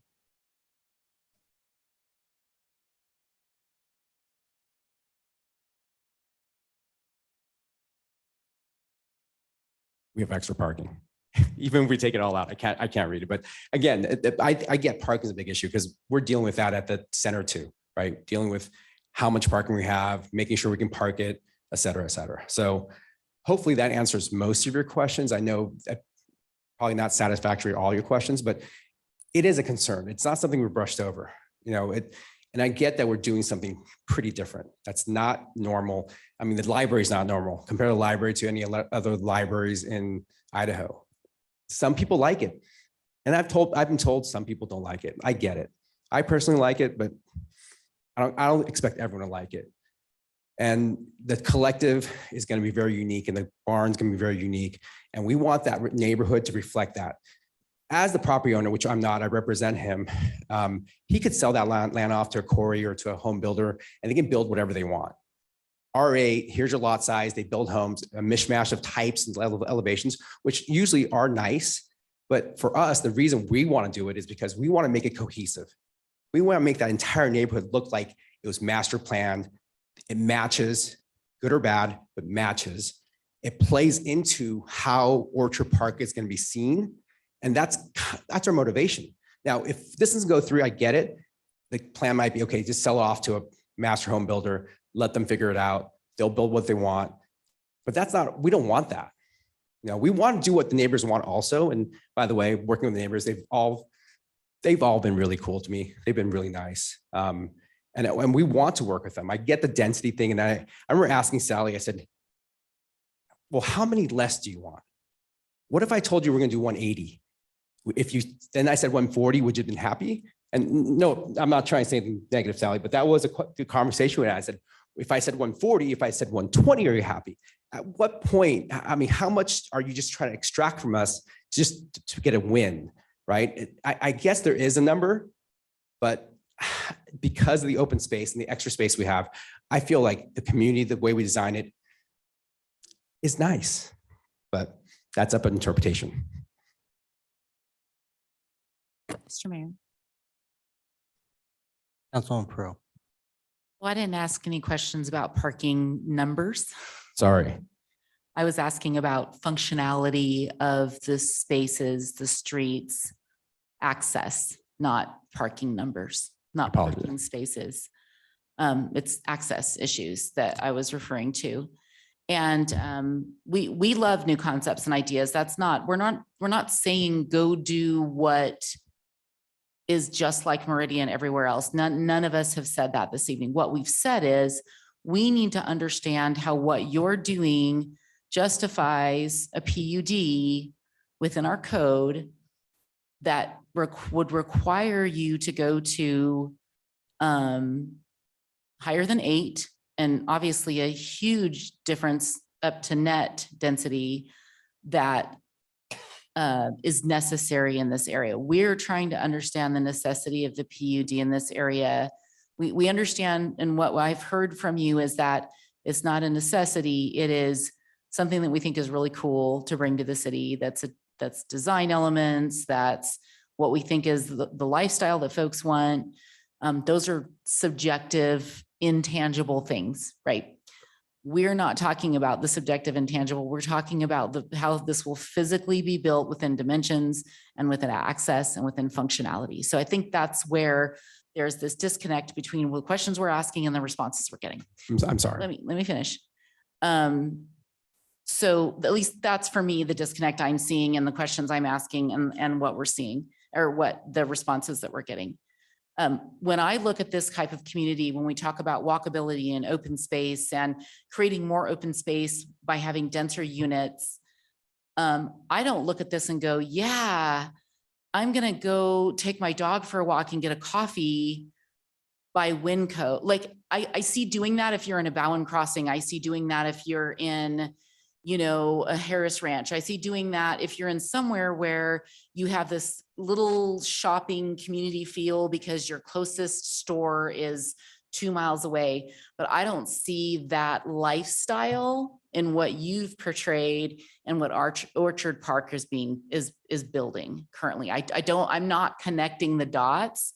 I'm a professional single in this city. There are areas that I would live in a 2-bedroom like this, but not in this location. Because I don't look at what's being built in Orchard Park and go, oh yeah, I totally want to walk around that.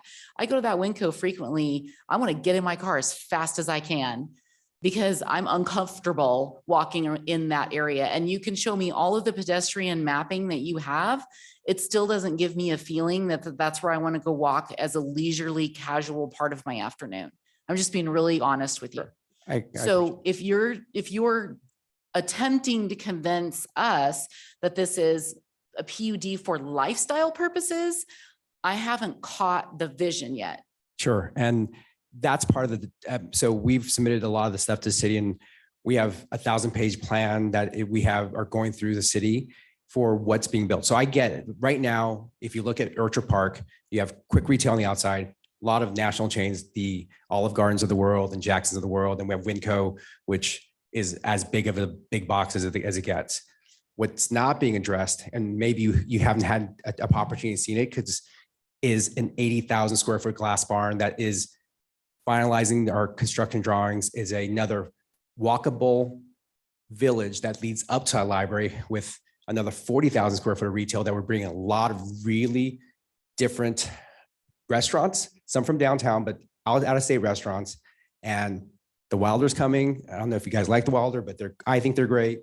So my point is, I get how you feel it's not walkable right now, because I drive by it and I go, man, I'm associated to the Winco development. And we want to make it so it's not the Winco development. It's the collective in the barn.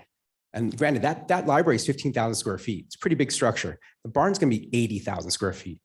So I wish it was built so you can see it. I'd be happy to share with you the literally 1,000-page plan of how that's going to get built. We've spent 1.5 years designing it. Going out on a limb, doing something really different, even more innovative than the village.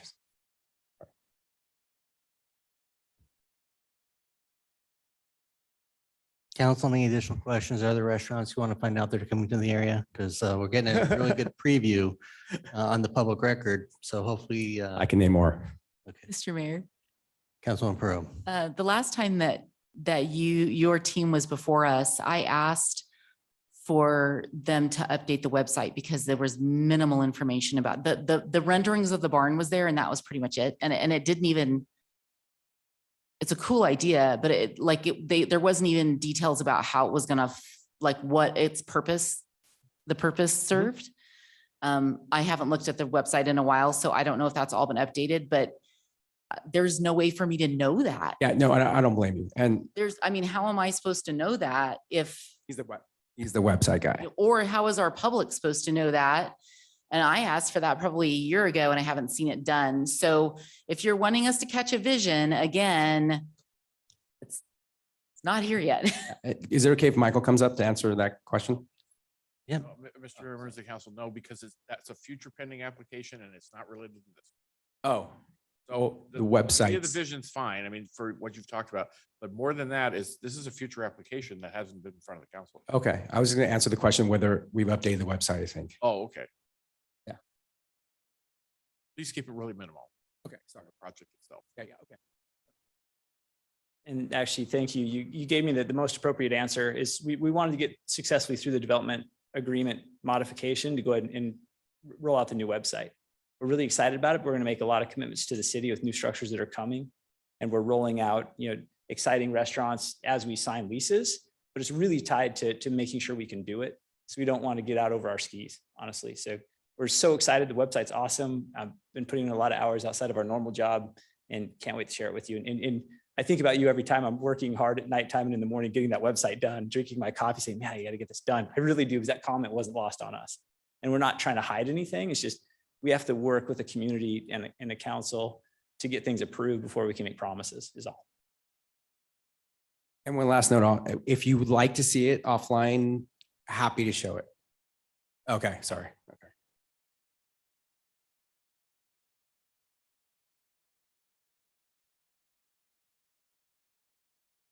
Council, any additional questions? Tony, I think you can take a seat. Okay, thank you for your time. Go very far. Council, do you want to take a break before we? Okay, all right. Mr. Mayor, Councilman Schrader. I'm happy to kick off discussion. I don't think it will surprise people, the opinion that I have just based on my questions. I feel strongly that this has not met the bar of a PUD application.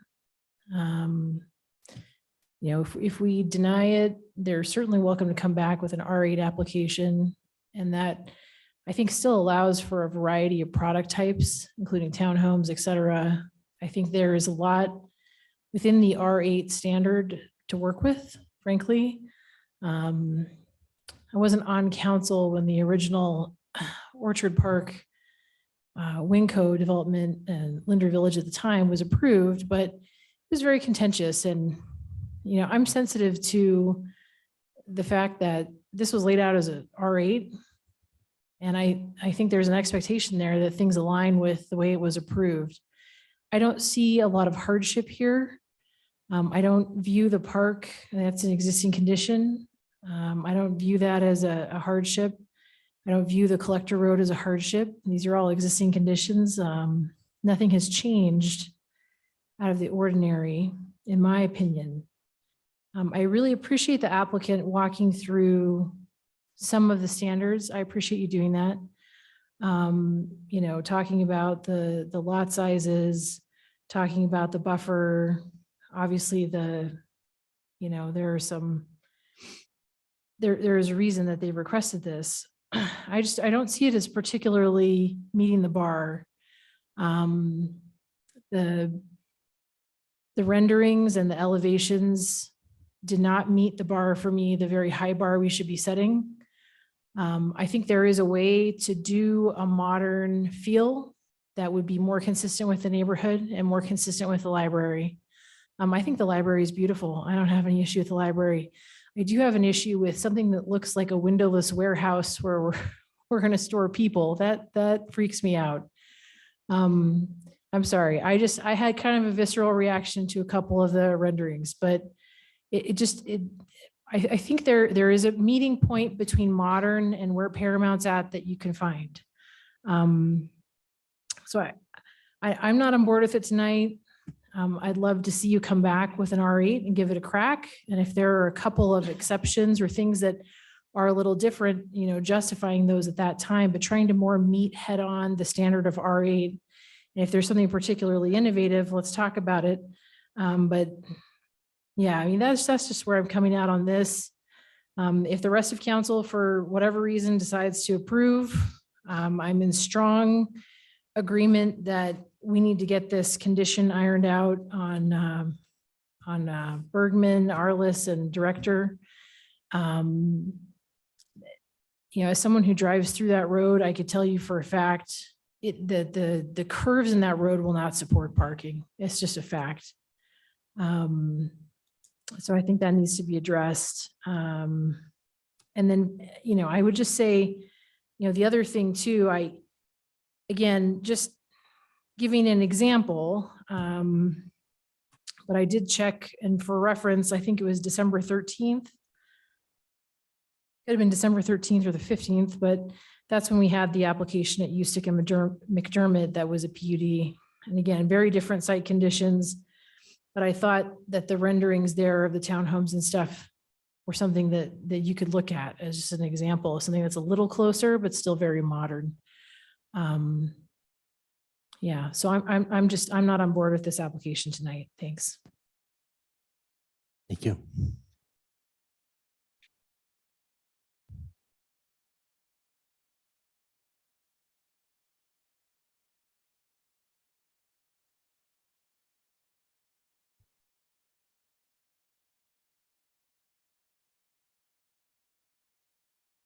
Hey, Mr. Mayor. Councilman Cavanagh. Sonia, I don't know, someone, or maybe it was the camera person, took down the exhibit from the screen. If they could put that back up, I'd sure appreciate it. And then I'm happy to weigh in with a couple of thoughts, if that's okay, Mr. Mayor. Yes, please, sir. Thanks. I think I've remained relatively quiet during this application, which is pretty off-brand for me. I'll just share kind of where I'm coming from on this. We don't get a lot of PUDs before us. And so I've really tried to be 2 ears, 1 mouth on this particular one, looking for what elevates to necessitate an approval of a PUD. And appreciate the good questions of my fellow council members on a host of different areas and kind of attacking those angles so I didn't have to. For me, I have struggled through this application, through the P&Z, through reading it, to see what our community gains by taking the PUD route. How does Meridian win? The applicant, I think, heard some feedback and testimony about the subjectivity about what people like and don't like. Well, I didn't particularly care for any of the exhibits. I recognize the applicant's the one that's putting the financial risk, and that they believe that those designs, are attractive to a growing market. So I've kind of put that piece on the shelf. To me, Councilmember Overton, I think, really started things off correctly with the concern about the transportation, the traffic safety piece, connecting that with Rocky Mount. I thought was really well thought out. Appreciate the applicant's quick response to that. So the only piece that really is stuck with me on this is that what I see the PUD brings is the added density. And I think Councilmember Strader was pretty direct in saying, if this is headed towards denial, she'd like to see an R8. I appreciate the applicant saying that, another home builder could come in here to R8 and do something like that. And certainly the free market could support that. I think that we have always challenged the applicant team to be willing to hear from our neighbors, which I think that they've done, but also to be creative. And this certainly does some of that, but I think that it could also be accomplished under the R8 zoning. I think that the public hearing is still open, perhaps maybe after council's had some time to summarize some thoughts, maybe we could invite the applicant team back up to maybe at least explain what they think they're gaining in the PUD. I think Councilmember Pro asked that question specifically and I didn't get a direct answer, so maybe giving them one more opportunity. I'm not completely sold on approving the PUD tonight, just want to be clear on that. I still have too many questions that I feel haven't been answered.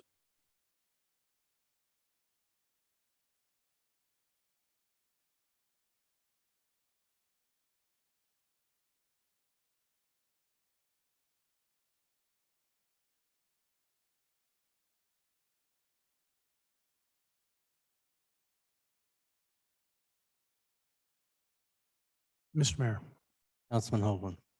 Yeah, this presents a lot of challenges from several different perspectives. You know, PUD, if you look it up, and talks about creative land development that preserves natural features, allows for efficient provision of services. It's not a traditional lot by lot development.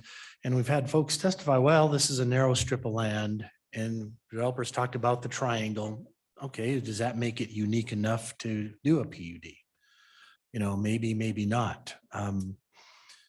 People talk about, they like the fact that, and I like it as well, you match single family to single family, and then you move out, and then you have commercial after that. And that's a good following. And if you look at our commercial areas, that's what you have, is a lot of the densities there next to commercial. And you have to realize, if you don't have density next to commercial centers, it's moving out. You're pushing people out. And we talk about and complain about the traffic and people moving out. If we could stop development in Meridian, which we can't, there are state laws that keep us in a pretty narrow lane on that. There'll be more traffic in Meridian because everybody's going to be around us and we're right in the middle, and it's going to be more traffic and we have no say over that. So just one of those things. And I get the not liking some of the elements of it. I am not a fan of modern craftsmen. Tony, I agree with you. It's just not my thing, but my tastes are not like everybody else's taste. I have to say, I've got friends that live in Bridge Tower. I love their house. They have a beautiful house. But boy, when the first time we went into Paramount, I live in a little older subdivision, a few years, a little older. I look and I go, you guys are so close together. Where's your side yards? This is terrible. So, you know, I wouldn't have anything to do with Paramount, but no. But it's what I'm trying to point out is it's perspective. It's where we live compared to what's coming in, and it's different. And so we grapple with that. Well, that's not what I have, and I don't like that. The situation is, it is different. Builders don't build things to not sell homes. They know what the market is. It has changed. It is different. Modern craftsmen's everywhere. But it is, and that's what we have to deal with. There are height restrictions on homes depending on, you know, what they're trying to do. So it's not, if it's 3 stories, we have 3 stories in our subdivision, but you really can't tell that they're any taller than a big 2-story with a roof.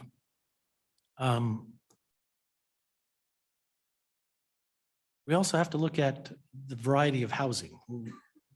The house that we live in now, and I look at you as a group because I fit your demographic, is probably not the house we're going to live in 20 years from now. My wife and I are already talking about what happens when we're this age. Do we want this big of a yard? Are we going to mow this much? It's different. It changes. So we need the different varieties of houses. And the council's probably heard me preach this before. But it's just the type of thing we have to prepare our community for, because we're going to see a lot more variety, because people are not wanting the same thing. They don't want to spend their time on yard work necessarily. They want a small yard. And so and when the time comes to sell, when my wife and I decide to sell, we might have a hard time selling our place because we have a lot of yard. And they're going to want something that is more of a townhome, a condo, some of those other concepts that are going to be offered in this. So I get that. So, and you also have to think about this. You're going to fill in the blank here. If that land sells to this builder, and you fill in the blank of who you think that is in your mind, and they're going to build single-family homes on that, will you like that? There's something to be said, and we've had this happen before with neighborhoods, that when you have someone who is invested in that property, not just to sell, to develop it and sell it and move on to the next piece of property, and they're tied to that property, there's some good things to that. And you have to realize that doesn't happen very often. So just keep that in mind. But for the developer, just a couple things I noted on your thing. Yeah, fitness parks, that's not going to work. It just reminds people what they're not doing. They feel guilty. So, you know, I would feel that. But also the concept photos, I know they're a concept. It's kind of like similar, but don't use one. That one on the left, that's dog ugly. I would not want anything like that. Please, no. So how do we get from where we are to where we can have something that I think you would want to live next to, and maybe not your style, but what is it that we want? I think there needs to be more work to find that. Is it R8 that we can do some things because we like the diversity, we like that phasing, but maybe the density is not there? And I forgot to ask Sally at the time, but you know, you had in your letter, I think 146 down to 120. And I meant to ask you, what did that entail? Because, okay, there is a number. I think that you had talked about that, Michael, that there's probably a number there that they would be okay with. Now, what is that number? How can we make this work? Because you also have to understand land prices have changed since our developments were put into place, and the land costs have skyrocketed, and what they're dealing with today in dollars and cents. And I believe in the American dream, and I believe you take risk, and you should be, if you're successful with it, you can make money. That's not a bad thing. But at the same time, that means that has changed what they can do to make a decent margin. So I don't behoove them that, but we have to understand that it has changed that way. It's not going to be necessarily 4,000 square feet.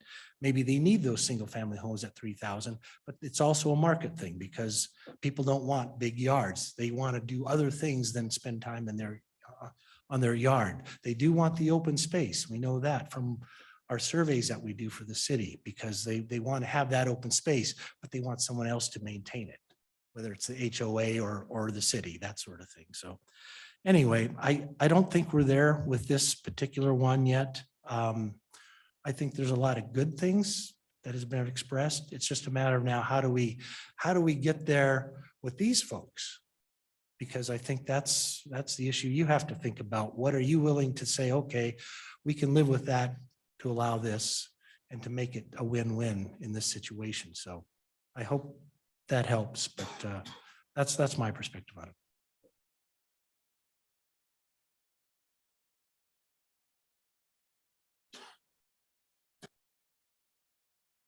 Mr. Mayor. Councilman Overton. You know, when I first looked at this, I got to admit, it hit a little too close to home.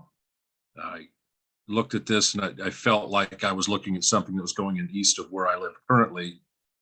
And it reminded me of the fact that eventually we're going to have a development to the east of us, and we want to try to make sure that we get the best one we can. It may not be the one we all want,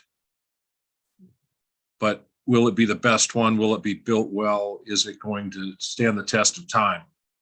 In the same manner of thinking, I listened to both days of testimony in P&Z and all of the neighbors' concerns and how things were addressed. And I still have a tough time with this development.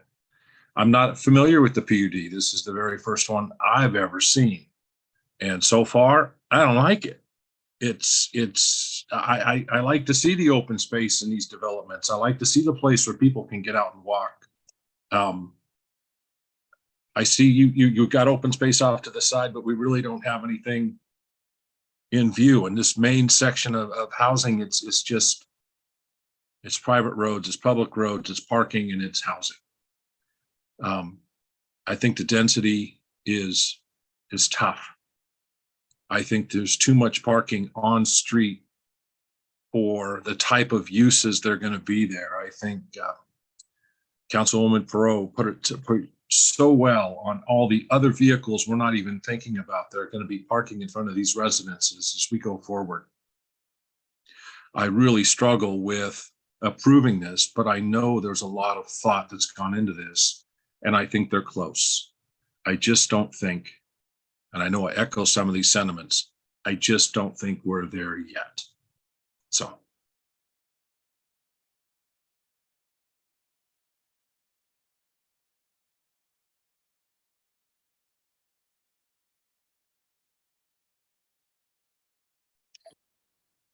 Mr. Mayor, Councilman Borton. I may be kind of a lone wolf. All in all, I liked it. I like seeing the PUD come.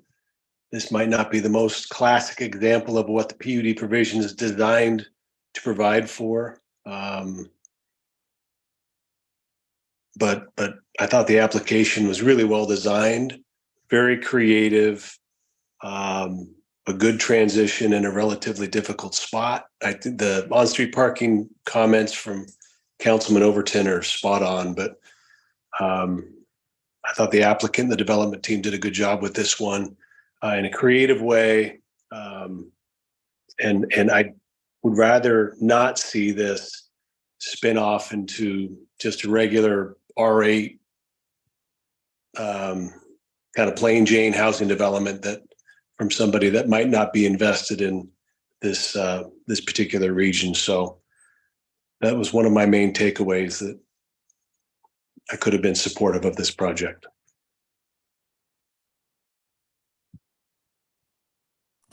Mr. Mayor, Councilman Pro. just going to add a couple quick comments. So I know I've pointed out a lot of the concerns, that I want to say for the positives that I like the creativity of it. I like the uniqueness of it. I agree with Councilwoman Strader that I am not a fan of the elevations, the designs.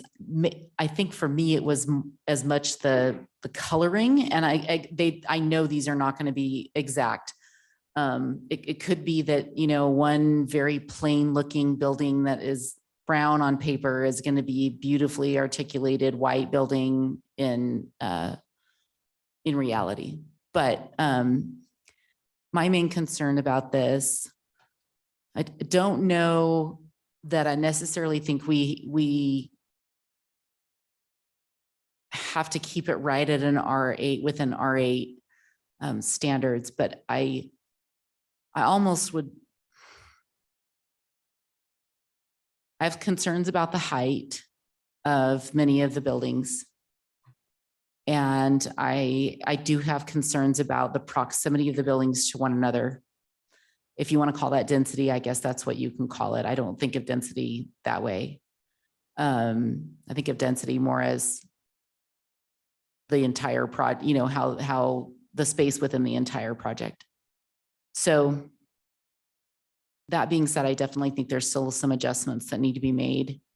Agree with all council's thoughts on what's happening with the on-street parking, including I would like to see adjustments to on-street parking in all of the corners on the public streets, not just on the street that runs through the middle. And but as Councilman Borton was saying, I like the uniqueness of it. So I don't want to take away from that. I just think it needs to be adjusted so that it is not so compact. And if the intent of the developer was to have housing that is residential that's closer together, but then create these community spaces, I don't know that they accomplish that, because there really isn't that much diversity in community spaces within the whole development. Like there's one central space there on the east side, and then there's the park that really is not connected.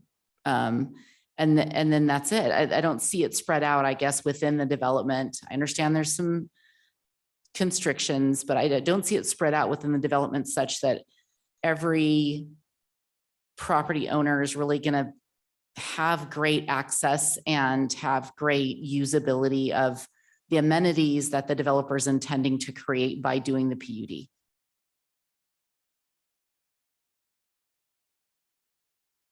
That's all. Mr. Mayor, Councilman Hoagland.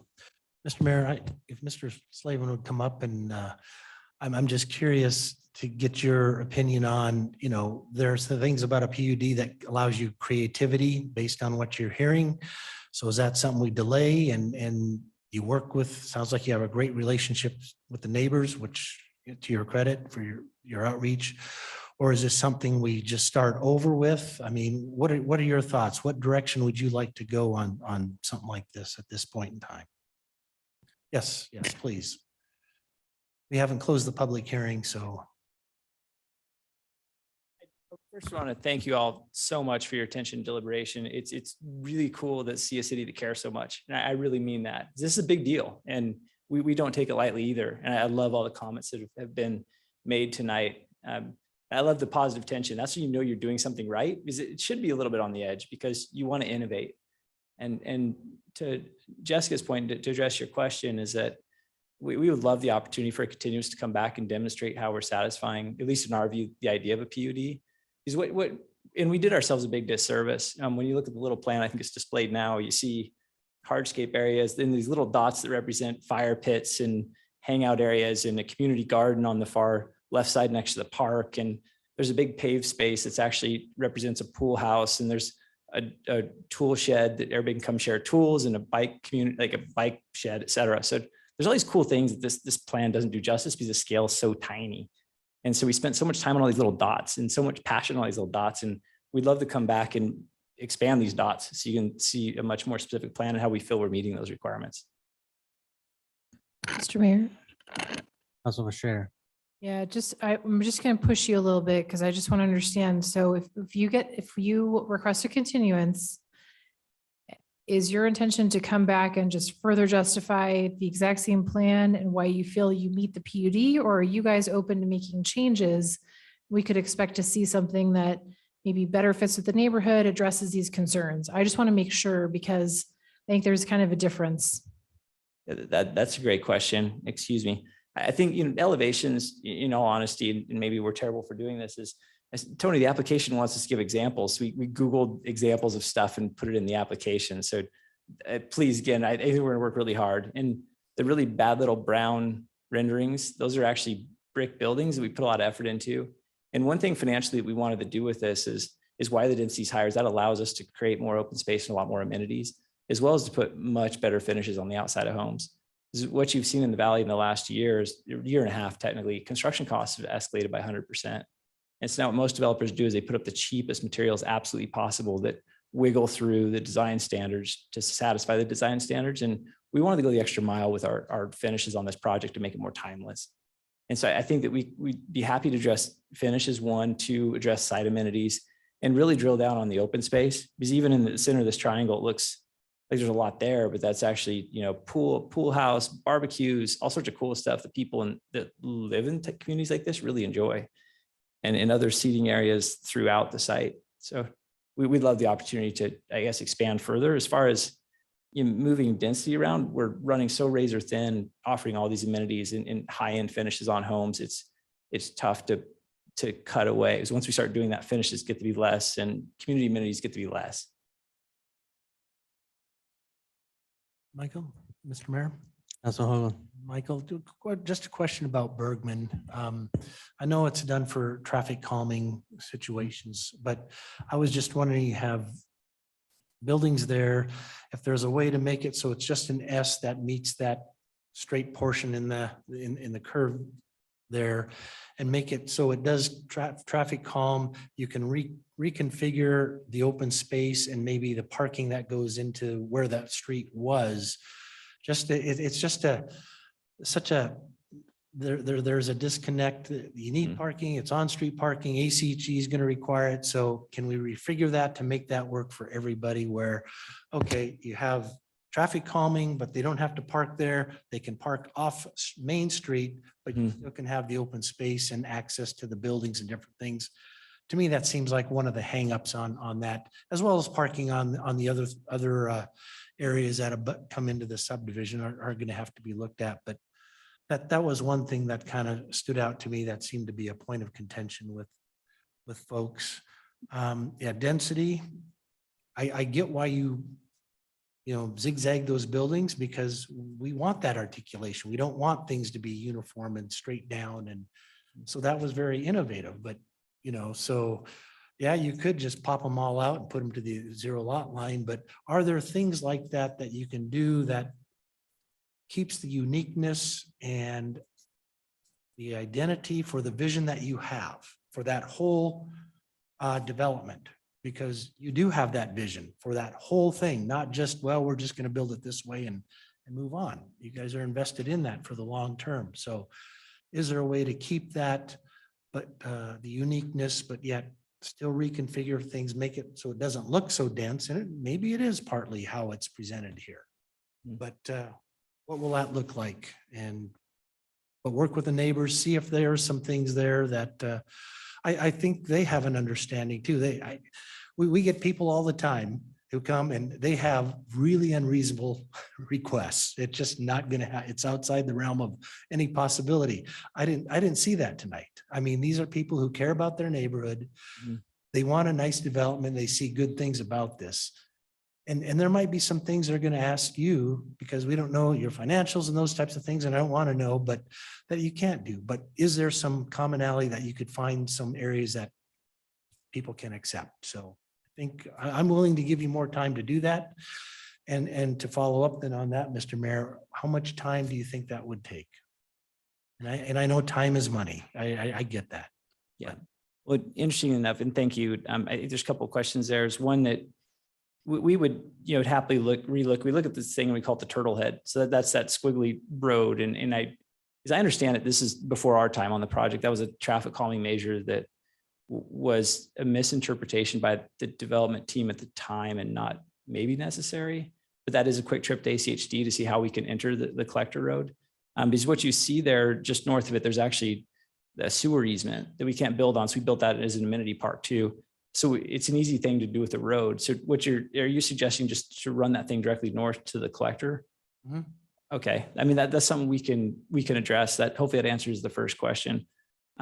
Secondly, we can certainly look at the site plan again. Last thing I want to call attention to is with open spaces. When you look at the townhomes just north of the new drive that we'd be installing, just north of single family homes, is that we did those in packages of 2. So each of those townhomes has three sides of light, which is really big for townhomes, because we could stack them closer with our provisions. But the problem is they're not as nice to live in. Any middle townhome is a gunshot and they kind of get light at the ends and they're just not nice. And so we sacrificed in that sense to open the space up more. Whoops, sorry. But those are things we'd be happy to look at. As far as time estimation, I would be somewhat confident we could do it in a month, but we have to, talk to our design team and make sure they have time and allocation and make sure they drink a lot of coffee and work really hard. But we might be able to do it in a month's time. And Mr. Mayor, Councilman Hoagland? I would envision another meeting with neighbors just to get input and see what they can come up with. I think you got some committed neighbors to help you be successful, so I think that's a good thing. Cool. Mr. Mayor. Councilman Schrader? I just want to understand where you're coming from in terms of density and meeting with the neighbors. Are you just saying from this point forward, like you will not adjust the density, you will refine your design more, et cetera, but that's totally off the table? Because I just need to know, because that will influence how I vote. Sure. Yeah. With that, I'm not trying to be cute at all. Yeah. It's just pushing the performance we did off recent construction numbers and having level finishes of brick and all the levels of amenities. It's really tough. Like every unit means a lot to us. It means a lot. I mean, something we can massage the numbers again, but. Councilman Schrader? Yeah, that's tough. I understand.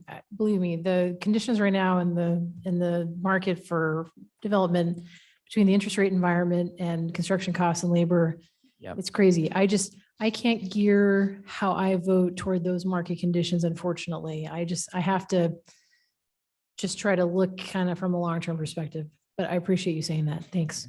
Appreciate it. Yeah, and just, again, I'm trying to listen to what I've heard from council. I don't want to waste people's time. If we're just going to come back and see prettier pictures or more detail, I'm not hearing that's where council was lying, and just more details personally, based upon what I've heard. So if I don't want to, again, waste your time, and I don't want to waste council's time, and I don't waste the community's time. If that's what the intention is just to further define what you have on paper. Yeah. And may I respond really quick? You're more than welcome. And I'm just trying to interpret to save everyone The time only and thing energy and money. that I'm always a little bit nervous about is that without speaking to my financial partners, because that's those big decisions to make with cutting density. That's something that I would hate to make a promise on by myself without talking to my partners. And so I mean, if that's something everybody's willing to do on our team, then that's something we'd be happy to address. Come on up. Come on up, Tony. There you go. Mr. Mayor, Councilman Pro. before, no, come on, before, to throw this in, one thing I wanted to say is, the lighting that you mentioned you'd be willing to do. We've had, folks in Paramount who have complained about the streetlights going straight into their windows. And so I wanted to, as part of your response, understand that these are not streetlights like we're thinking of. We're talking about like pathway lighting, right? Yes, absolutely. Okay, because the streetlights are causing lots of issues from Orchard Park. As a matter of fact, it's been run to our planning staff and building staff have answered a lot of questions from people about, and they've directed them to the highway district who said there was a lighting study done, and there's people that are investing in like serious blinds changes, window changes, darkening windows because it's caused so many problems. So, I mean, we would literally let the people who live on McCall, Arliss decide the lighting. I mean, I've been talking to them. I visited 2 or 3 of the neighbors regarding the fence. They let me in their homes, looked at the fences. I'm getting to know that community pretty well, really nice people. And if we'll do another survey, no one's going to, by the way, they're not all going to agree. And we have to probably do a majority and some people will be upset, but we want lighting in there as long as it's not like some super, super expensive lighting, normal lighting. We'll let them decide. Yeah, we have no preference, right? Because it's needed, and whatever type they want, we're happy to give. Oh, so to answer your question, sorry, the reason I walked up here is that, yes, look, it comes down to the pro forma. And so the answer is yes, because I can feel the room. If the answer is no, it's not going to happen. So the answer is tentatively yes, and we might not show up at council next time if the answer is no, which means that's in pencil, right? So I have to say yes to get an opportunity to speak in front of you again. And if we can't make it pencil, then it's the same thing as a no. So the answer is yes with asterisk. I'm not going to, if I don't show up, I just don't want to break our promise. Mr. Mayor. Councilman Schrader. Yeah, that's perfect. I just want to know that like part of what you're going to look at is actually making changes and not just like bringing beautiful photos and renderings because that's not fundamental, at least for me, I don't want to speak for anybody else. That's not for me fundamentally what the issue was. So yes, if you're going to take a hard look at it, I don't see the harm in giving you a continuance if there are positive changes that could bring you better into alignment with what we want to see. Look, it seems like, from the feedback, working with the neighbors is important to you guys, and we'll work with the neighbors. Density is important to you guys. We're going to work on density. We hear what you guys are saying. We're not trying to sidestep any of the issues. I really when Michael says that we appreciate feedback. By the way, all those elevations will be deleted. It really was one of the things I said. They just need some conceptuals. And I was on Google for like 17 minutes, and that was my mistake. So I apologize for that. Not him. It was me. I was the Googler that made the mistake. Mr. Mayor. Councilman Schrader. Yeah, but bring something back that does look good, that looks like it's a little bit better fit, please. Because absolutely. And there's like also just then I have just seared into my mind what I've seen, right? So that's a problem now you have to overcome. But yeah, the funny thing is that white building you're talking about is a development in Phoenix. It's called Karma Phoenix. Their layout is beautiful. Their exterior was horrible, but we love their interior layout. But again, that's on me. Right. We appreciate you saying that you'll look at the density and look at making some changes. And I think hopefully if you are able to make changes, I do agree, it's better than what could end up happening. So maybe there is a compromise here. I'd love to see it, give it an opportunity if it can happen, for sure. Okay, we appreciate the possible opportunity. And leave the condos. Sorry about that. That was my loud. I didn't really speak much on this. I'm a little bit more in Councilman Borton's camp in general. I like the uniqueness of it. I think it is a standalone project that works really well. Maybe challenges as mentioned with the connection to others. But I think that this project could exist in Meridian. Here, I don't know. Density, I don't know. But as a general concept, I didn't have as much. The white barn thing was no. I agree. From that standpoint, but anyways, just. Mr. Mayor. Councilman Pro. We understand that this isn't done until it goes through staff. You're gonna do it in line with our code. You're gonna review it with staff. However, we have a public that doesn't always completely understand how that process works. So when they get online and they look at that, the question is like, oh my goodness, this is what they're doing. And for them, we want to have clarification. For them, we want them to be able to look at the file and be able to see what's really going to happen. So that's part of the request to have more accurate renderings, right? We understand that you don't have to, but we just think it's fair to our public to have that happen. The other thing I would say is this is one of the hardest applications I've ever had to view on a computer. I really struggled. I was zooming in and I was zooming out and I was moving it around, and it took a lot of time because you have a correct assessment that there were several things missing that would have been helpful. For example, if you had an exhibit that showed exactly like, here's what they call ribbon townhomes, which is a word I've never heard before, but I figured out what they were because they're long and okay. Here's a map with the ribbon townhomes are green and the two-story townhomes are red, and like that, like the type of unit. If we had a map that just showed these are the condos, these are the ribbon townhomes, it kind of did it on the parking a little bit, but that was about the parking. It wasn't about the actual type and how many stories they're going to be. So that would be really helpful to just say, the single families were, I just kind of like, here's what I kind of figured it out from the lines, but like it took me a while just to figure out of the multifamily units. Okay, there's 6 that are 3-story and there's 2 that are 2-story, but why? And what like it just, and then when you threw in the elevations, there were like 6 or 7 single family elevations. I'm like, okay, where's all the elevations for? I had to go find this in the staff report. So lots of problems just reading the application and helping it make sense for me on what it was that you were attempting to do.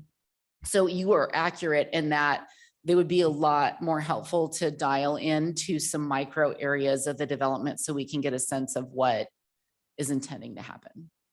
Just for some feedback. Yeah, thank you. And we'll definitely work hard on that. Yeah, absolutely. Councilman Holden. Mr. Mayor, I move that we continue the public hearing for H 2022-0022, H 2022-0027 until March 21st. Second. All right, was that a second? Second for discussion. Second for discussion.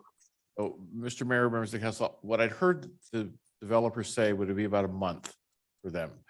But I wanted to make sure staff has time to analyze it as well, and probably you want to make sure the public has an opportunity to see it on the record. So I don't know if it takes them a month and we submit it about a month from now, there's not a lot of time to review it before it has to be on a schedule for Sonia to do an updated report. Just want to make sure there's enough time for One. Speak. Thank that's a great comment. Is Sonia, how much lead time would you need to have new materials to prepare a report for council? So we see if we get back into that time frame. Yes, Mr. Mayor, Council, applicant. Our code requires that any revised plans be submitted at least 15 days prior to a hearing. Okay. So, And we quite frankly are very short-staffed right now, and this staff member is pretty fried, so I apologize to all for my lack of better responses tonight. But yeah, probably is a little further out would probably, I imagine it's gonna take you guys some time to get things rounded up too. sure. How long do you think it'll take you to get revisions made? We'll get it done in 3 weeks. Yep. Lots of coffee. We'll Ross, Yeah. Emily, are you comfortable with 3 weeks?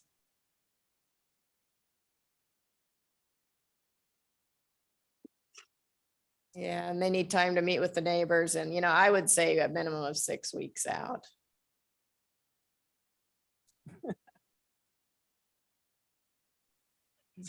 I think we can get it done. I honestly do.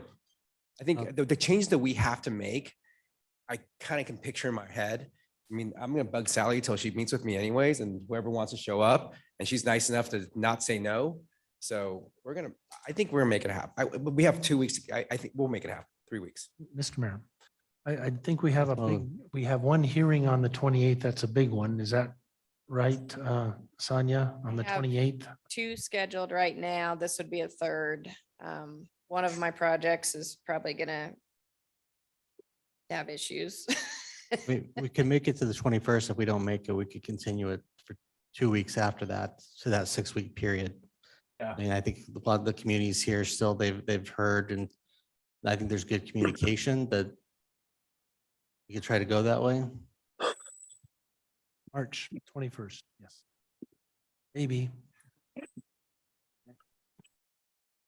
Okay, so I have a motion and a second, and we've had kind of discussion. Is there further discussion? No. Just, I'll be here if I can be. No guarantee. No guarantee. I might zoom in from an unexpected place.